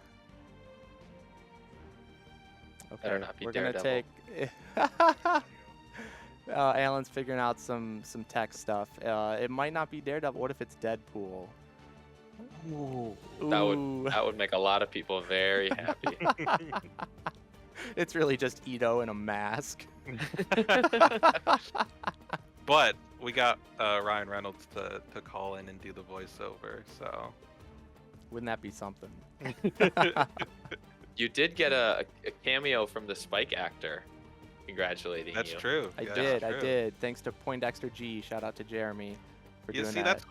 that's honestly, John, that's why you've been struggling, because you didn't make Mm-hmm. Spike your main like that video was supposed to do, so you lost the power. That's right. It's you gotta believe in Spike. I can't argue with that. I mean, the results show. They speak for themselves. Well, all right, let's go ahead and we can do our sign-offs while we're waiting. So I'll let you go first, Zach. Well, first of all, before I even let you say your words, I want to say thank you personally, because you've done so much for the tournament, streaming all those bracket matches. I mean, we got to see almost every bracket match that occurred on stream thanks to you. So that's countless hours that you put in on your own free will, not getting paid or anything to do it, just doing it because you love the game and the community and you want to showcase that to everybody, and I really appreciate that, and I'm sure the whole community does. So thank you so much for doing that, first of all, and then I'll let you take the floor. Yeah, of course, it was my pleasure. I had a really rough pools stage, just between being out of the game for a bit because of some personal stuff and other things I was working on, and just not having time to play with the new fighters and all that, and just the mindset I had going into it, being more pressure than there would have been previously because I made it to Grands last tourney, and so I just wasn't approaching the game in a way that was letting me enjoy the tourney as much as I have in the past, and that was really getting to me. But thanks to a few people, including yourself, John, just talking about things and how to reframe my mindset. By the time that I got knocked out of pools, I wasn't actually that torn up about it anymore, and it allowed me to have more time, honestly, because I didn't make it to the bracket to host. And I've enjoyed that so much in the past between Monster Mash and Team League and all that. And it's like doing the commentary and stuff is something that I really enjoy. And sometimes like more than playing, just because there's not that same stress and I get to enjoy the top level play and facilitate other people being able to see it too. And so, yeah, no, it's been an absolute pleasure to do. And I've loved the support from everyone. Seen a lot of people supporting not just by watching and giving their time, but also subbing to the channel and stuff, and all of the money that I make off of it, which obviously isn't a ton, but it's a good amount compared to previous. I'm going to put back into the stream and just keep making better content. I'm looking to do YouTube stuff soon as well, so I'm really looking forward to what the future holds and just having fun with it. And of course, I couldn't have the same experience doing the bracket hosting without all of the awesome people I've had on commentary, including the other two commentators we have with us today, with Connor and Taylor. Two of the people that joined me, as well as I think a dozen people overall joined me in commentary this time around, and it's always so much fun just to have someone else to do it with. Because while I enjoy doing the solo commentary well enough, having someone to bounce ideas off of and just get a different perspective adds so much. And I tried to diversify it as much as possible, and so always down for people who are interested to reach out and let me know. But yeah, if you ever want to catch any of my stuff, whether it be hosting or whatnot, or my own games when I play in tourneys, it's just twitch.tv/darkblade113, and I am going to try to do more consistent streaming. I'm not going to take a break like it did during this past off season, so you can expect more digital content. Since that's released now, I've been doing some streams with that. I want to do more ladder play because I have a ton of fun with that. I can now finally commit to maybe playing some ladder. And then I do a little fun series on Friday with Mike Sidious in the Discord, which we've dubbed Full Send Friday, where we just do wacky matchups and play really fast and loose and just have a ton of fun with silly Unmatched. So that's all the stuff that I'm working on right now. I want to eventually do some more YouTube stuff and do strategy videos of a different style than what's kind of already out there, and give my own take and twist on things. And then once Adventurous comes out, I'll be doing a lot of content around that. I can guarantee that much. Nice. So where can people find you on Twitch? Yeah, so it's just my tag here, Darkblade113, and then that'll probably be my YouTube as well. But since that's not active yet, it won't be anything there really. But I'll be sure to link that and let people know whenever that gets up and running. So yeah, that's the main place to find me. Excellent. Well, I'm really looking forward to all the content you got coming up. It's always good to see new YouTube channels popping up about Unmatched, because there's so much out there, and me and Taylor can't do it all. So we need the YouTube army. Zach, what's wrong with the strategy content that's already out there? Oh, there's nothing wrong with that. I just want to do something that adds more variety, so it's not just the same stuff that other people have already done, because I don't want to step on toes, of course. The same soggy old cow giving his soggy old opinions. Well, yeah, really looking forward to all that, Zach. And I also want to thank you for manning the timer, because Zach behind the scenes here ran the timer for the players throughout all of this stream event for both semifinals and the grand finals. So big thank you for doing that, because I'm sure it really relieves a big burden from the players and lets them just focus on their quality of play and not the timer, because it's kind of hard online to fidget around with different windows and clicking around for timers and stuff. You know, if you're playing in person, you have a clock there, you just hit it, it's not a big deal. Or most things online are automated, right, where it just does it for you. But for the players to have to worry about the timer, just distracts them from their gameplay. So in order to get the highest quality gameplay, you man the timer for them. So also thank you for that. Of course. Yeah, really appreciate it. I'm sure the players do as well. So let's go ahead with you, Connor. What do you got for the viewers? Well, first, of course, thank you to Restoration Games, the tournament organizers, all the commentators. It's, as always, been great. Tournament season for Unmatched is always just an absolute delight for spectators, commentators, players, for everyone. And then, of course, I have a very special ad. So, John, I was wondering if you and Alan could do me a favor. Are you familiar with the game Paper, Rock, Scissors? Yes. could you two quickly play one round of paper, rock, scissors? Okay. Get this. Okay. I'll rock, put my paper, voice to the scissors. stream. I will play rock, Get paper, this fist scissors. in the not- camera, buddy. Darkblade, we'll play at the same time. Yeah. All right, yeah. all right. Yeah, you two can play as well. Ready. Yeah, perfect. On, All right, go. on 3? Rock, paper, scissors, shoot. Sure. Ready? Sure. Ready? Yeah. Rock, paper, scissors, shoot. Oh, Okay, so John, you won. And GG. both Taylor and I had scissors to beat that. so- Okay, Taylor and Zach, did you guys tie? We did tie. Yes. We did tie. Okay, redo it, Taylor and Zach. All right, It all won't- right. This ad won't work if you guys Rock. tie. Paper, scissors, shoot. I always, All right, I always Taylor's do got it. scissors. Okay, That's my So secret. John and Taylor, you both won your games paper, rock, scissors. So I'm sure you both know that what happened is an unmatched meme. But I'm sure we all can agree the only thing that makes winning better is making the loser feel even worse. So while your winning might feel pretty good right now, it could be better. And talking and doing hand gestures like I am is a lot of work. And you guys are both very busy, man. John, you're hosting Winter Champions 2023. Taylor, you're sitting down. Like, you're both very busy people. So why exhilarate yourselves when you can simply have what happened on you? So if you go to TeePublic, look up Hat Chowder, you can get your very own What Happened merch and not exhilarate yourself and make every single win amplified 144 times that much better without moving 1 millimeter. And you also can represent the #1 unmatched team, The Happening.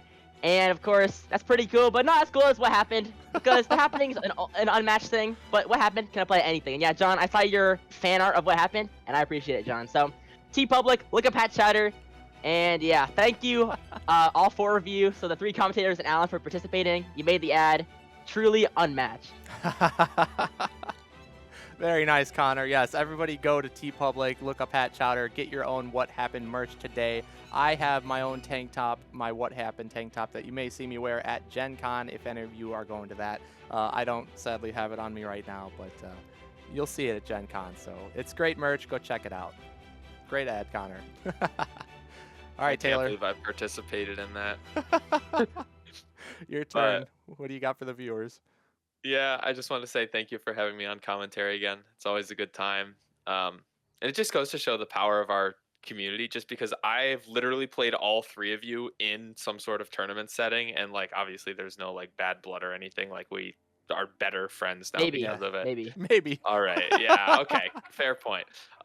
But it's really awesome to be involved again, and I just want to say thank you to everyone in my pool that I played, because it was a ton of fun, especially some of the games that I got to play in person. And thanks to Vorpal and Restoration, as always, for the awesome stuff they put out. I would like to say that I have not forgotten my promise. Bryden knocked me out of the bracket in the Pizza Bowl, and I will be purchasing his pizza as soon as we go off the air.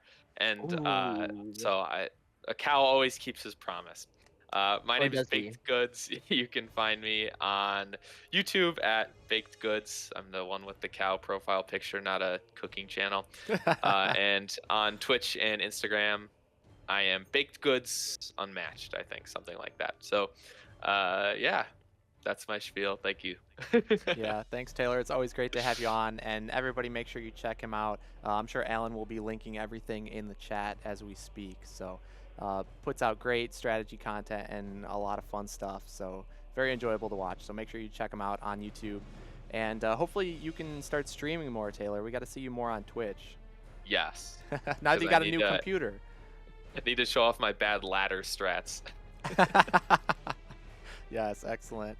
All right, well, and my name is ZeroSkater12. You may know me from YouTube and Twitch. I put out Unmatched content personally, and yeah, just look up twitch.tv/ZeroSkater12 to catch me live. I go live with multiple different things, like during tourney season. Sometimes I'll just do practice games with the community, or sometimes it's ladder games, or sometimes it's showing off games with the new fighters like Teen Spirit. I should hopefully be getting more into that soon now that the tournament is concluding.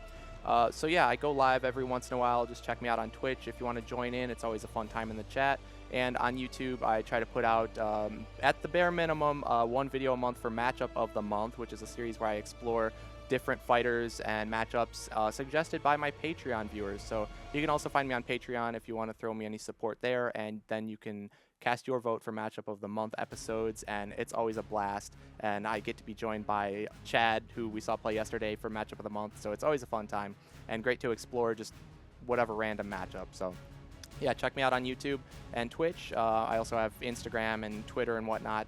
Not as active on those, but mainly YouTube and Twitch. Check me out and support me on Patreon if you would like to. I appreciate everything from everybody.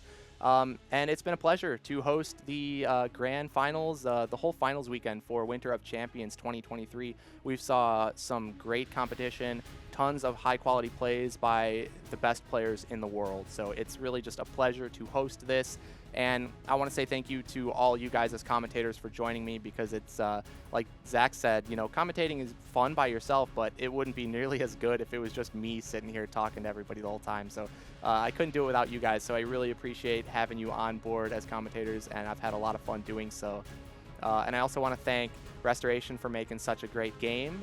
Thank Vorpalboard for giving us a great platform to stream on. We'll thank Frank for creating UM League, which lets us actually pretty much host the tournament results and everything on his UM League website, which we saw earlier. So check it out, umleague.net, and you can find all kinds of great stats and everything for Unmatched, as well as follow tournaments and join in the ladder and all that good stuff. So thank you to Frank for doing that.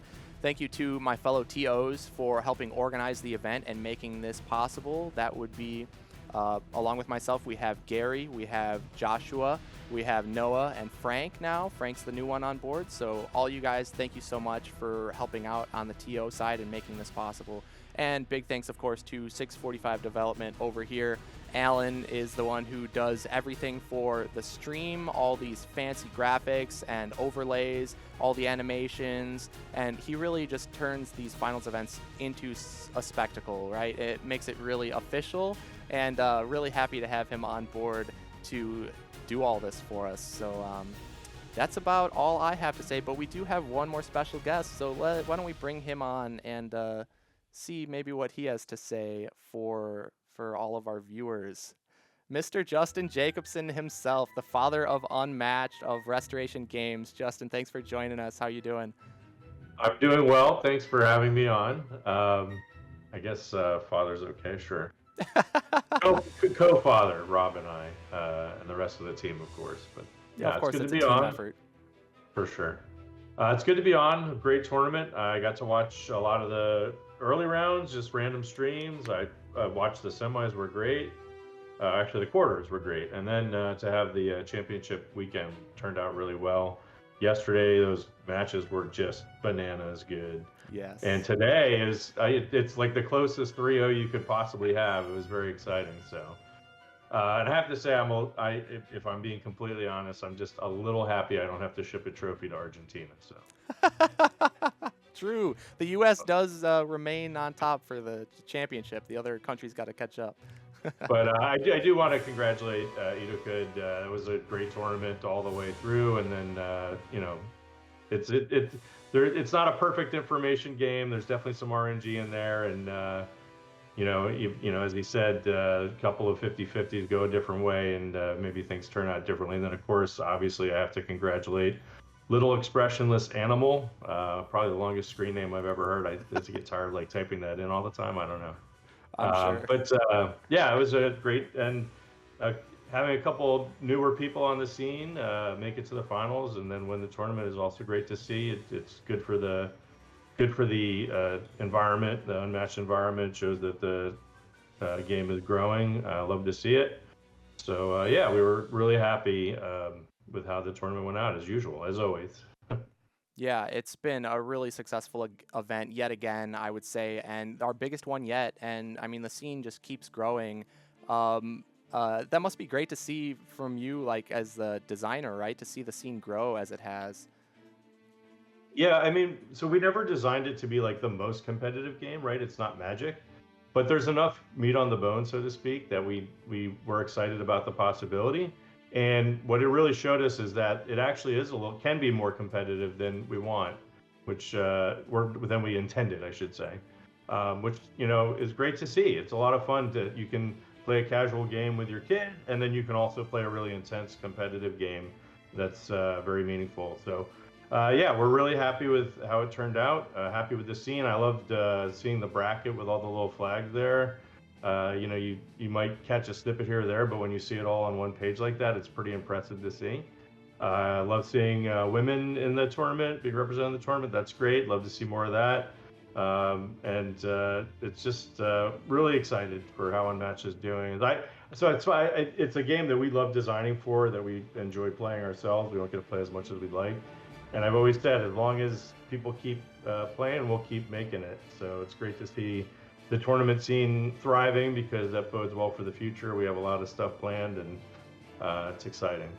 Yeah, definitely exciting. There's so much coming up in the future, and it is really cool just to see how global of a reach this game has, right? Like you mentioned with the flags. I mean, this tournament, and it started off majority U.S. players in the early days and during the Premier tournament and whatnot, but it's really just expanded all across the globe, and that's just so cool to see.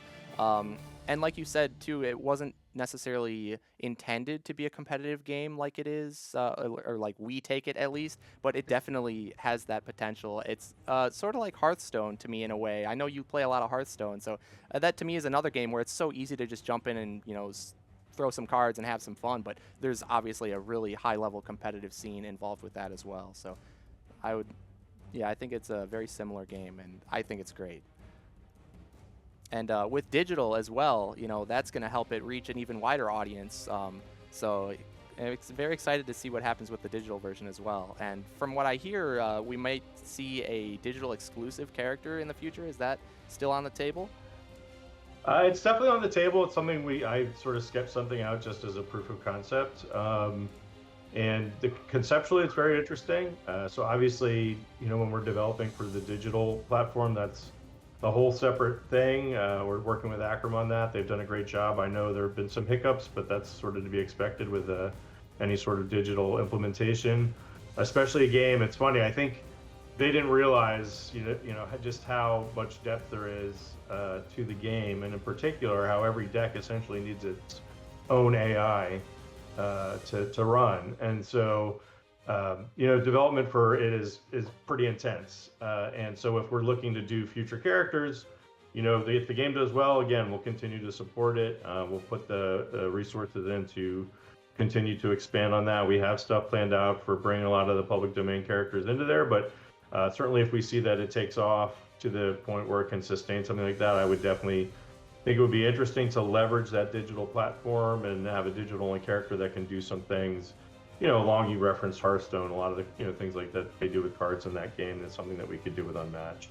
We also have ideas for other things for the digital version that can be interesting. Some of them purely cosmetic, some of them play-oriented, and things like that. But yeah, as long as it keeps growing, we will continue to work on that.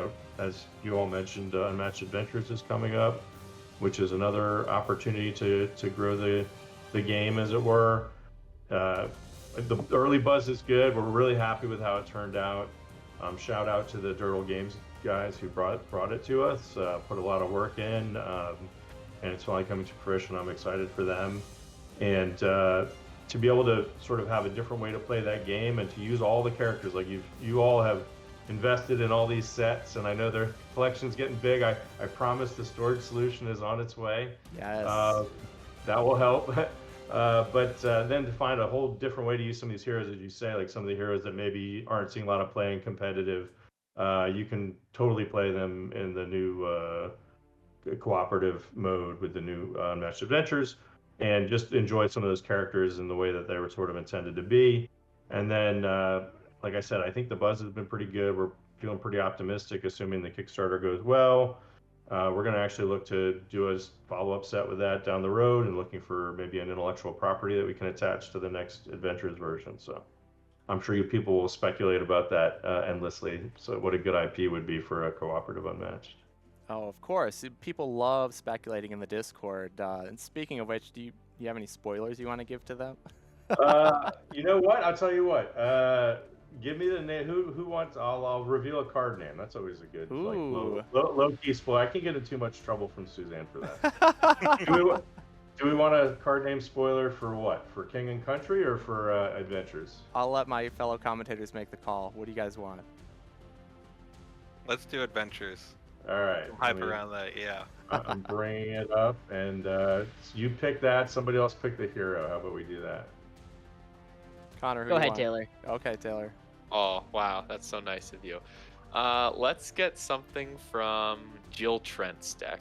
All right, Jill Trent. She's the science sleuth. So yeah, I'm looking around. I've got a whole PDF here, all the art, and I can see all the abilities and everything. And all right.